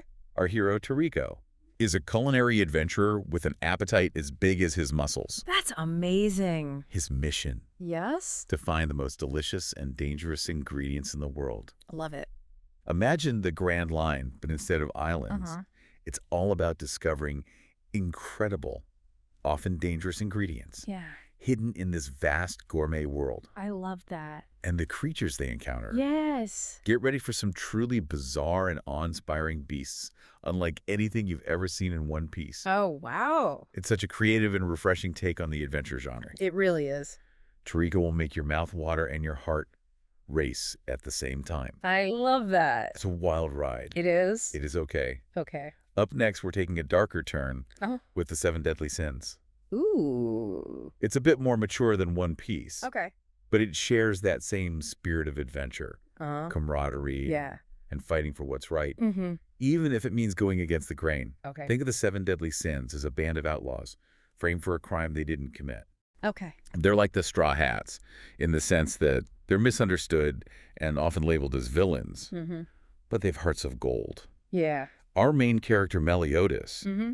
is a charismatic leader with a hidden strength that reminds me of Luffy. Yes. The action scenes are epic. They are. The world building is fantastic, and the Ah. characters are complex and compelling. Yeah. It's a show that will keep you guessing until the very end. It really will. And the Seven Deadly Sins doesn't shy away from exploring those gray areas of morality, Yeah. challenging those traditional notions of good and evil. It does. It makes you think. It does. Yeah. Now, for an anime that needs no introduction, Okay. Dragon Ball Z, The classic. it's a classic for a reason. Yeah. And for One Piece fans, Mm-hmm. it holds a special significance. It does. Think about it.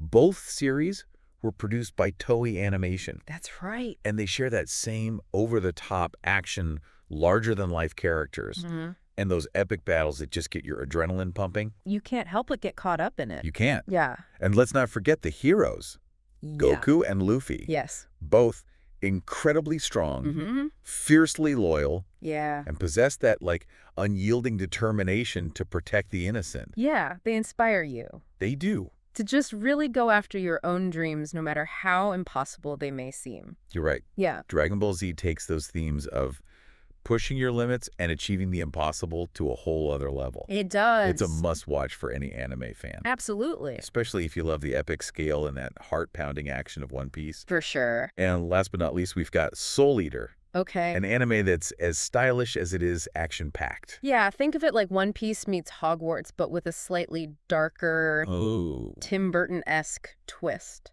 interesting. Yeah, it's set in this school for Meisters and their weapon partners who are tasked with collecting souls to prevent the rise of this powerful evil. Oh, wow. Yeah. The crew in Soul Eater is as quirky and diverse as the Straw Hats, Uh-huh. each with their own unique personality and fighting style. For sure. You've got the cool and collected Maka Mm-hmm.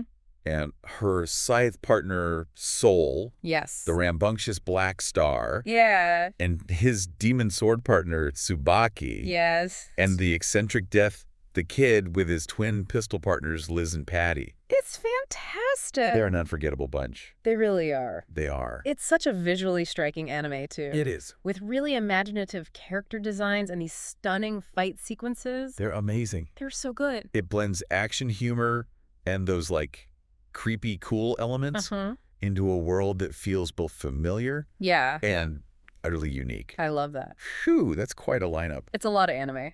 Wouldn't you say? Yeah. And we've only just scratched the surface. I know. There are so many other anime out there There are. that capture that One Piece magic Yes. in their own way. They do in their own way. Yeah. That's what's so great about it. Excellent. So we'll be Yeah. back in the next part of our deep dive Yes, we will. to explore even more recommendations. I'm excited. Me too. Until then, Yes. happy watching. Happy watching. Welcome back to our deep dive Oh, yeah. into anime that captures that special One Piece magic. Yes. It's like we've set sail on the grand line of anime recommendations, I love it. and we're just getting started. I know. So far, it's been amazing. It has been. We've seen how all these different anime share similar themes with One Piece, Yeah, like friendship, Mhm. adventure, ambition, absolutely. but they all bring something so unique to the table, Yes. just like each island in the Grand Line. They really do.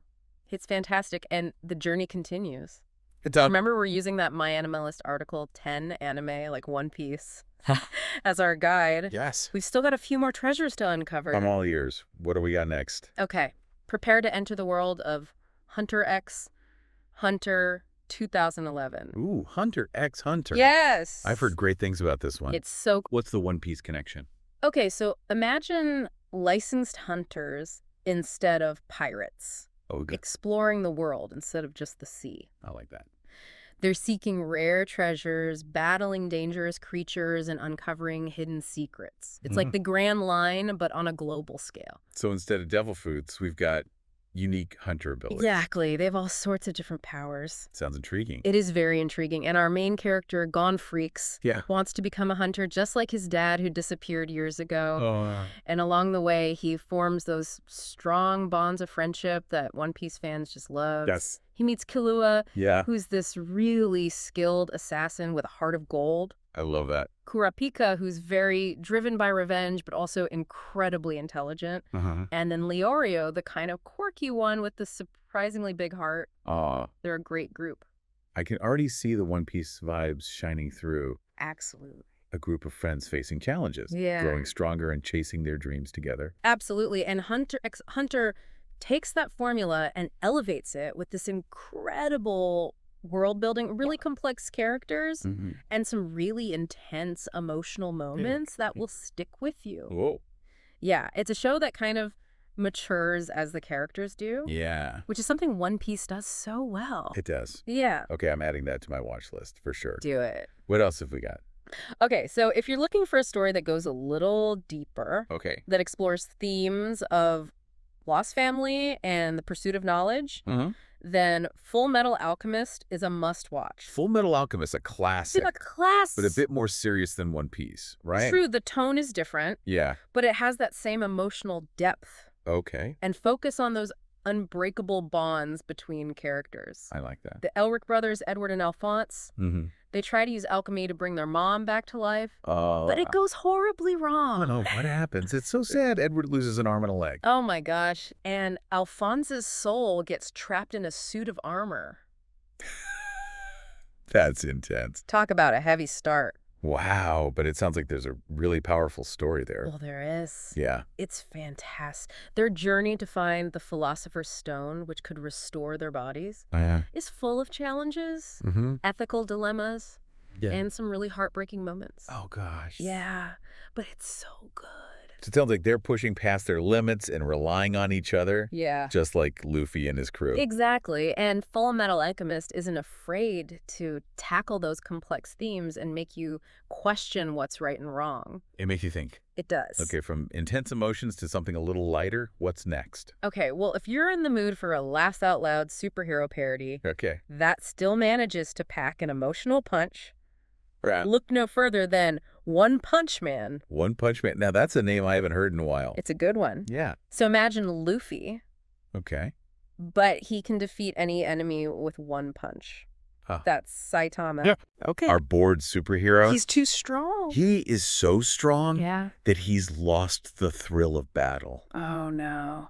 I know. So where's the One Piece connection? So it's in the way One Punch Man plays with those classic shonen tropes. Okay. While everyone else is training really hard and striving for power, Uh-huh. Saitama's just looking for a worthy opponent. Yeah. Someone who can actually challenge him. Right. It's hilarious. But I bet the animation is amazing. Oh, the animation is top notch. Especially for the fight scenes. Oh, yeah. Yeah. But beyond the laughs, One Punch Man also makes you think about what it truly means to be a hero Right. and what motivates us. That's deep. It is surprisingly philosophical at times. So we've got hunters, Yes. alchemists, Mm-hmm. and now a bored superhero. Oh, love it. What else is on this treasure map of anime? Okay, let's talk about Bleach. Oh, yeah.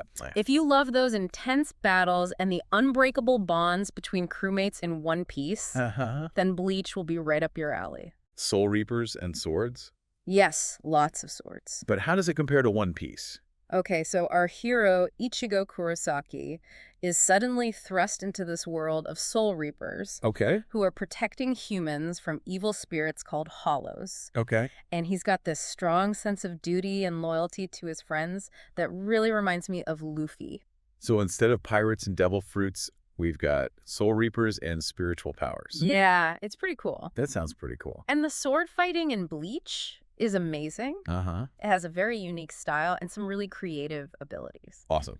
Yeah, and the characters are just as memorable as the fights themselves. Mm-hmm. Like you've got Rukia who first gives Ichigo his powers, Okay. and then this whole cast of Soul Reapers, Mhm. each with their own personalities and backstories. I like it. Yeah, it's great. Bleach definitely sounds like it's got that One Piece energy It does. when it comes to action and adventure. For sure. What else is out there? Okay, this next one might surprise you. Okay. It's called The Law of Ueki. The Law of Ueki. Okay, you've got my attention. Ecological twist. Tell me more. Okay, so our hero, Kosuke Ueki, Uh-huh. is chosen to participate in this tournament to decide the next king of the celestial world. Okay. Sounds familiar. Yeah, but here's the catch. Each contestant gets a special power, Uh-huh. but using that power comes at a cost. It's like a devil fruit, but with consequences. Exactly. Interesting. Ueki's power is that he can turn trash into trees. Wait, trash into trees, that doesn't sound very powerful for a tournament. You would think, Yeah. but you would be wrong. Okay. It's all about strategy and using his surroundings to his advantage. Okay. Plus, his power reflects his kind heart and his desire to protect the environment. I love that. He's not in it for power or glory. Yeah. He's fighting for what he believes in, much like Luffy. I love that it's refreshing to see an anime hero with an environmental focus.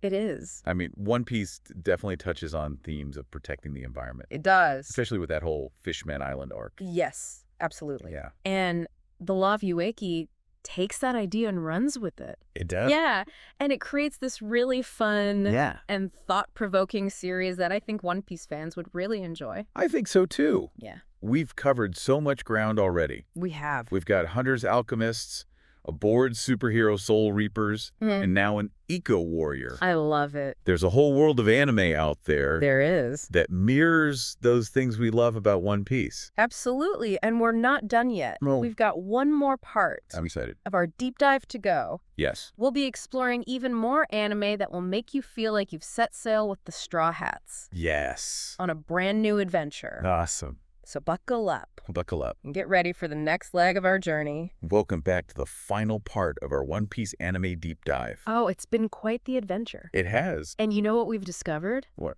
The spirit of One Piece can be found Yeah. in so many different anime. I know. Even those that don't seem like obvious matches at first. You're right. It's all about those core themes of friendship and ambition and chasing your dreams and never giving up no matter how tough things get. Yeah, and that's what we love about One Piece. It is. It is. Okay, so for our final recommendation, Okay, hit me. we're going to shake things up a bit. Okay. We're heading into the world of superheroes Ooh. with My Hero Academia. Okay, I'm intrigued. I'm curious to see how this connects to One Piece. Me too. So tell me. Okay, so imagine a world where almost everyone has superpowers Okay. called quirks.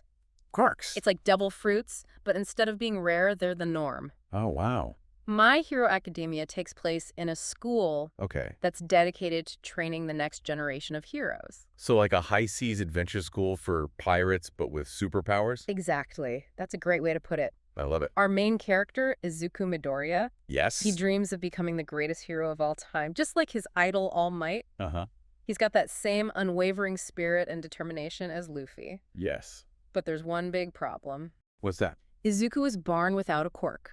Oh, no. That's a huge obstacle. It is a major obstacle. It's like a pirate setting sail without a ship. Exactly. But Izuku's heart and his potential catch the eye of All Might, Oh. who decides to pass on his own incredibly powerful quirk to Izuku. It's like that moment when Shanks gives Luffy his straw hat. Yes. A symbol of hope and the belief that anyone can achieve greatness, even if they start with nothing. Absolutely.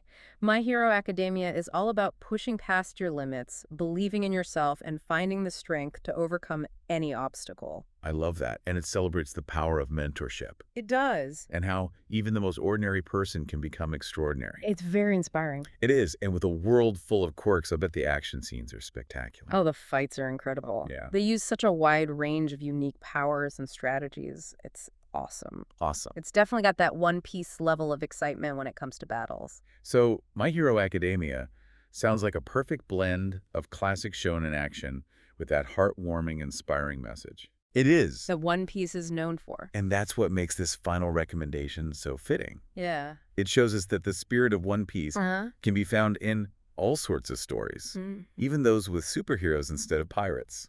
It's been such an eye-opening journey. It really has. We've discovered so many amazing anime that capture that special something Yeah, that makes One Piece so beloved. for sure. From the high seas to feudal Japan, from magical dungeons to superhero academies. And that was incredible. We've seen how these shows echo those themes of friendship and adventure and never giving up on your dreams. That's what we love about anime. It is. So to all the One Piece fans out there, I encourage you to set sail and explore these new anime worlds. I second that. You never know what treasures you might find. That's right.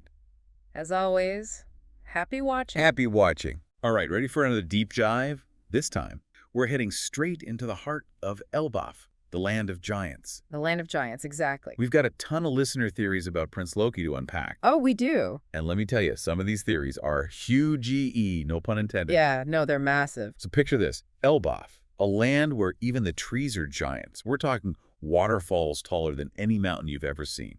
And a sword stuck in that giant tree, Yggdrasil, that makes Thriller Bark's sword look like a toothpick. Oh, absolutely. It's a whole other scale. It's mind-blowing.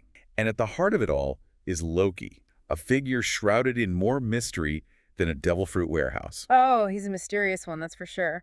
It's fascinating, though. We know so little about Loki, yet he's sparked so many theories among fans. Yeah, it's like Oda, the creator of One Piece, dropped a tiny pebble of intrigue into the fandom, and it created this massive tidal wave of speculation. A tsunami of theories, and some of them are really out there in the best way possible. Like, take this first one we're going to unpack. It pulls out the big guns, and I'm talking biblical creatures here. You're really setting this up to be huge. It is. So this theory suggests that Loki's legendary devil fruit, the one he went to such lengths to obtain, is none other than The Leviathan. The Leviathan.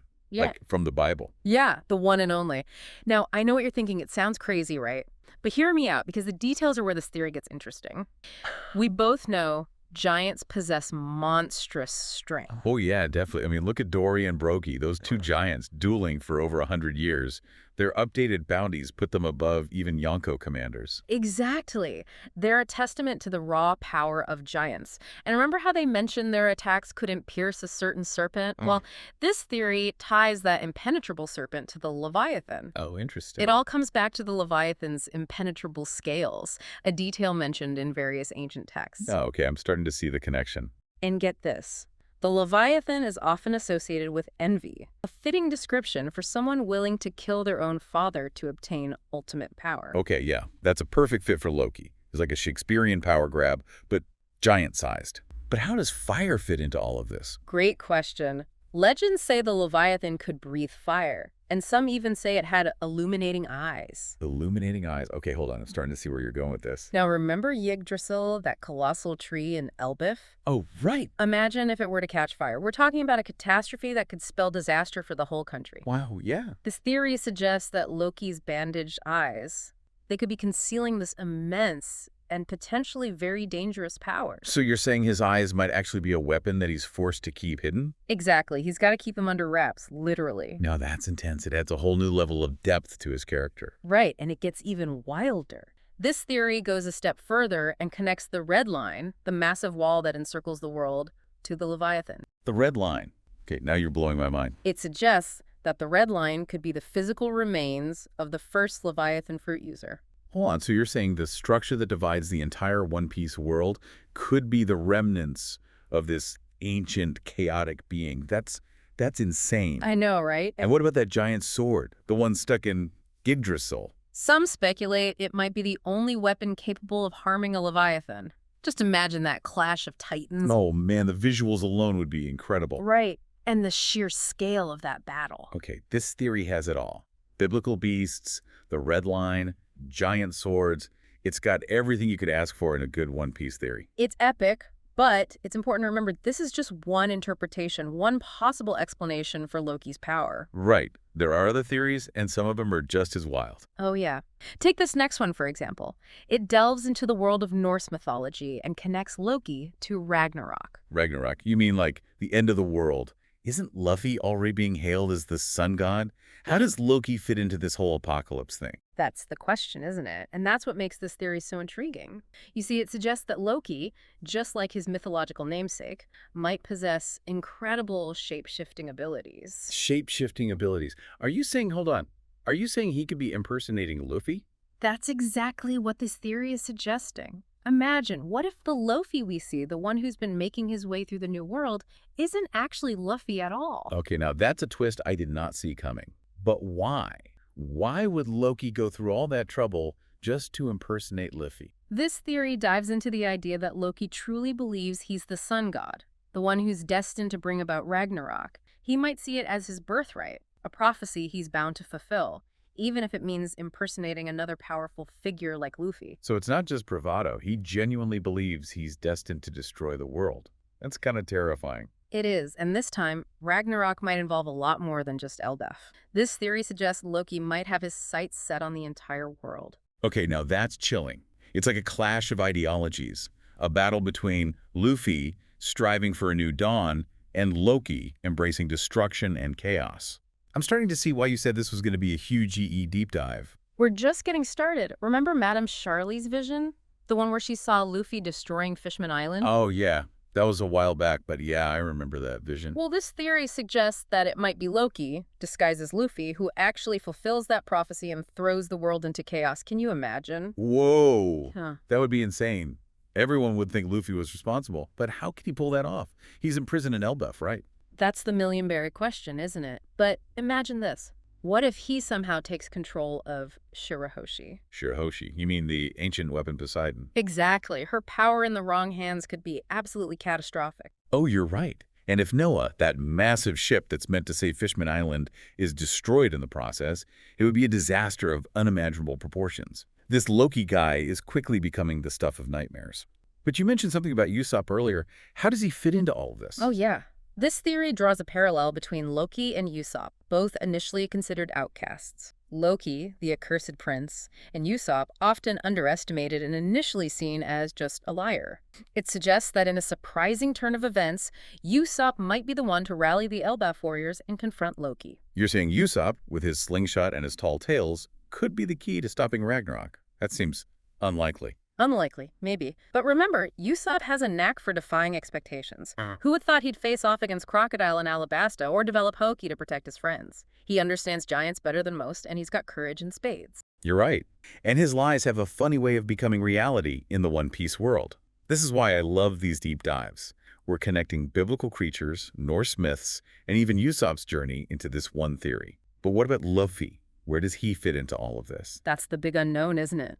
Will he be tricked by Loki's disguise? Will he even make it to Elbaf in time? This theory leaves his role tantalizingly open-ended, and that's what makes it all the more exciting. The suspense is killing me. But we've got more theories to explore. I'm ready to dive into the next one. What's next on our list? This next theory, it's a bit different. It dives into this idea of Loki as this, lurking legend, a figure whose very existence could signal the beginning of, well, the end. Okay, you're going to have to break this down for me. What exactly do you mean by lurking legend, and how does this connect back to Loki? For years, right, fans have speculated that somewhere out there, maybe in Elbaf, there's this giant, right, whose power is unlike anything we've ever seen. Like the final boss of giants. Exactly. Someone who embodies the true primal might of the giants. And Loki, with his devil fruit and his, well, everything else surrounding him, he seems to fit that description perfectly. Okay, I get it. He's like the ultimate giant warrior, just waiting to be unleashed. But why does everyone and their mother keep calling themselves the sun god? It's getting a little crowded for that title, don't you think? First it was Luffy, now it's Loki. Who's next? Buggy. And that's what this theory argues makes Loki different. Unlike other characters who've, claimed this title, Loki's claim might be legitimate. Legitimate? How so? It's not just a title for him, it's his very being. It's woven into his lineage, his connection to the ancient history of Elbaf. Okay, now that's interesting. So it's not just bragging or trying to intimidate people. He really believes it. Like deep down. Deep down, he might even be right. Okay, now you're just messing with me. But how does this tie into Elbaf being, what did you call it, ground zero for Ragnarok? Remember how the giants in Little Garden, those two, they had a very specific way of talking about the Red Line? Oh, right. They called it a serpent soaked in blood, I think. Definitely not your average tourist brochure description. Exactly. They saw it as something more, something almost mythical. And what is Elbaf? A land of giants, where even the landscape is on a scale we rarely see in One Piece. Those massive waterfalls, the sheer size of Yggdrasil. It's like a whole other world hidden within our world. Precisely. And let's not forget that giant sword, the one embedded in Yggdrasil. Right. What if that's somehow connected to this whole sun god power? This theory doesn't really dive into specifics about the sword, but it highlights something crucial. The scope of Elbaf, its connection to ancient legends, the lineage of giants. All of it points to something much bigger at play. Okay, I can see where you're going with this, and I have to say, it's giving me chills. It's like everything we thought we knew about the One Piece world, about the power levels, about the prophecies, it's all being turned upside down. And that's what makes this theory so compelling. It's not just about individual strength anymore. It's about forces so ancient and powerful that they could reshape the world as we know it. And Loki, he might just be at the center of it all. This is a lot to take in, but in a good way, of course. What's next on our list of crazy Loki theories? Okay, this next one is all about parallels. It compares Loki's introduction to Kaido's. Remember him? Oh, how could I forget Kaido? Right. This theory emphasizes their shared aura of monstrous strength, that almost mythical, larger-than-life presence they both have. Oh, I see it. Both of them, they were hyped up long before we actually saw them in action, and when we finally did. Let's just say they did not disappoint. Those character designs alone were enough to make you nervous. Right. You knew these guys were the real deal. But how does this theory explain Loki's power? It's one thing to look intimidating, but another thing entirely to back it up. Exactly. So what's the connection? It all comes back to Dory and Brogy, specifically their bounties. Remember how their bounties were basically frozen in time for 100 years because of their duel? Oh, right. Their bounties were like a time capsule. And when those bounties were finally revealed, let me tell you, people freaked out. 1.8 billion berries each. Can you believe it? I know. That's insane. It's a testament to the power of Elbaf's warriors. Those bounties. They're a reminder that we underestimated what giants are capable of. So we went from thinking they were these gentle giants to realizing they're a force to be reckoned with. And it took the entire country of Elbaf to subdue Loki. Okay, now that's saying something. This isn't just a strong giant. We're talking about a whole different level. Right. Think about it. If it takes the combined might of Elbaf to restrain him, imagine the level of power he possesses. This is insane. It's Yeah. like we're dealing with a walking, talking natural disaster. And he even said it himself, I am the sun god who will bring about the end of the world. He's not messing around. He's not. And this is where the Kaido parallel comes in. Remember how even when Kaido was imprisoned, he seemed almost amused, like he knew something we didn't? Oh, yeah. It was kind of unnerving. Like he was playing a different game and we were just pawns in his little game. Exactly. This theory argues that Loki has that same unsettling confidence. Despite being chained and imprisoned, he still believes in his destiny to bring about Ragnarok. So it's like he sees his current situation, being imprisoned and all, as just a minor inconvenience, just a small bump in the road on his way to destroy the world. It's like, to him, Ragnarok is inevitable. It's just a matter of time.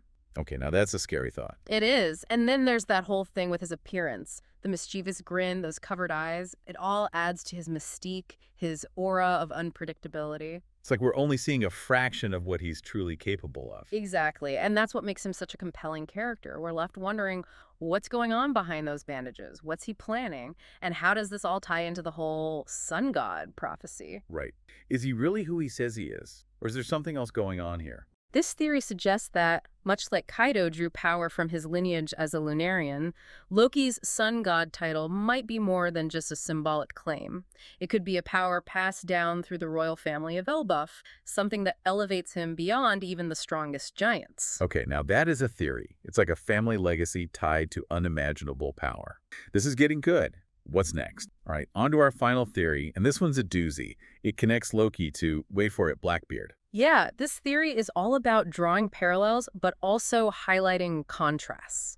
Like, think about it. We've got Elbaf on one hand, Wano on the other. Okay. And then you've got Loki and Blackbeard, both these figures shrouded in mystery, both incredibly powerful, but representing perhaps different sides to the same coin. Okay, I'm intrigued. Keep going. So this theory argues that both Loki and Blackbeard, they represent a darker side to some of the prophecies we've encountered so far, especially the whole Return of Joy Boy thing. Okay, now we're talking. Two of the most anticipated showdowns in the series, Luffy versus Blackbeard, and now, potentially, Luffy versus Loki. It's almost too much to handle, but how does this theory connect them to Joy Boy? Think back to Wano for a second. Remember what that whole arc was about? Legacy, inherited wills, the return of Joy Boy. It was like the culmination of centuries of history, all building towards Luffy's awakening. You're right, it was epic, but I still don't see the connection to Blackbeard or Loki. Okay, well, this theory suggests that Elbaf might be the next stage in this whole unfolding narrative, Okay. with Loki representing a, let's say, a twisted interpretation of the whole sun god prophecy. A twisted interpretation. So are you saying he's not really the sun god? It's not that simple. Think of it this way. Just like Blackbeard, he embodies a darker, more destructive version of the Will of D. He's seeking to claim its power, but for himself, right? Right. Well, Loki might be doing the same thing, but with the sun god mantle. He's embodying a darker aspect of it, one focused on destruction rather than liberation. So it's like two sides of the same coin. Two paths that lead to very different outcomes for the world. Exactly. And that makes their potential clash with Luffy even more interesting. It's not just about strength anymore. It's about ideology, about different visions for the future. This is getting deep, I like it. But what about Loki's motive for killing his own father? How does this theory explain that? All right, well, here's where it gets really interesting. This theory speculates that Loki, much like how Kaido was influenced by Orochi, might have been manipulated by, like, a puppet master figure lurking in the shadows, someone who saw his ambition, his claim as the sun god, and decided to use it for their own ends. Oh, a puppet master. Now you've got my attention. Any guesses who this mastermind could be? Don't hold back. Give me the good stuff. Okay. So this theory proposes a pretty wild possibility. What if, and this is a big what if, Mother Carmel, or rather her soul, is somehow still influencing events from beyond the grave? Whoa, whoa, whoa. Hold on. Mother Carmel. That's a name I haven't heard in a while. But how? How could she still be in play after all this time? We saw what happened. It's definitely a long shot. But this theory suggests that Mother Carmel, she was obsessed with power, with lineage, right? Maybe she found a way to persist, to cling to existence even after death. Okay, but how? Maybe it's through her devil fruit. Maybe it's something else entirely. We don't know enough about the limits of souls and devil fruits in the One Piece world to rule it out completely. Okay, that is a wild theory, but I have to admit, it's brilliantly woven. It ties together so many seemingly unrelated plot points. But how does this all connect back to Loki and the fate of Elbaf? Imagine this. Mother Carmel, manipulating Loki from the shadows, using his desire for power and his claim as the sun god to further her own agenda. It's like a classic tale of ambition and betrayal, with Elbaf caught in the middle. It's like a Greek tragedy, but giant-sized. You're giving me chills. But where does that leave Luffy and the Straw Hats in all this? They're heading towards Elbaf, right?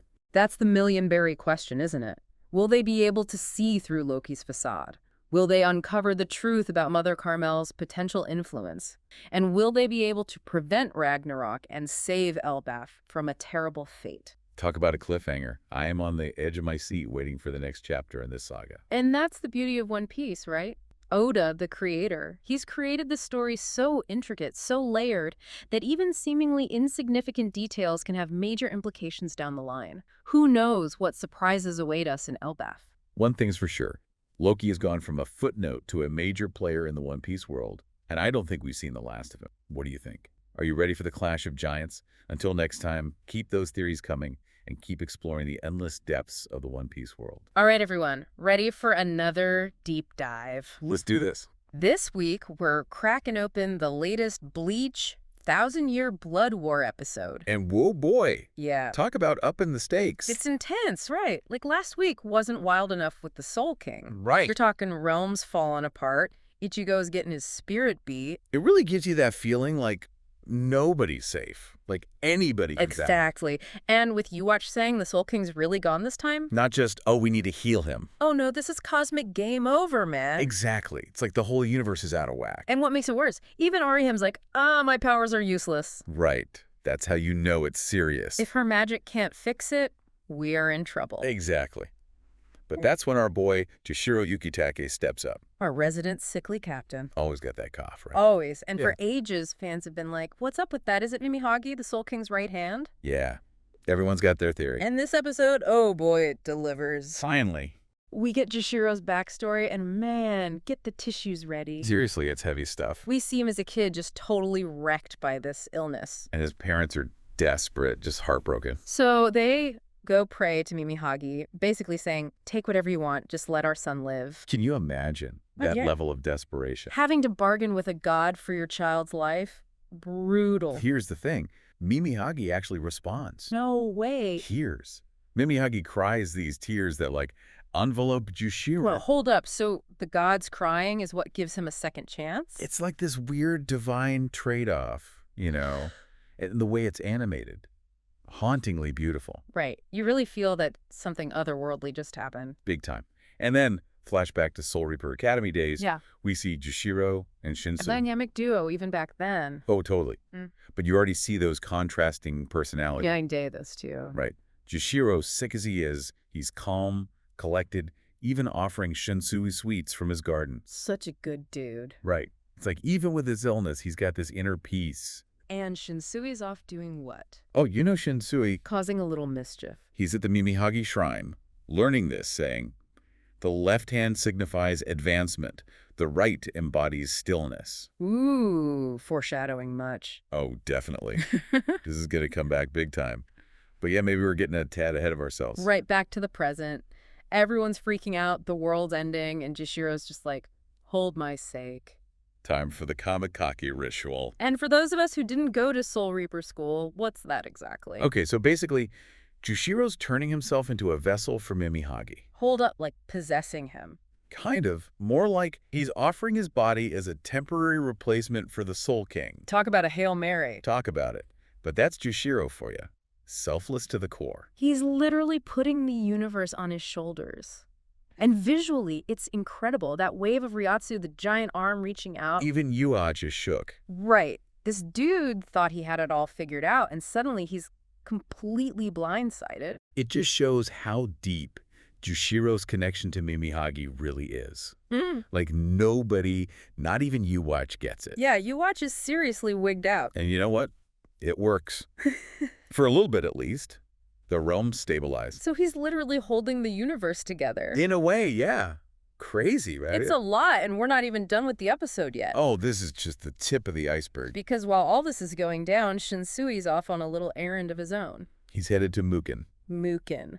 Okay, so for those of us who need a refresher. the big house. The worst of the worst. Exactly. Where they send the Soul Reapers, who really messed up. And right now, It's got one very important prisoner, Sosuke-sen. our favorite villain. Can you even call him a villain at this point? Well, he did try to overthrow the Soul King that one time. True, true. But still, you gotta admire his style. Oh, absolutely. And you can tell they're not letting us forget how dangerous he is. All those flashbacks, yeah, Aizen gives me chills. And you can just feel the tension as Shinsui goes down there. Because he's not just visiting, is he? This is a parlay with a freaking demon lord. He needs something from Aizen. And the way he goes about it, masterful. Totally agree. It's like he knows he can't just waltz in there and be like, hey buddy, need a favor. Aizen would see right through that. He probably turns Shinsui into a potted plant or something. Right. So what does Shinsui do? He appeals to Aizen's ego, starts releasing his seals, Wait, hold up. Isn't that like super dangerous? a calculated risk. Shinsui's basically saying, look, I trust you. Even though Aizen nearly destroyed everything the last time anyone trusted him. Exactly. But that's Shinsui, always playing the long game. And it's not just the seals. He brings Aizen a chair. Not just any chair, though. One designed to suppress Aizen's Ryatsu. Oh, dang. That's some next level thinking right there. Right. It's like he's saying, I'm not afraid of you, but I'm also not stupid. Shinsui's playing 4D chess while everyone else is stuck on checkers. Exactly. And then, the best part, he doesn't even ask Aizen to fight you, watch. He doesn't. Then what's the point of even going down there? He's appealing to something deeper. Aizen's sense of order. You think Aizen cares about order? He thrives on chaos. But even chaos needs a system to disrupt, right? He wouldn't want to see everything just gone.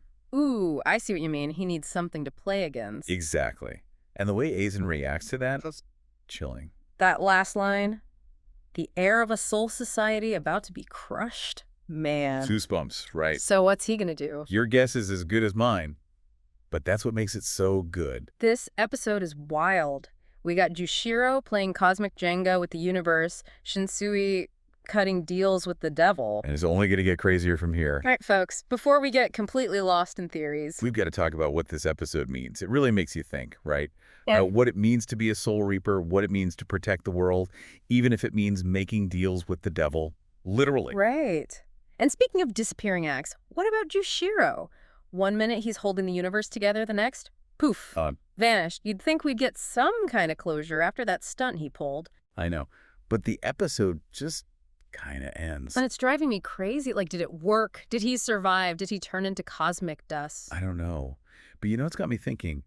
That saying, remember, the right hand embodies stillness. The one from the Mimihagi shrine. Yeah. Maybe Jushiro's connection to Mimihagi, it's not something we can even really understand. Like, he's beyond life and death now. Maybe. We've seen crazier stuff in Bleach. Remember when they brought back? Okay, yeah, fair point. Bleach does love a good resurrection. Exactly. So, I'm not saying he's definitely alive. But you're saying there's a chance. There's always a chance. It's T. Kubo. He loves to keep us guessing. He's the master of the cliffhanger, that's for sure. I guess we'll just have to wait and see what happens next. And try not to lose our minds in the meantime. Easier said than done. But hey, that's Bleach for you. Always keeps you on the edge of your seat. And that's what we love about it. Absolutely. It's a wild ride, from the heart-wrenching moments to the strategic genius and everything in between. This episode was a perfect example of that. Sacrifice, intrigue, plot twists you never see coming. And we didn't even have time to get into all the fan theories. Oh, the theories are going to be wild after this one. If you're listening, drop your thoughts in the comments. Let us know what you think went down, what's going to happen next, because we are dying to know. Seriously, we need to talk about this. Jushiro, Aizen, the whole shebang. All right, everyone, that's it for this deep dive. Make sure you're subscribed so you don't miss our next Bleach breakdown. It's going to be epic. Until then, stay passionate, stay curious, and we'll catch you on the flip side. All right, listener, get ready, because today we're diving headfirst into a land brimming with mystery and anticipation. Elbaf. Elbaf, the Island of Giants. prophecies, power struggles, you name it, we've got it. And based on what you've dug up, it seems like things are about to get really interesting. Absolutely. The intel you've gathered paints a fascinating, and I'd say complex picture of Elbaf, its legendary warriors, and a conflict brewing that could very well reshape the fate of the One Piece world. And speaking of legendary, can we just take a moment to appreciate those Elbaf visuals? I mean, a colossal tree, castles built right onto the branches. There's even a sword so massive it makes Thriller Bark look like a toy box. It's quite the statement from Oda, wouldn't you say? Absolutely. It's like he's been carefully cultivating this image of Elbaf as a legendary, almost mythical place throughout the entire series. And these grand visuals, they deliver on that expectation tenfold. Precisely. Remember Little Garden, our first real glimpse into the architectural prowess of the Giants. Oh, how could I forget? We were floored then, and now we're seeing entire communities, castles, maybe even cities woven into this colossal tree. It really speaks to the sheer power and history of the Giants. And speaking of power, we can't ignore the elephant, or should I say giant, in the room, Dory and Bragi. With those staggering 1.8 billion berry bounties. Exactly. I mean, were we completely underestimating their strength all this time? It's a fair question. Many are baffled, but it makes sense when you consider the bigger picture. Okay, I'm listening. Think about it, a century of inflation within the One Piece world. That has to count for something, right? Right. Plus, those constant battles in Little Garden, those weren't just for show. Dory and Bragi are seasoned warriors, and I believe Oda has been subtly positioning them as significant players in the endgame all along. Which totally reframes how we view giant strength in general. I mean, those two are that powerful. The bar has been set incredibly high. It has. And that brings us to perhaps the most intriguing piece of the puzzle, Prince Loki. His entrance was nothing short of chilling. The imposing design, the shackles, that title sun god, and that bone-chilling promise to bring about the end of the world. This isn't just another villain for Luffy to overcome. You're right. There's a wait till Loki's introduction that sets him apart. It's like, this isn't just some run-of-the-mill antagonist. This is a figure of immense, potentially world-altering power, and he's shrouded in mystery. Oda is masterfully drawing parallels to other legendary figures we've encountered. Like Kaido, for example. Precisely. Figures driven by an unshakable conviction, no matter how destructive those convictions may seem. And that whole sun god title, I don't know why, but it's sending shivers down my spine. I mean, it's not a new concept in One Piece, but this time it feels different, heavier somehow. I completely agree. There's a gravity to it. To really understand what's driving Loki, I think we need to delve into his past. And what a past it is. Riddled with tragedy. Branded as cursed from birth, rejected by Lola, his own mother wreaking havoc during his celebration, and then the biggest reveal of all. The murder of his own father. To obtain a legendary devil fruit. Talk about a troubled past. It's what makes Loki so compelling, wouldn't you say? Oh, absolutely. It makes you question everything. Is he simply driven by an insatiable hunger for power? Or is there something more at play here? Could this desire to end the world be rooted in something else entirely? A warped sense of prophecy? A twisted form of salvation? It's worth noting that his namesake in Norse mythology, Loki, is a complex figure. He's known for his cunning, his trickery, often walking a very fine line between good and evil. So we have Elbaf, this land of immense power and heritage with a potentially apocalyptic conflict brewing. But there are still so many missing pieces. Like, who's actually in charge right now? It's clearly not Hyogoro, and the king is dead. That's where things take an intriguing turn, wouldn't you agree? Oh, absolutely. Lay it on me. Well, the intel you've gathered offers some pretty compelling clues. Remember a few years back when an arranged marriage was proposed? Between Loki and Lola. Wait, Lola as in Big Mom's daughter? The one and only. But the Giants despise Big Mom. Why orchestrate an arranged marriage with one of her daughters? Unless it wasn't the Giants' idea at all. You're suggesting Loki was behind it. It's a possibility, isn't it? He could have already assassinated his father, obtained that legendary devil fruit, and his desire for an alliance with Big Mom and her considerable resources suddenly makes a lot of sense. So Loki's the king in all but name. But there are still so many unanswered questions. He's chained, branded as cursed, and it seems like even his own people have turned against him. And there's one more particularly intriguing theory circulating that I think we should explore. What if there's another power player we haven't considered? What if the true puppet master here in Elbaf is Pandora, Mother Carmel's sentient homie? Wait, are we talking about that sentient fireball from way back when? That's the one. Remember, Pandora vanished after Mother Carmel's supposed death. And we know homies can be incredibly powerful, even harbor their own agendas. So you're suggesting that Pandora could be manipulating Loki, similar to how Kurozumi Orochi manipulated Kaido back in Wano. It might sound far-fetched, but think about it. Pandora, ancient, incredibly powerful, and with a vested interest in shaping the world according to its will. Using Loki's ambition, his thirst for power, to achieve its own goals. I wouldn't rule it out. This is insane. I love it. That's a compelling theory, isn't it? It is. It ties a lot of loose ends together, but it also opens up a whole new can of worms. As they tend to do on our deep dives. That's the truth. Okay, so we've got this tangled web of prophecies and power struggles playing out on Elbaf. But let's bring it back to our favorite rubber man for a second. Luffy. Right, Luffy. Loki's whole end-of-the-world declaration, that's not just some throwaway villain line, right? Yeah. This feels connected to the bigger picture. Everything happening in the One Piece world right now, the rising tensions, those ancient weapons, even that whole prophecy about Fishman Island, it's all starting to feel related. You're right to see the broader context. It's crucial here. This isn't just an isolated incident on a single island. Loki, his declaration, the power he seems to wield, it feels like a major piece in the setup for that grand final war that's been hinted at for so long. Remember Whitebeard's words. Someone will inherit Roger's will. And challenge the world. It seems that challenge might be far more complex and definitely more explosive than any of us could have predicted. Indeed. Okay, so where does Luffy fit into all of this? Is a showdown with Loki inevitable? Are we looking at another Straw Hats versus the big bad situation here? That's the million-berry question, isn't it? But I think it's far too simplistic to frame it as a black and white good versus evil scenario.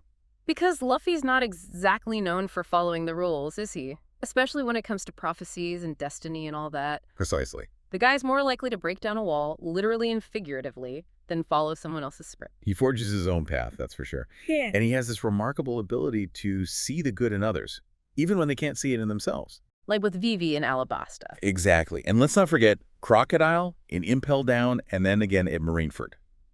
Okay, yeah. I see where you're going with this. You're suggesting that Luffy might actually team up with this guy, the self-proclaimed harbinger of Ragnarok. It wouldn't be the first time he's joined forces with someone the world considers an enemy. True, very true. It's like people are drawn to him, to that unwavering belief in freedom and justice, even if they don't always agree with his methods. And he has this knack for turning enemies into allies. Finding common ground where others see only conflict. It's one of Luffy's greatest strengths. Okay, but Loki has declared himself the sun god, the one who's going to bring about Ragnarok. How do you find common ground with someone seemingly so hell-bent on destruction? That's where perspective comes into play. We're assuming Loki's definition of destruction aligns with, well, the conventional one.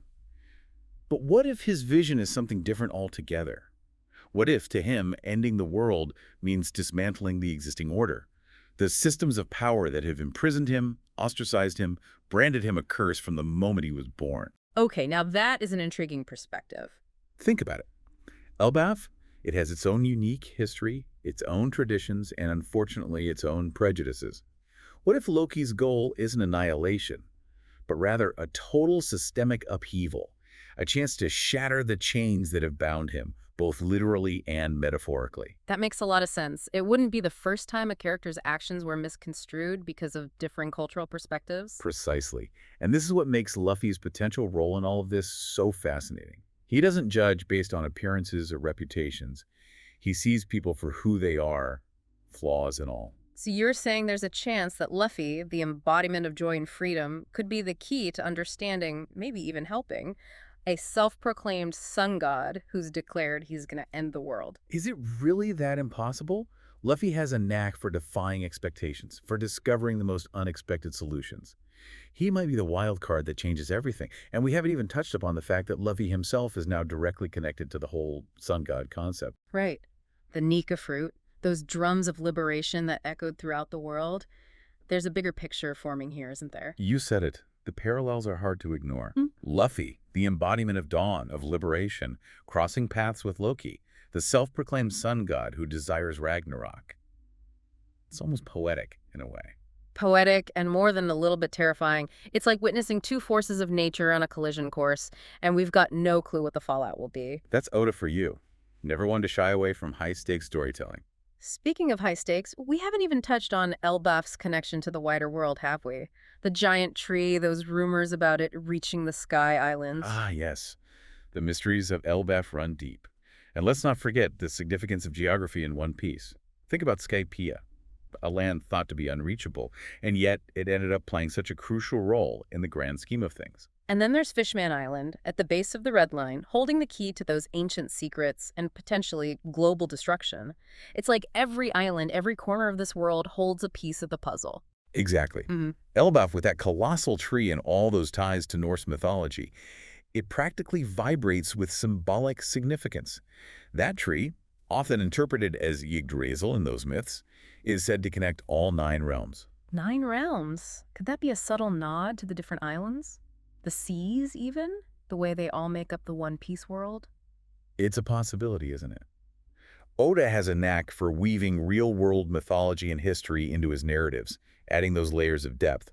Elbaf could be the bridge, literally and figuratively connecting the known world to something far grander, far more mysterious. And potentially far more dangerous, especially if Loki has anything to say about it. Indeed. Okay. Which begs the question, who else is setting their sights on Elbaf? We know the Straw Hats are on their way. What about Blackbeard? Shanks, the Marines, the Revolutionary Army? Oh man, this is shaping up to be a massive free-for-all, isn't it? Everyone wants a piece of the pie. Or perhaps a piece of that giant tree.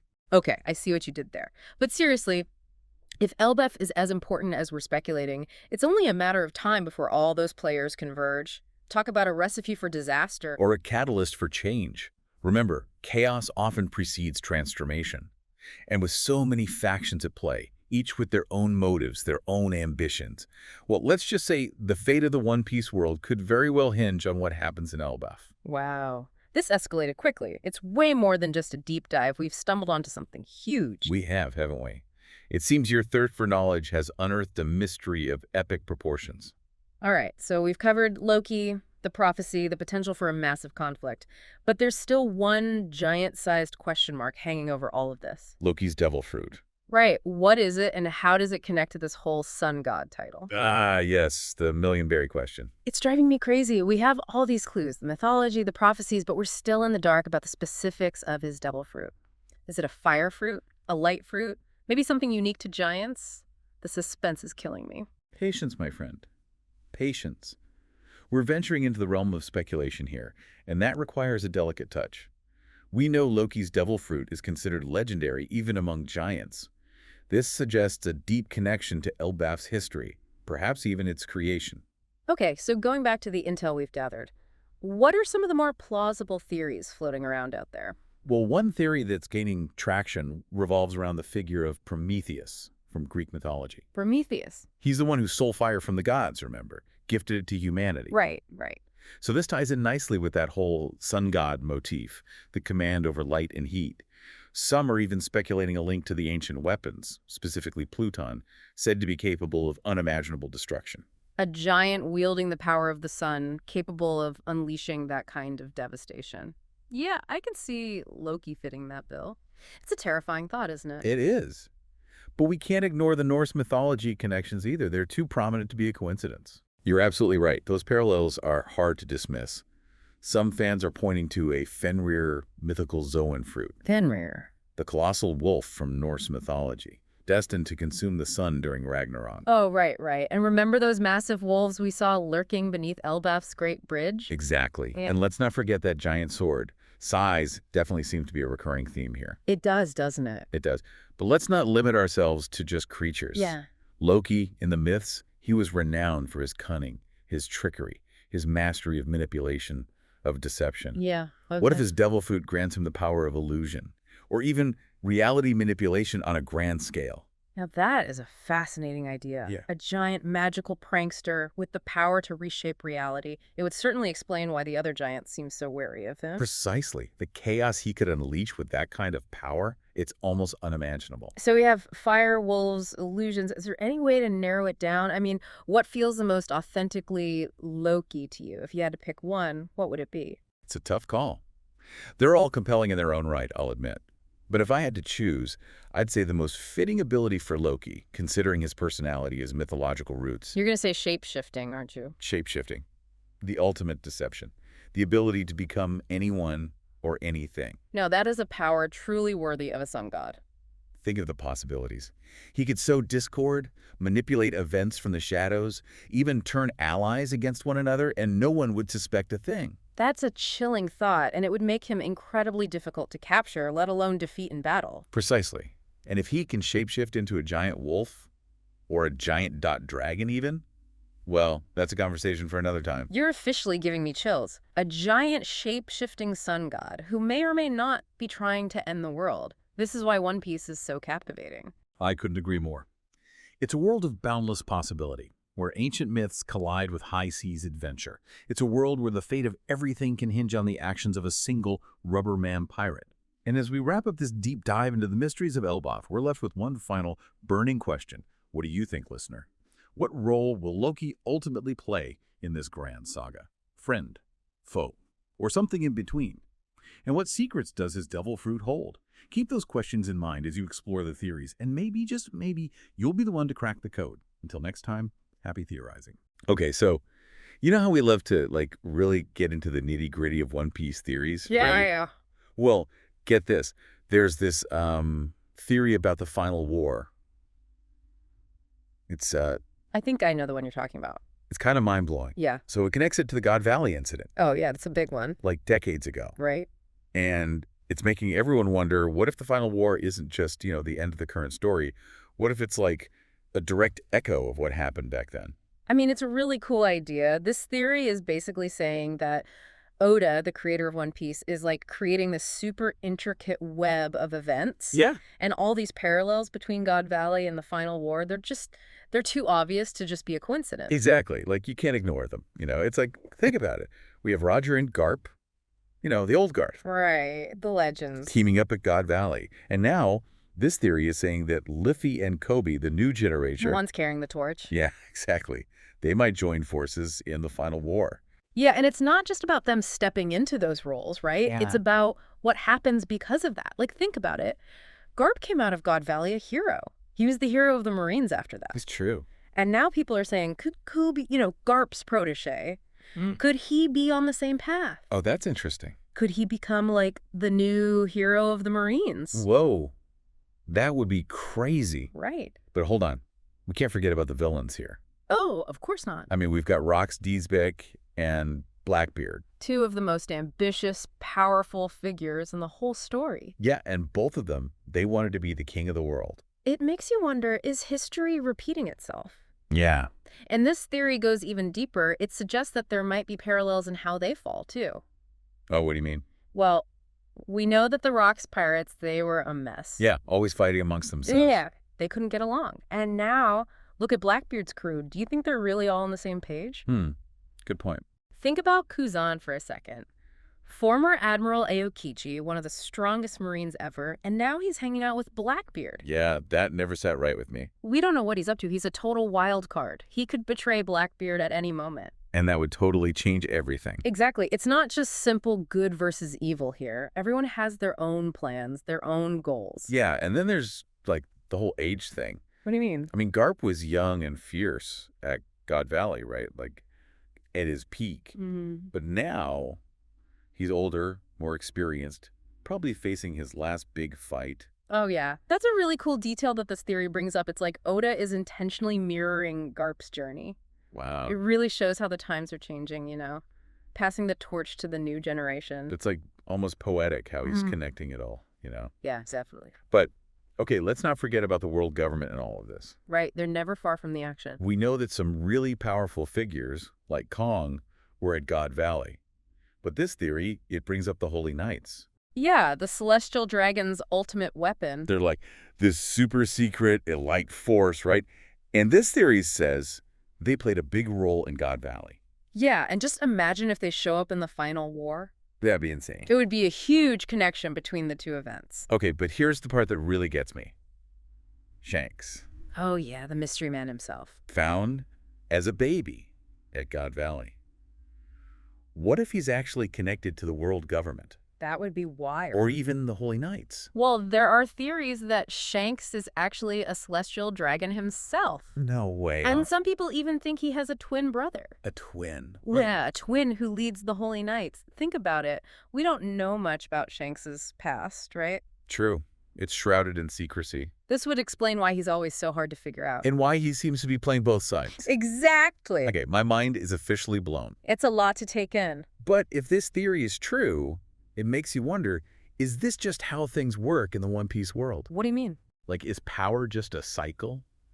Are we doomed to repeat the same mistakes over and over again? Yeah, that's a deep question. Like, even if someone starts out with good intentions, does power always corrupt them in the end? It kind of makes you think about Luffy and his dream of becoming the Pirate King, you know? For sure. Will he be able to break the cycle? Or is he just destined to become another part of it?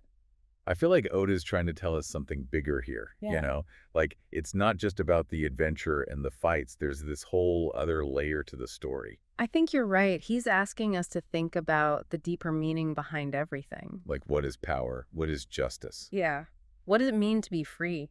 This theory, it changes how you see the whole story. It really does. It makes you want to go back and look for clues, you know? Like, reread everything with this new perspective. Exactly. And it makes you realize that the past is never really gone, you know? Mhm. It's always there, influencing the present. Okay, so to all our listeners out there, as you keep watching One Piece, keep this theory in mind. It might change everything. Are we just watching a new chapter unfold? Or is this just an echo of a fight that's been going on for generations? It's a question worth thinking about. What do you think? Let us know in the comments. Hey everyone, and welcome back. We're diving into the world of One Piece today, and more specifically, Monkey D. Luffy's name. We're using a YouTube video as our guide for this deep dive. It connects One Piece to mythology and even classic literature like Journey to the West. Yeah. It's really fascinating how much you can learn from just a name. We'll be looking at cultural influences, literary parallels, and maybe even some hints about Luffy's destiny. Okay, so Monkey D. Luffy. That might sound kind of strange, especially if you don't know how Japanese names work. Right. In Japanese, the family name comes first, then the given name. So Monkey is Luffy's family name, which can be confusing when you're first watching or reading the series. For sure. It's interesting that One Piece creator Eiichiro Oda seems to have been thinking about the name Monkey for a long time, even before One Piece.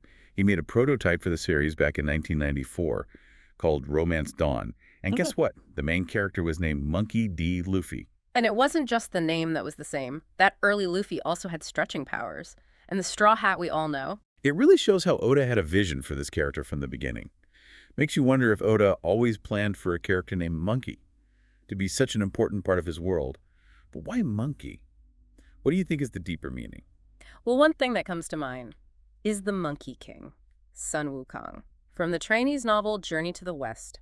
This story has adventure, rebellion against authority, and the quest for a king title, all themes that are important in One Piece. Yeah, it's like Oda took those elements of Journey to the West and added his own ideas and created this world with pirates, devil fruits, and ancient mysteries. It is really cool.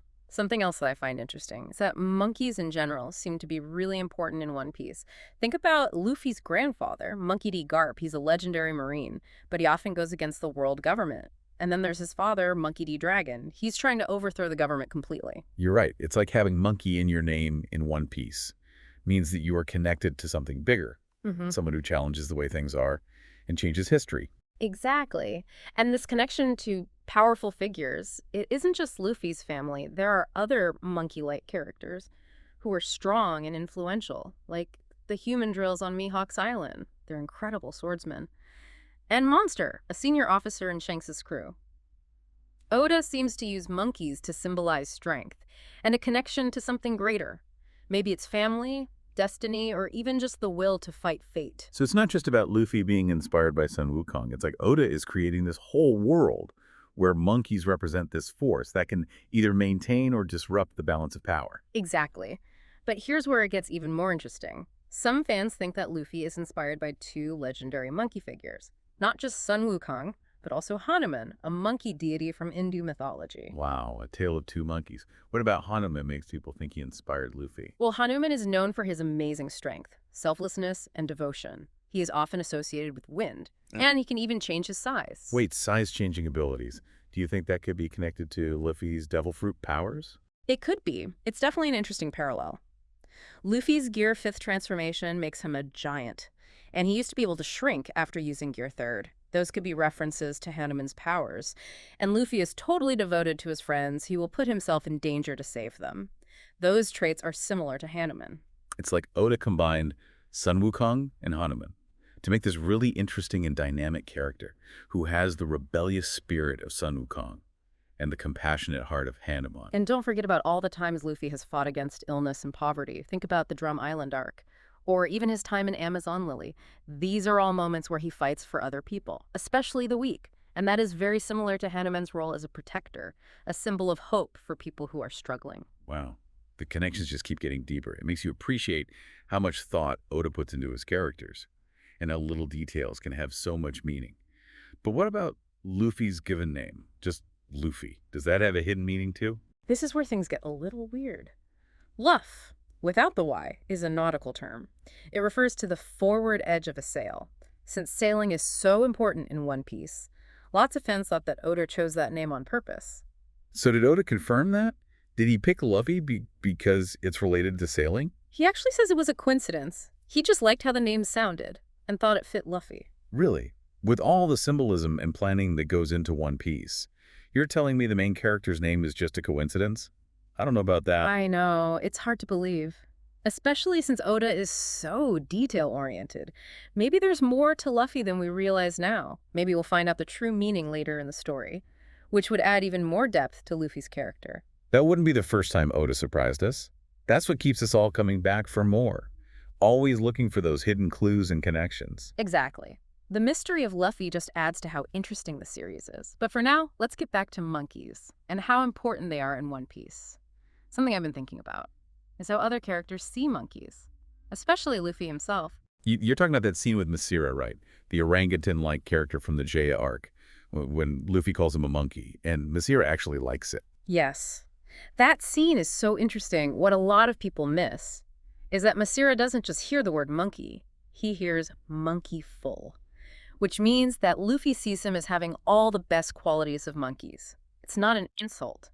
Luffy is recognizing their shared traits and strengths. And then there's that moment when Luffy, Masira, and Shuju, another monkey-like character, they all become friends right away. Yeah. Because they all see themselves as monkeys. It's like they have this immediate connection because they're all monkeys, a feeling of kinship that goes beyond language or culture. It shows that in One Piece, being a monkey isn't just about how you look, it's about having a certain spirit, a spirit of freedom, strength, and resilience. And don't forget the story of how Masira and Shuju helped Mont Blanc cricket. He had been so lonely. But they helped him find his passion for exploration again.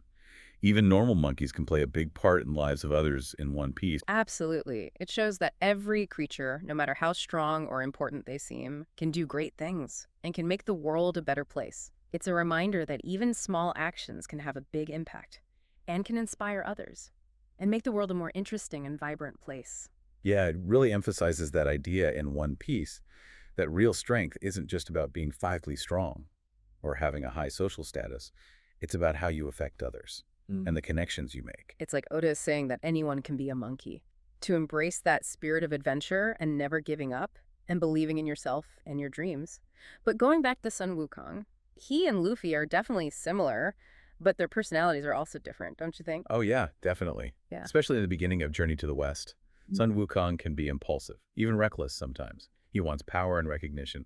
Luffy loves a good challenge too. And he's not afraid to break the rules, but he also has a strong sense of right and wrong. Yeah. And he's very compassionate. He's always willing to put his own life at risk to protect his friends and anyone who needs help. Yeah, Luffy can be goofy and get into trouble, Yeah. but he always wants to do what's right. He might not always think things through, but he's always kind of... Exactly. But Sun Wukong changes a lot throughout his journey. At first, he's this rebellious trickster, but he learns to be more disciplined, more humble, and selfless through his interactions with the monk Xuanzang and the others on the journey. So you're saying Luffy might go through a similar transformation, that his journey isn't just about becoming the pirate king, it's also about growing as a person and a leader. Yeah, it's possible. Oda gets inspiration from classic literature and mythology, and he liked to do unexpected things. Maybe Luffy's journey is about him getting better. Not just at fighting, but also at understanding and controlling his emotions and inspiring others. Because a true leader isn't just powerful, they can also unite people for a common goal and guide them through tough times. That would add another layer to his character. It's amazing how one name, Monkey D. Luffy, can make people think and analyze so much. It shows how powerful storytelling can be and how small details can have a big impact. It really shows Oda's skill as a storyteller. He doesn't just tell a story. He creates a world full of symbolism and interesting characters and thought-provoking themes that make us think critically about the story. Okay, but if Oda didn't pick Luffy because of the sailing connection, then why even mention the definition of Luff? It feels like a trick. That's the big question. Maybe Oda subconsciously liked the name because it was related to sailing. He's really good at connecting seemingly random details, so maybe Luffy will become important later on. Maybe it's like Chekhov's gun, but for names. You introduce something early on, it doesn't seem important, but then it comes back in a big way later. That's a cool idea. What if the real meaning of Luffy is connected to a big plot twist or a revelation about Lucky's destiny? Like Oda gave us a clue at the very beginning and is waiting for the right time to reveal its true meaning. That's what makes One Piece so great. It's full of mysteries and hidden connections, and characters who always surprise us. It keeps us wanting more. And it's not just the big plot points or reveals, it's the small details, the hints and recurring themes that Oda puts throughout the story. It's like he wants us to play a game where we have to connect the dots. And he rewards us for paying attention and thinking critically about his world. Speaking of connecting the dots, I've always been fascinated by how even the small characters in One Piece have these detailed backstories and connections. It's like everyone, even the characters who only appear for a short time, have a part to play in the story. It's true. Oda is amazing at making even the smallest characters feel real and memorable.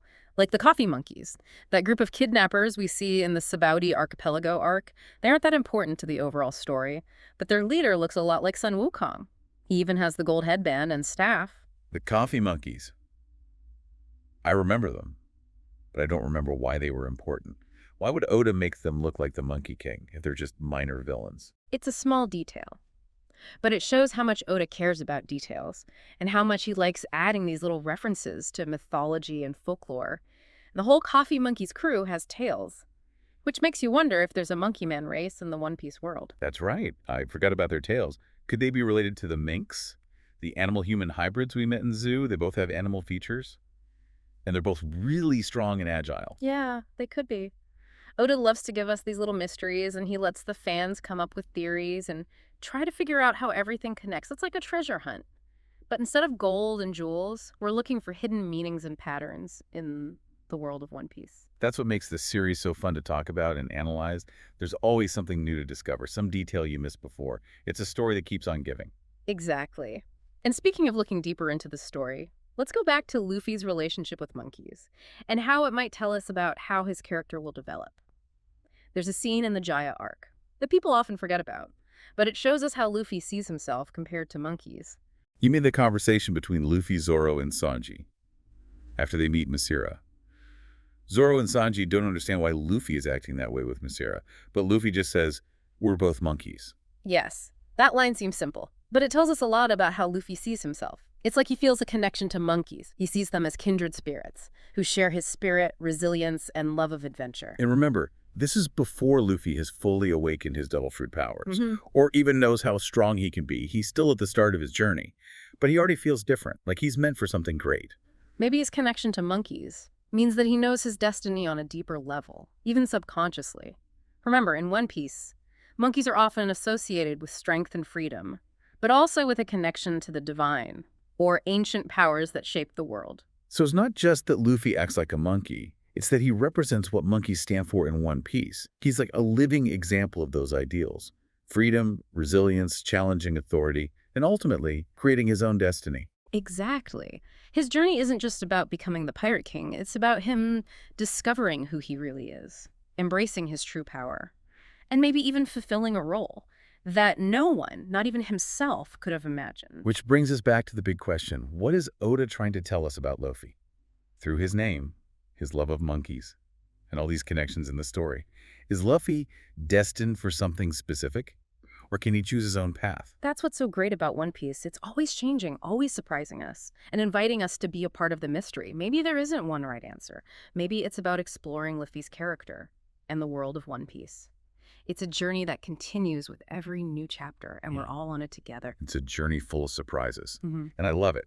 Now, speaking of journeys, let's look at some specific moments in One Piece that show how important monkeys are and how they might be connected to Luffy's destiny. Remember Romance Dawn, that early prototype for One Piece? The one where Luffy was a woodcutter with stretching powers, and it had some of the same ideas that would be in One Piece. Yes. There's another detail in that story. That, I think, might be a clue to Luffy's connection to monkeys and his role in the world of One Piece. Okay, I'm listening. In Romance Dawn, Luffy's mentor is a 58-year-old rubber tree spirit named Mary. Mary. Like the Going Mary, Luffy's first ship, the one that took the Straw Hats on so many adventures. Exactly. It can't be a coincidence, right? Yeah. Oda reuses names and ideas sometimes, but he always gives them new meaning as the story goes on. You're right. He's really good at taking small details and making them important later. So what do you think the connection is between Mary the rubber tree spirit and Mary the ship? And how does that connect to the monkey theme? Well, think about the Going Merry in the early parts of One Piece. It wasn't just a way to get around. It was a symbol of freedom, adventure, and the strong bonds between the Straw Hats. It was practically part of the crew. And it was made of wood, just like Mary the rubber tree spirit. It's like the spirit of adventure and friendship was passed down from the spirit to the ship. Exactly. And in lots of cultures, trees are symbols of strength, wisdom, and resilience, and a deep connection to nature. They represent growth, long life, and how everything is connected. And monkeys are known for being agile. They can move through trees easily, and they have a close relationship with nature. They're like living representations of the tree's spirit, adaptable, resilient, and always reaching higher. It's like Oda is comparing Luffy's connection to monkeys, to his ability to inspire and lead others, like how Luffy, guided by the spirit of Mary, sails through the dangerous Grand Line, facing challenges but always coming out stronger and making strong bonds along the way. Exactly. And Going Merry sacrifices itself to save the Straw Hats. It becomes a symbol of selfless devotion and the power of dreams. It's sad, but it shows that true strength isn't just about power or ambition. It's also about inspiring others, putting their needs before your own, and making sacrifices for the greater good. That's a powerful message, and it fits perfectly with the idea that monkeys represent more than just strength and freedom. They also represent compassion, selflessness, and the willingness to fight for what you believe in, even if it means putting yourself in danger. And who better to represent those ideals than a character named after a monkey? A creature known for being playful and resilient, and able to adapt to any environment. It's like Oda is telling us that even in a dangerous world like the Grand Line, true strength comes from embracing your inner monkey, that wild spirit that wants adventure, connection, and a world where everyone is free to follow their dreams. That's a beautiful message, and it's throughout all of One Piece. It reminds us that even when things are really tough, the power of friendship, determination, and believing in yourself can help you overcome anything. It is a good message. But even with those good things, we can't forget that power can be dangerous too. The human drills on Mihawk's Island are a good example. They're incredibly strong and skilled swordsmen, but they're also very territorial and aggressive. The human drills are different from other monkeys. They're kind of scary and ruthless, like a warning. Exactly. They show that strength without compassion, without a purpose or a sense of morality, can be really destructive. They're like a reflection of Zoro, who is training with Mihawk to be the world's strongest swordsman. They show the challenges Zoro has to face, the temptations he has to resist, to use his power for good. It's like Oda is saying that strength is important, but how you use that strength, the choices you make, are what really matters. And that message applies to Luffy, too. As he tries to become the Pirate King, he'll have to fight stronger enemies, make tough choices, and face situations that will test his morals and his determination. I wonder if Luffy will be able to stay true to himself, to his sense of justice and his belief in freedom as he faces the challenges of the world. It's the question that keeps us coming back. We want to see how Luffy changes, how he uses his power, and what decisions he makes when things get really difficult. That's what makes One Piece so interesting. It's not just about the fights and adventures. It's about the characters, their growth and struggles, and how they never give up on what they believe in. And at the center of it all is Monkey D. Luffy, this simple but complex character who shows us the best, and maybe the worst, of what it means to be a monkey in this amazing world. And in this world, Even the smallest details, like a character's name or a reference to mythology, can have deep meaning and tell us about what will happen in the future. It's a story that makes us think and rewards us with amazing moments and connections, and a sense of wonder that few other stories can create. It really makes you think about how One Piece is more than just an adventure story. It's about life itself, with all the good and bad, and how we can all grow and change. But before we get too deep, there's one more monkey mystery I want to talk about. The D in Luffy's name. It's been a mystery for so long, and it's definitely connected to some big secrets in the One Piece world. Oh yeah, the D. It's one of the biggest mysteries in One Piece. And Oda has been dropping little hints for years, but we still don't know what it really means. What do we know about the D so far? Well, we know that only certain characters have it, and they often have something in common, like family, fate, or wanting to change the world. We see it with Luffy, his dad Dragon, his grandpa Garp, and other important characters. And the world government is really scared of people with the D. They call them enemies of the gods. It seems like the D represents something that could take away their power and control. Exactly. The D is connected to some ancient secret, a hidden history that the world government doesn't want anyone to know. It's like the D represents a group of people who want to challenge the powerful, fight for freedom and justice, and uncover the truth that has been hidden for so long. But what does it actually stand for? Dawn, devil, dream, destiny. There are so many theories. It seems like every time we think we're close to figuring it out, Oda throws us a curveball. I know. That's what makes it so interesting. It's like a puzzle with lots of layers. And every time you think you've solved it, there's another layer underneath. Maybe the D isn't just one word or idea. Maybe it's a whole way of thinking. A belief system that connects everyone who has it. That's a cool idea. Maybe the D can't be easily defined or explained. Maybe it's a spirit, an energy that makes certain people want to change the world. Maybe it represents the possibility of change, the belief that even people without power can stand up to the powerful. Yeah, and that message is really important in One Piece. The idea of freedom, believing in yourself and your dreams, and fighting for what's right, even when it seems impossible. Wow, we've talked about a lot today. From the meaning of Luffy's name to the symbolism of monkeys and the mystery of the D, it's crazy how much depth and complexity Oda has put into this pirate adventure. What are some of the main things you hope listeners will learn from this deep dive? I hope they see how much care and detail goes into One Piece. Every little thing, from a character's name to a reference to mythology, is important and has a deeper meaning. It's a story that makes you pay attention and think critically. Totally. One Piece isn't just entertainment. It's a world you can explore, full of mystery and wonder, and characters you can't help but love. It teaches us about friendship, believing in yourself, and never giving up on your dreams. And I hope it inspires them to look for deeper meanings in their own favorite stories. Because every story, whether it's a book, a movie, a video game, or even just a conversation, can teach us new things if we're willing to look closely enough. So keep thinking about One Piece, keep talking about it, and most importantly, keep exploring its world. You never know what you might find. And don't forget, the journey is just as important as the destination. Until next time, deep divers, keep exploring. Ever heard the phrase, there's more than one way to be a god? Yeah, actually. Well, get ready to dive into that mystery, Okay. because we're about to explore a theory that could rock the entire world of One Piece. All right, so what are we looking at today? We are diving into the theory that Luffy, future Pirate King, might be tied to a figure straight out of Norse mythology. Loki, the god of mischief. Really? Yeah. Wow. And this isn't just about a cameo appearance. This theory suggests Loki could be a major player in the One Piece world. Wow, so like how did this all even come about? So our source for this deep dive is a really intriguing theory piece that's been making the rounds online. It all starts with a character who claims to be the sun god. Now that should immediately ring a bell for any One Piece fan. Right. With Luffy's Gear Fifth Awakening and all that, he's obviously closely tied to the idea of the sun god Nika. Exactly. But a new character comes along also claiming the title of sun god. It's a little sus. It really is. And get this new character's name is Loki. Okay, so we've got two sun gods. One's named Loki, and he wants to bring about Ragnarok. You got it. So we're talking like end of the world kind of stuff. For those of us who didn't get that Norse mythology pamphlet. Think total upheaval.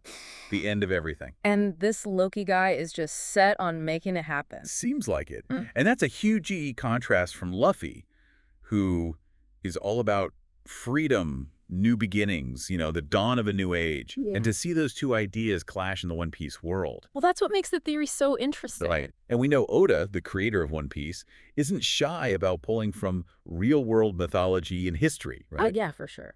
So seeing some Norse elements pop up would totally track with his style. And the theory gets even more interesting when you consider Loki's, shall we say, reputation. Oh, yeah. How so? Well, in the myths, Loki is a master of disguise, Uh-huh.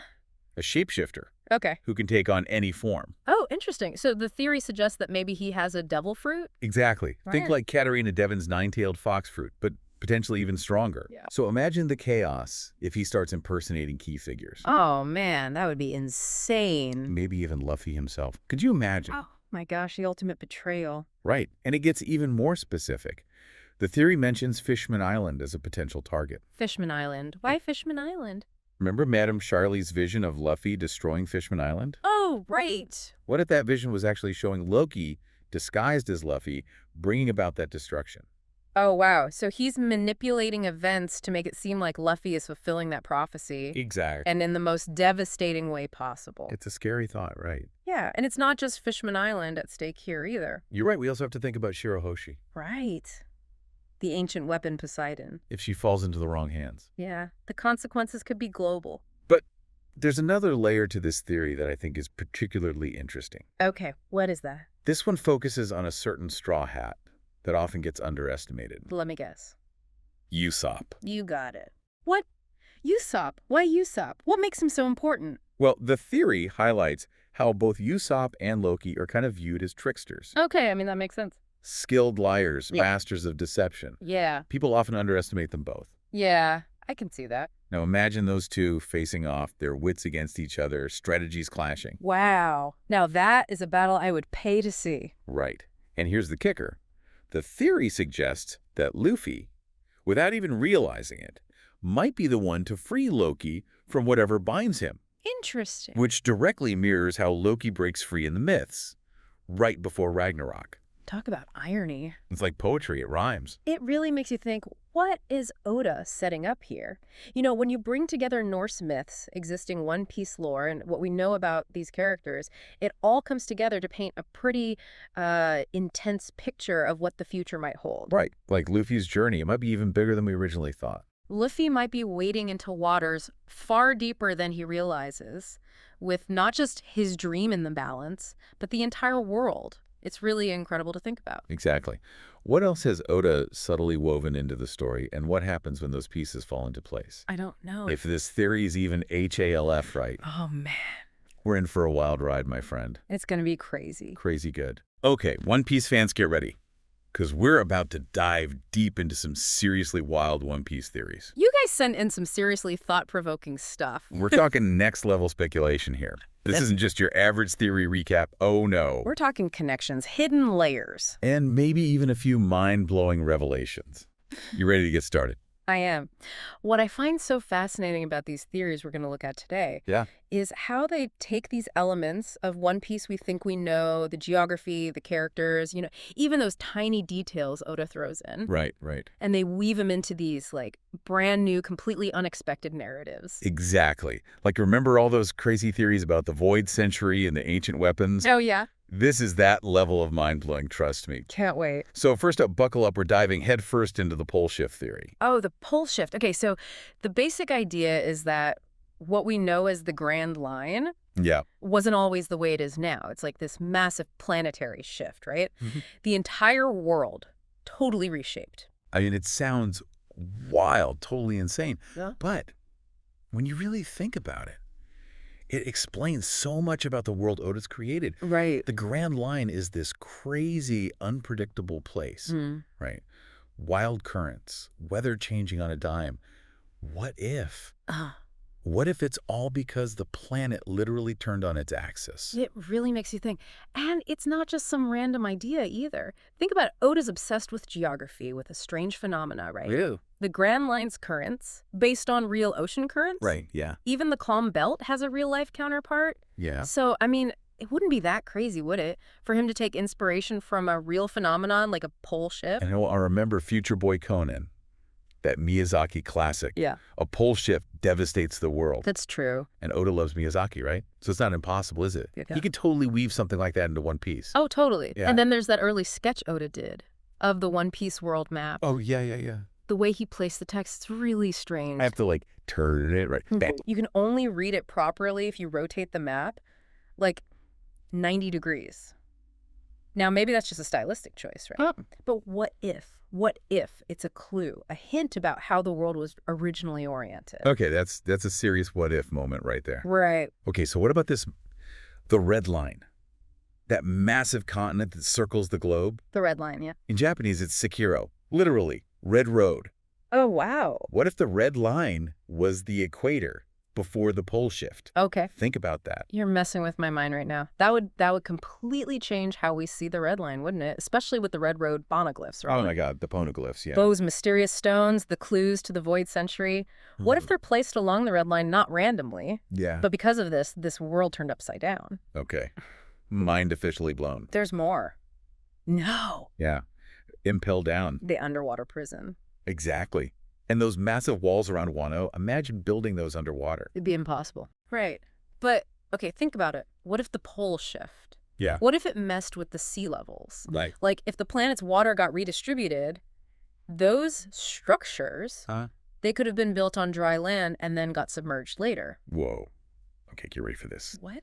This is my favorite piece of evidence. The Southbirds. The Southbirds. Yeah. From Jaya. The ones that love pie. Yes, Yeah. exactly. They're found in this very specific spot, right? Yeah. On Jaya. And when you look at the map, Yeah. geographically, it only makes sense if you flip it. No way. Like the entire world. You're kidding. It's like Oda left us this little breadcrumb hidden in plain sight. It's true. Oda loves those little details. But think about the implications. If something as, as seemingly insignificant as the Southbirds Yeah. could be affected by this pole shift, what about the rest of the world, right? Civilizations, entire histories reshaped. It's like realizing that the ground you're standing on, Yeah. it isn't as solid as you thought. You Right. know, makes you question everything. Oh. But hold on. Wouldn't a sudden pole shift be catastrophic? Like planet-destroying levels of bad? That's where things get really interesting. The theory suggests that it wasn't sudden. This wasn't some big cataclysmic event. It was slow, gradual, maybe even still happening. Okay. And that could explain why the days in One Piece are so long. Wait, what? A slower rotation, right? Longer Yeah. days and nights. Makes sense, right? So that whole 2-month journey from East Blue to Marineford, Yeah. that wasn't just Oda stretching out the story. Maybe not. It was a realistic depiction of time in the One Piece world. Exactly. It's this tiny detail most people wouldn't even notice, but it just adds this whole other layer to the world building. This is blowing my mind. Okay, so let's say, just for fun, that this pole shift really happened. Okay. What happens to the Grand Line, the journey to Laugh Tale, the One Piece itself? Well, if the world really did flip, Yeah. then what we think of as the end of the Grand Line Yeah. might actually be the beginning. Wait, so you're saying Laugh Tale the island, everyone's searching for the whole reason anyone becomes a pirate. Yeah. It could actually be right back where they started. Exactly. Think about it. If the world flipped, what we think of as the end of the Grand Line, the very end of the New World. Yeah. That could be the real starting point. Oh, wow. The original location of Laugh Tale. Okay, so it's like everyone's running this crazy marathon, right? Yeah. All those obstacles and dangers along the way, and they're just running in a giant circle. And wouldn't that be the ultimate Oda move? Oh, totally. This big, epic journey, and it turns out you're going the wrong way. I mean, it'd be hilarious and kind of mind-blowing at the same time. But hold on, isn't this all based on the pole shift idea? Yeah. There's other stuff that backs this up. Oh, yeah, absolutely. First, there's Lodestar Island. Those are... That island where the Grand Line technically begins. Yeah. Some theories think Lodestar is a mistranslation. It should be Rhode Island. Rhode Island. Like, it's not the end of the road. It's This start. Exactly. And then there's Crocus. Crocus, yeah, the Roger Pirates doctor. Hanging out with Laboon at Reverse Mountain. Everyone just assumes he chose that spot, right? For a peaceful retirement. Right. But what if he's there for a reason? You mean like he's guarding something? What if it's the real entrance to Laugh Tale, hidden in plain sight right at the beginning of the Grand Line? I never even thought about that. But it would make sense. He sailed with Roger. Crocus has got to know how important that spot is. Think about it thematically. What would it mean if the One Piece wasn't at the end but at the beginning? It wouldn't just be about reaching some destination. Right. It'd be about cycles. history repeating itself. Sometimes to move forward, you have to go back to the start. Okay, that's deep. And it fits with One Piece, doesn't it? Hmm. Inherited will, history repeating, even death doesn't really end things. It's all connected. Speaking of repeating patterns, Usopp. Usopp, what does he have to do with any of this? When we're talking about cycles, right? Unexpected twists. Usopp, my friend, is the king of unexpected twists. Huh. Specifically, his lies. Or should we say accidental prophecies? Yes, Usopp. The sniper who can't help but make his crazy stories actually happen. It's like he's got this weird power, Yeah. you know. He says something totally unbelievable. Yeah. And the world bends over backwards to make it happen. It's a recurring theme with him, for sure. Remember back in Syrup Village, all those stories he told Kaya? The Island Eater, the Tontada tribe, Ooh. that giant mole. All stuff that seemed ridiculous at the time, right? But then, bam, they actually happened. And it's not just the early stuff. Yeah. Him becoming a brave warrior, getting those 8,000 followers. Right. Yeah. Even the whole Conqueror's hockey thing. It all seems so far-fetched at first, like he was He's a just... scared kid with a big imagination. Exactly. But then later on, Yeah. you see those little hints of truth. It's like he's predicting the future without realizing it. Like his belief, his conviction, it influences the story somehow, the narrative weight of his words, if you will. Okay, that's a really cool way to put it. So, if Usopp's words have that much power, Yeah. what about all the other crazy stuff he's said? The stuff that hasn't happened yet? You think it could be a roadmap for the Straw Hats? Could be. So, we might actually see a Sniper Island someday. Maybe. And Usopp with his 8,000 followers. Or how about 74,000? Wait, what? Don't forget Drum Island. That fever dream declaration. 74,000. Okay, that is just absurd. But honestly, if anyone could pull it off, Yeah. it'd be Usopp. Exactly. It's what makes them so fun, right? You never know what to expect. And speaking of fascinating characters with unexpected connections, Hmm. we got to talk about another theory. This one involves a figure who doesn't get nearly enough love. Golden Lion Shiki. Ah, Shiki. A character full of mystery, definitely overlooked when people talk about the strongest pirates. Right. But what's interesting about Shiki isn't just his strength, but his history, his goals, and some surprising parallels to a certain someone who's shaking things up in the new world right now. Yeah. Kaido. Okay, so we've got Shiki right, this total powerhouse that everyone seems to forget about. A force of nature. And there are all these similarities to Kaido, one of the big dogs in the new world right now. So what's the deal? Are we just talking about similar powers, or is there something more to it? It goes deeper than that. That's what makes the series so fascinating. Think about it. Shiki and Kaido, they were both part of the Rocks pirates. Oh man, the rocks. The crew that was so powerful, so dangerous, the world government tried to erase them from history. Led by that mysterious Rocks DX Beck. Huh. We still don't know much about them, but they were legendary. Exactly. And the fact that both Shiki and Kaido came from that crew, it makes you think, doesn't it? Maybe they had similar ideas about power. Okay, so they both came from this legendary crew, both obsessed with power. What about their plans? Remember Shiki's plan in Strong World? Oh yeah, he wanted to create that massive floating island fortress thing. Basically, a weaponized sky island. He was going to use it to conquer East Blue. And he almost did it too. If it weren't for those giant trees and Luffy's Gum Gum powers. Hold on. Now that you mention it, Kaido's whole plan for Wano, Yeah. it was about strength too, right? Creating this nation ruled by power. A haven for the strong. Exactly. And those smile fruits, the artificial devil fruits. He wanted to create an army of beasts, just like Shiki and his genetically modified animals. It's all connected.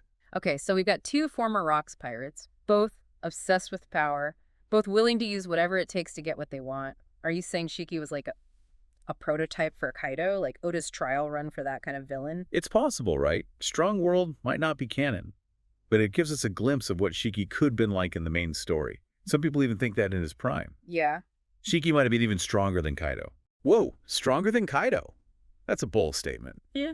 But, you know, given his reputation and the fact that he messed up Garp so badly. It makes you wonder, doesn't it? What if Shiki had never been in prison? What if he was out there in the New World all this time? He could have been an even bigger threat than Kaido. Man, Oda really knows how to make us question everything. Okay, so we've covered a potential global shift, the hidden power of words, a forgotten villain with some serious connections.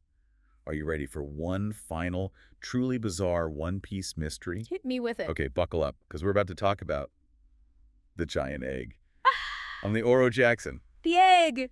You mean the one we see on Roger's ship? The one nobody can explain? the one and only. Seriously, what was Oda thinking? It's just casually sitting there on the deck of the Pirate King's ship like it's the most normal thing in the world. It's such a weird detail. It's like a giant question mark. And of course, the One Piece fandom has gone wild with theories. Oh yeah, let's hear him. Some people think it's an ancient weapon, like maybe even Uranus itself, just waiting to hatch. Uranus as a giant bird. Or a dragon. That would be amazing. But some theories go in a completely different direction. Oh, yeah. What if it's a byproduct of Vegapunk's experiments?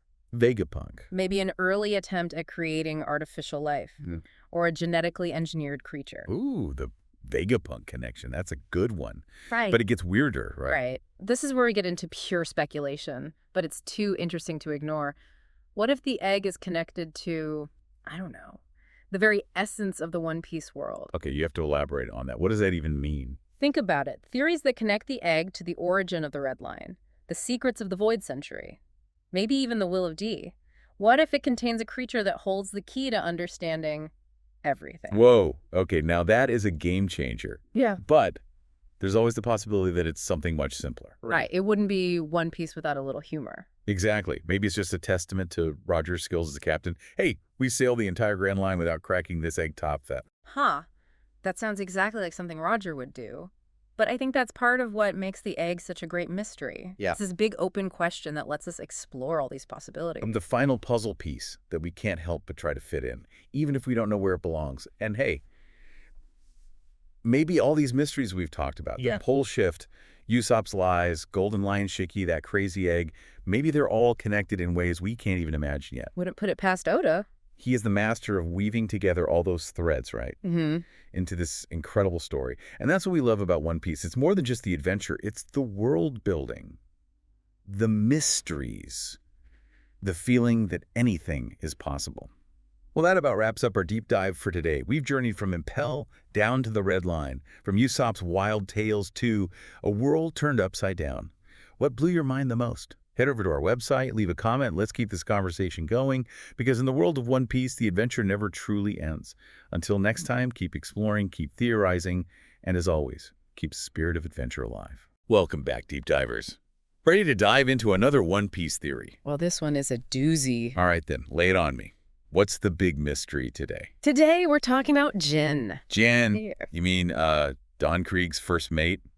The heartless demon Jin.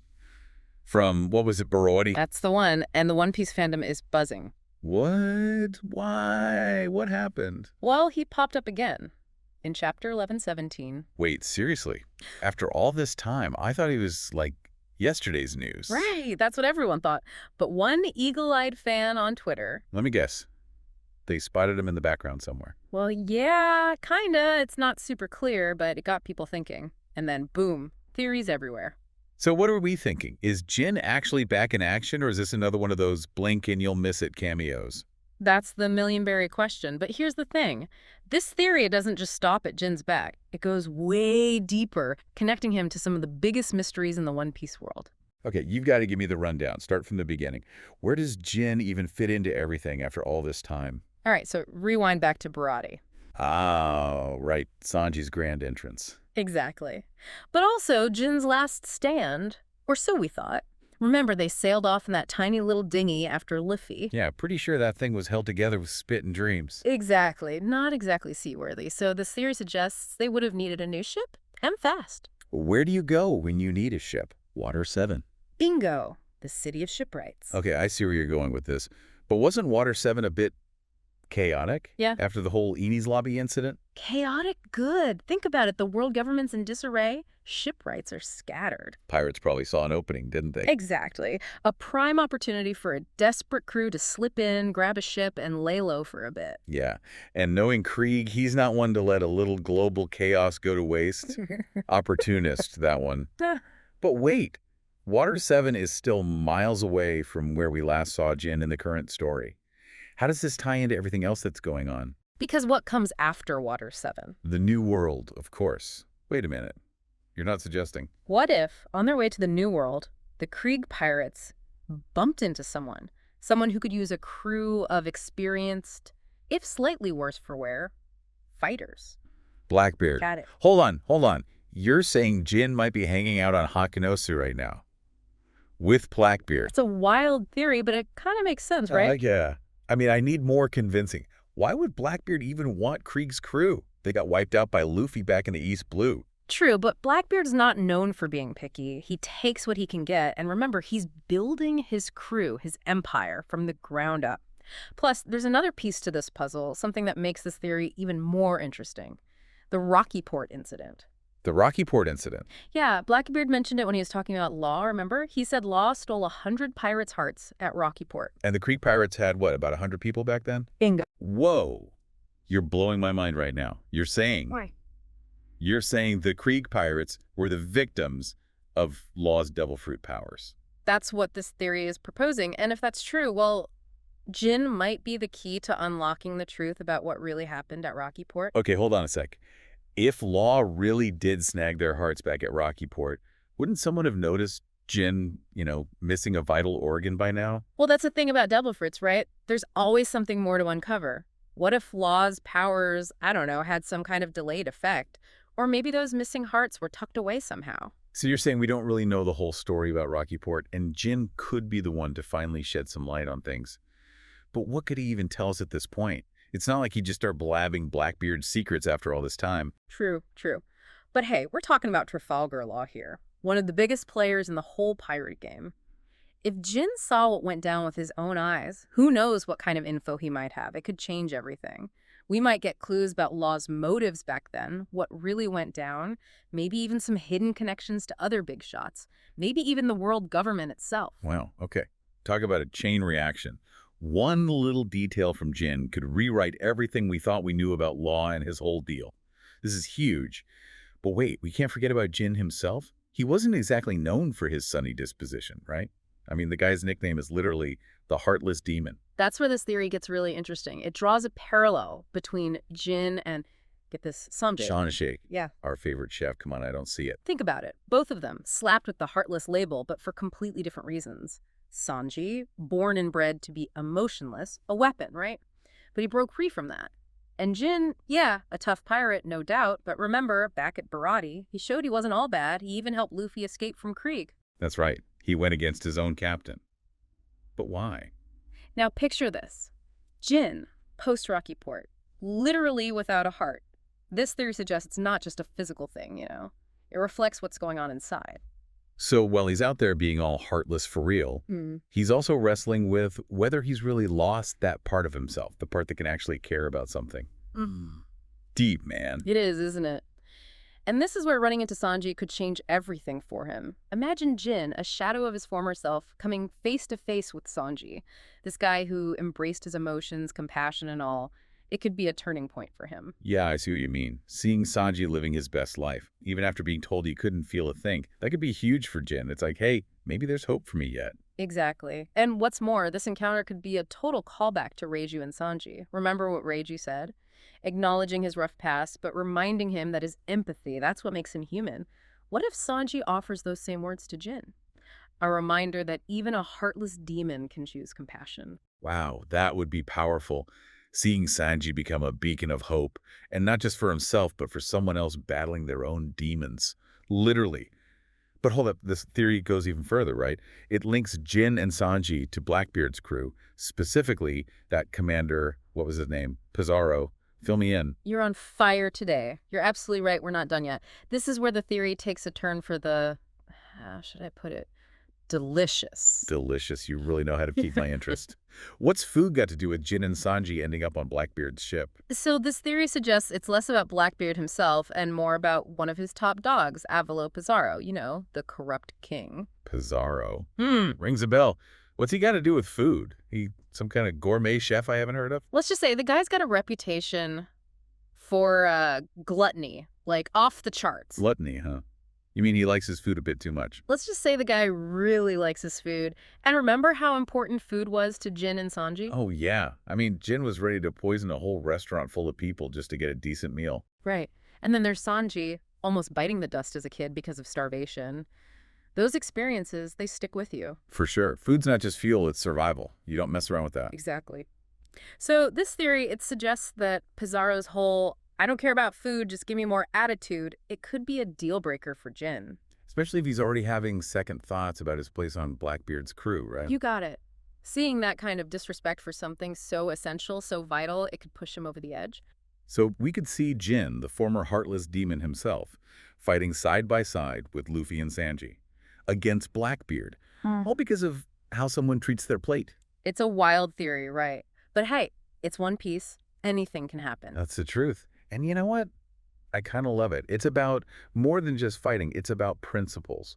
It's about remembering where you come from, what really matters. Exactly. And for a guy like Jin who's been wrestling with his own demons, that's huge. It's redemption, finding your own moral compass in a sea of crazy. Speaking of crazy, we got to address the elephant in the room, the mystery that's got everyone in One Piece wondering. The Will of D. Any chance this theory ties into that? Of course. It wouldn't be a proper One Piece deep dive without it. Remember how certain characters have that D in their names? Luffy, Law, Teach, even figures from history like Goldie Roger. This theory suggests that they're all connected by fate, destined to challenge the powers that be and shake up the world. And Jin's crossed paths with more than a few of these D-bears, hasn't he? Right. First, it's Luffy at Burity, then potentially Law at Rockyport. Now he's with Blackbeard. That's one tangled web of fate. Talk about being in the right place at the right time. Or the wrong one, depending on how you look at it. It's like those invisible strings of destiny, pulling them all together. The checkered fate, as some fans call it. So maybe Jin's not just a random pirate who got caught up with the wrong crowd. Maybe his encounters with Luffy, Law, Blackbeard, they're all part of something bigger, something connected to the Will of D itself. Exactly. It really makes you think. Is Jin's role in all of this much larger than we first thought? This whole theory is absolutely mind-blowing. It's amazing how fans can piece together these intricate narratives from a few panels, a throwaway line here and there. It's a testament to Oda's storytelling, you know? Every character, every island, every little detail, it could be a piece of the puzzle. It's what keeps us coming back for more, week after week, year after year. The adventure never gets old. It really doesn't. The Grand Line's a crazy place, but that's what we love about it, right? Absolutely. Well, deep divers, that's all the time we have for today. Keep theorizing, keep exploring, and most importantly, keep the One Piece spirit alive. Until next time. All right, deep dive time. And you know we love a good what-if scenario here. So we're diving headfirst back into the Demon Slayer universe. You've been digging deep into Muzan's power, that regeneration, the blood demon art. It's pretty clear he's top dog in his own world. Definitely. But today's question is taking things up a notch. What if we pulled contenders from other anime universes, each with, their own unique power sets and rules? Could anyone actually take down Muzan? See, what's fascinating about this challenge is we can't just rely on basic power scaling, This character's energy blast is bigger, so they automatically win. We're talking about how different abilities, fighting styles, even the very nature of their worlds would clash with Muzan's. Exactly. And I've got to say, the sources you sent over have some truly wild matchups. We're talking about some serious heavy hitters who might make even Muzan think twice about picking a fight. Oh, yeah. I'm ready to unpack this. Where do we even start? Okay, let's kick things off with a character who, at first glance, might seem a little outmatched, but hear me out. We're talking about Saber from Fate Stay Night. She's an incredible swordswoman, no doubt, but against a demon king. Yeah, see, this is where things get really interesting. Yes, on the surface, it's a sword versus, supernatural powers. But Saber isn't just any swordswoman. She's a knight, imbued with the power of Arthurian legend, wielding Excalibur. And that's not just a sharp piece of metal, it's a holy blade specifically designed to combat demonic entities. Oh, right. I completely forgot about the whole, holy aspect of Excalibur. Yeah. It's basically anathema to anything demonic. Absolutely. And remember Muzan's weakness to sunlight? Excalibur channels a similar energy, pure, radiant power that could bypass even his incredible regeneration. Oh, wow. And then there's her Noble Phantasm, a final devastating attack that could potentially overwhelm Muzan's defenses entirely. Wow. Okay, now I see why she made the list. It's not just about brute force. It's that targeted anti-Demon power that could give Muzan a serious run for his money. Yeah, it really shows how important it is to consider the context of a character's power, Their origins, their beliefs, their entire worldview, it all plays into how they might approach a fight against someone like Muzan. Speaking of which, let's crank up the heat, literally. Next up, we've got Shinra Kusakabe from Fire Force, a demon who's weak to fire. versus a guy who can basically turn himself into a human torch. Yeah. Sounds like a recipe for a barbecue to me. Yeah. It's tempting to just call it an open and shut case, right? But it's not just about fire in general. Shinra's pyrokinesis is in a league of its own. Imagine the speed and precision of like a master martial artist, but with flames that can reach unimaginable temperatures. So it's less about like elemental weakness Yeah. and more with the sheer intensity of what Shinra can bring to the table. Exactly. And while we usually think of Muzan regenerating from like physical blows, right? What happens when that regeneration is constantly being overwhelmed by flames? That can burn at the cellular level. Ouch. Yeah, I don't think even Muzan's regeneration is fast enough to keep up with that. And remember how sunlight weakens him. Shinra's flames, while not sunlight itself, they operate at an energy level that could potentially exploit that same vulnerability. Interesting. Okay, we got a Holy Swordswoman, we've got a human Inferno. Now let's dive into the world of mind-bending powers with Saiki Kusuo from The Disastrous Life of Saiki K.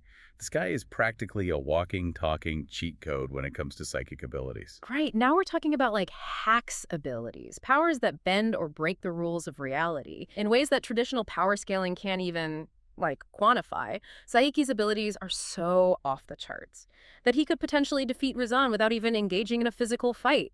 Wait, really? Really? I get that Saiki's powerful, but taking down Muzan without even lifting a finger, how does that even work? Well, imagine like Vic.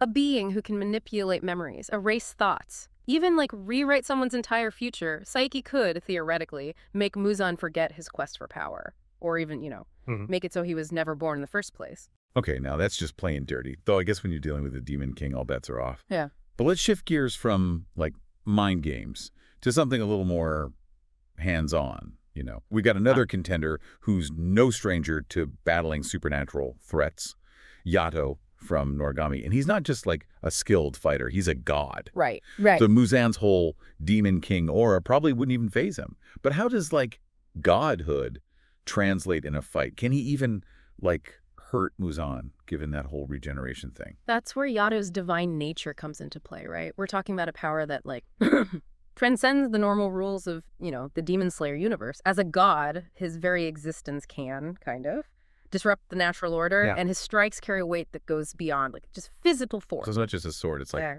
a divine instrument capable of severing the threads of fate itself. Precisely. And considering Muzan's immortality is tied to, like, supernatural forces, that's a serious problem for him. Oh, It's like pitting a scalpel against a tank. The tank might be tougher, but the scalpel can, cut through the most vital points. yeah, that makes sense. We've had a few incredibly powerful swordsmen so far. Yeah. Sator with her holy blade, and now Yato with his soul-cutting sword.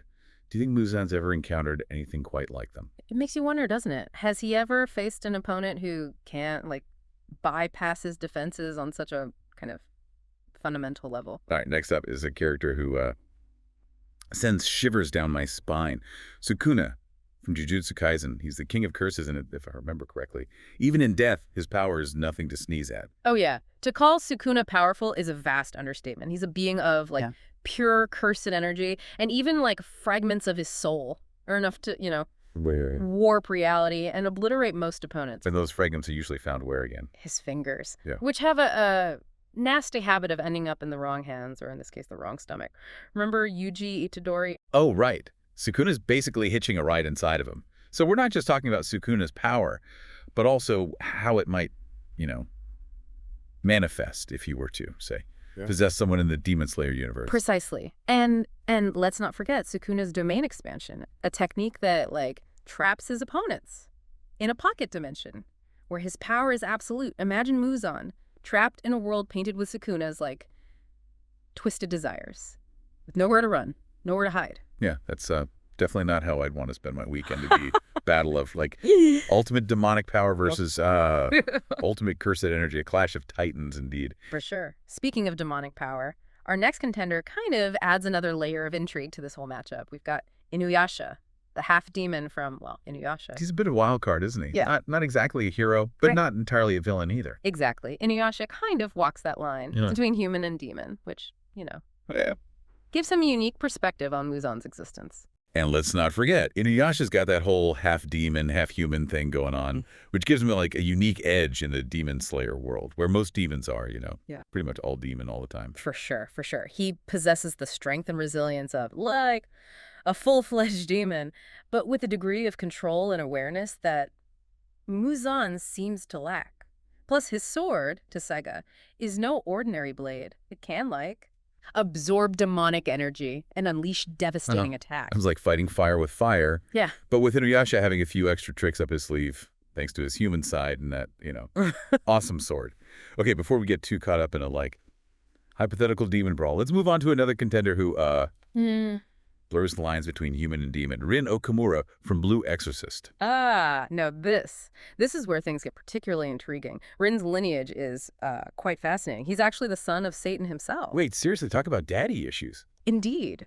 But this heritage is more than just a, plot point. It grants Rin incredible demonic powers, including the ability to, Wield blue flame. the signature power that's highly destructive to anything demonic. It's like Yeah. Shinra's fire, but with a kind of a holy twist. Because, demon hunting heritage and all that. Precisely. Rin's flames aren't just, ordinary fire. They're infused with his spiritual energy and fueled by his, desire to protect humanity, something that Muzan would undoubtedly perceive as a threat. And I bet those, blue flames Yeah. would look super cool animated against, Muzan's, creepy flesh tendrils. But it's not all about, individual power, is it? Rin's got his twin brother, Yukio, watching his back. Ah, yes. The power of family. Rin and Yukio have an incredible bond, and their combined strength is, something to behold, we're talking about. Like synchronized attacks, tactical support, and the kind of, synergy that only comes from years of,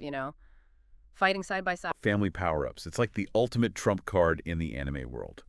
Okay, we've covered a lot of ground, but we've saved some of the biggest contenders for last. This next one's a classic case of demon fights for humanity.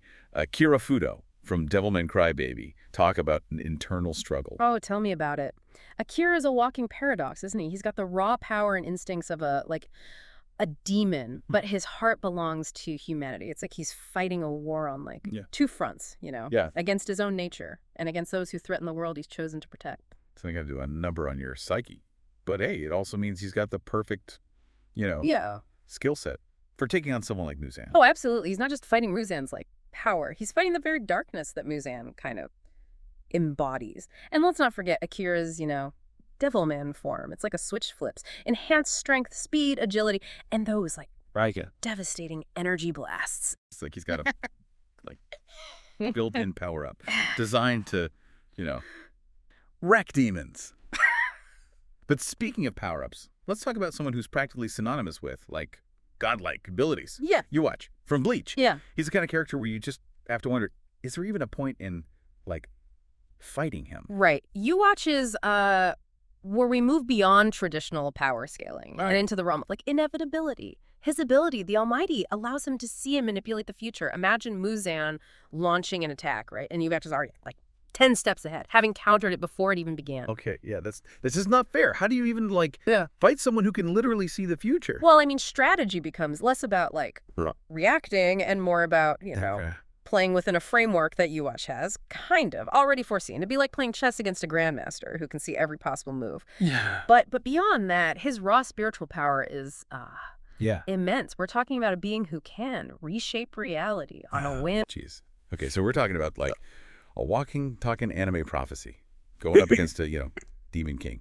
Those are some tough odds for Muzan to beat. We've had holy swords, cursed energy, divine interventions. But for our final contender, we're bringing it back to psychic power with Saiki Kuzuo from The Disastrous Life of Saiki K. And let's be real, this guy makes Professor X look like an amateur telekinetic. Yeah, Saiki's existence is a constant reminder that there are levels to this. He's not just powerful. He's practically omnipotent. He could defeat Muzan without even trying, and that's what makes him so fascinating. It wouldn't be a battle. It'd be a cosmic shrug. So it's not can Saiki beat Muzan. It's does Saiki even notice Muzan? Exactly. We're talking about a being who could erase Muzan's powers, rewrite his memories, maybe even convince him to open a bakery instead. The possibilities are as endless as Saiki's abilities. That's both terrifying and hilarious. It really makes you appreciate the sheer variety of power systems in anime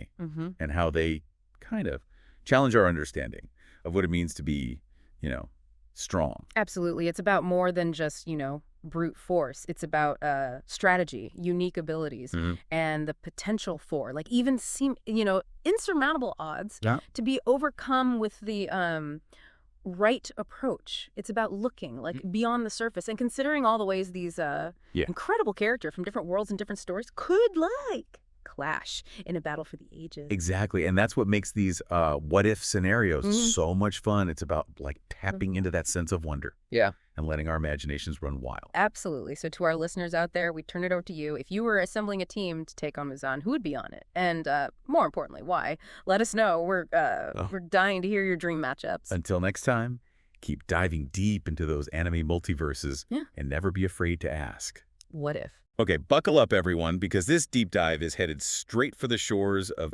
Elbaf. And let me tell you, things just got really interesting. Like watching a powder keg ignite, right? Oda's set the stage, and we are here for the fallout. You said it. We've got new bounties that practically broke the internet, cryptic messages, and a new character who's got everyone a little rattled, even Luffy. It's the anticipation, right? Like those tremors before a volcano blows. Yeah. It's clear this is more than just a detour. It's a turning point. Okay, so let's talk about those tremors, starting with those jaw-dropping bounties. Dory and Bragi clocking in at a massive, wait for it, 1.8 billion berries each. I mean, come on. We always knew Elbaf was home to some serious fighters, but this confirms their legendary status, 1.8 billion berries. That's Yonko level right there. Seriously. Like Oda took a look at the power scaling and said, hold my drink. And the thing is, even 100 years ago, when their bounties were frozen, mid-duel, 100 million berries was nothing to sneeze at. Exactly. Back then, 100 million berry bounty was practically unheard of. Right. It meant you were a force to be reckoned with. And clearly the world's government hasn't forgotten that. This isn't just inflation. It's a clear and very public acknowledgement of their strength. And speaking of strength, remember how Little Oars Jr. practically wet himself at the mere thought of facing Elbaf's warriors. And he's a giant who trembled at the mere idea of Elbaf's warriors. The mind boggles. Right. It really makes you wonder what kind of training, what kind of trials forge warriors of that caliber. This is Elbaf we're talking about. A place where strength isn't just admired, it's a way of life. It's practically woven into their DNA. Okay, but let's talk about the elephant, or rather the giant in the room, Loki. The chained giant, blindfolded, massive, intense. Even his introduction screams, dangerous. I'm getting chills just thinking about him. It's more than just his appearance, though. Remember Luffy's reaction. Luffy? Who laughs in the face of emperors and admirals? Even Chi seemed caught off guard. Totally. This is, I'm going to be king of the pirates. Yeah. Luffy we're talking about. If he's hesitant, it's serious. And then there's his claim, Loki the sun god who will bring about the end of the world. That's not just a boast, that's a declaration. And we know how much weight words carry in One Piece. This isn't just some power-hungry maniac. There's a depth to him, a motive we haven't uncovered yet. A hidden layer. And speaking of hidden layers, let's talk about that devil fruit. The one Loki killed his own father, King Harold of Elbaf, to obtain. This isn't just any devil fruit. It's Elbaf's royal heirloom passed down through generations. Exactly. We're not just talking power here, but legacy. The entire history of Elbaf woven into a single fruit. We've seen power struggles over devil fruits before, sure. But this feels different, almost sacred. It's like the fruit itself is tied to the very lineage of their rulers, to the legends and myths that shape their entire culture. And in One Piece, myths often have a basis in reality, which brings us to that prophecy, right? The whispers of a sun god, of Joy Boy, of Elbaf's destruction. So is Loki the fulfillment of that prophecy? A twisted version of it, or something else entirely? The suspense is killing me. Right. It's masterful how Oda does that. Keeps us guessing, is Loki a force of destruction? A harbinger of a new era? Or maybe both. It's like a giant question mark hanging over the entire arc. He's giving me some serious Ragnarok vibes, Yeah. From Norse mythology, where Loki coincidentally also brings about the end of the world. Classic theme, isn't it? Destruction as a catalyst for rebirth makes you wonder if destruction is inherently bad, or just a necessary stage for something new to be born. And how does Luffy, our own sun-powered protagonist, factor into all of this? He's drawn to this immense power to Loki's overwhelming presence. It's like two forces of nature are about to collide. And don't forget, this isn't just about Luffy and Loki. This is about Elbaf, a society built on ancient traditions, strict codes of honor, the might of the giant warrior pirates. Loki's very existence disrupts all of that, challenges their most deeply held beliefs. It's like he's tossed a lit match into a fireworks factory, right? You know it's going to be huge, but how W huge is the question. Exactly. And smack dab in the middle of it all, is Luffy, our own little chaos agent, with his heart set on making Elbaf an ally. Which brings us to another fascinating piece of this Elbaf puzzle. Hoden Loki's older brother, also a prince of Elbaf, a member of those very same giant warrior pirates Luffy's hoping to befriend. Yet he's not the one in chains. He's not the one branded the end of the world. It's funny, isn't it? We all thought Hoden was going to be the giant of the story. Yeah. You know, gruff exterior, unwavering determination to be the best warrior. He even trained directly under one of those legendary elders. But now, well, Loki's kind of stolen his thunder. And that's exactly what makes Hoden so fascinating. He's the embodiment of those classic virtues we admire: strength, loyalty, a strong moral compass. But he's been overshadowed, maybe even underestimated, because he plays by the rules. Right. He wanted to answer Luffy's call for help back on Egghead Island, but duty called him back to Elbaf. Talk about a no-win situation, choosing between your morals and the fate of your homeland. It really highlights the weight of responsibility that comes with true leadership, and it paints a stark contrast to Loki, who operates outside those boundaries, driven by ambition and a hunger for power. It's like that classic tale, the prodigal son and the dutiful heir, except in this case, the prodigal son is a couple 100 feet taller and has the power to level mountains. Exactly. And that dynamic is what makes this whole arc so captivating.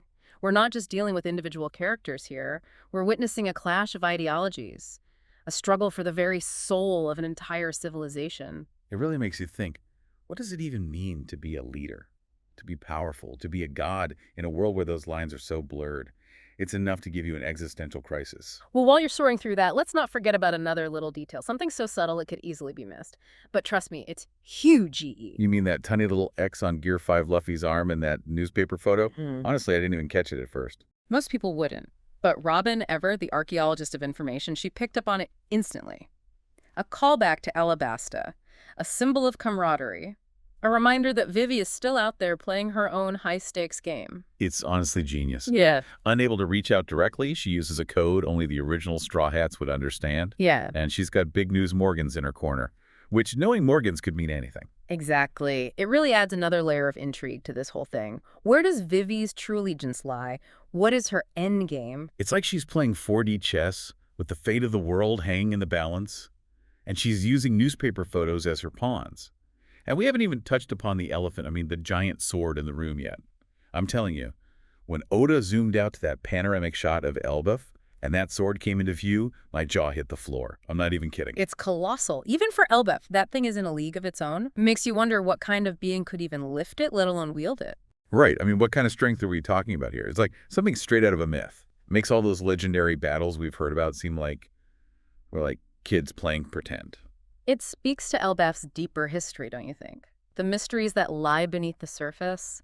That sword isn't just a weapon, it's a symbol, a relic of a bygone era, hinting at a time when giants might not have been the dominant force. Okay, now those are some chills right there.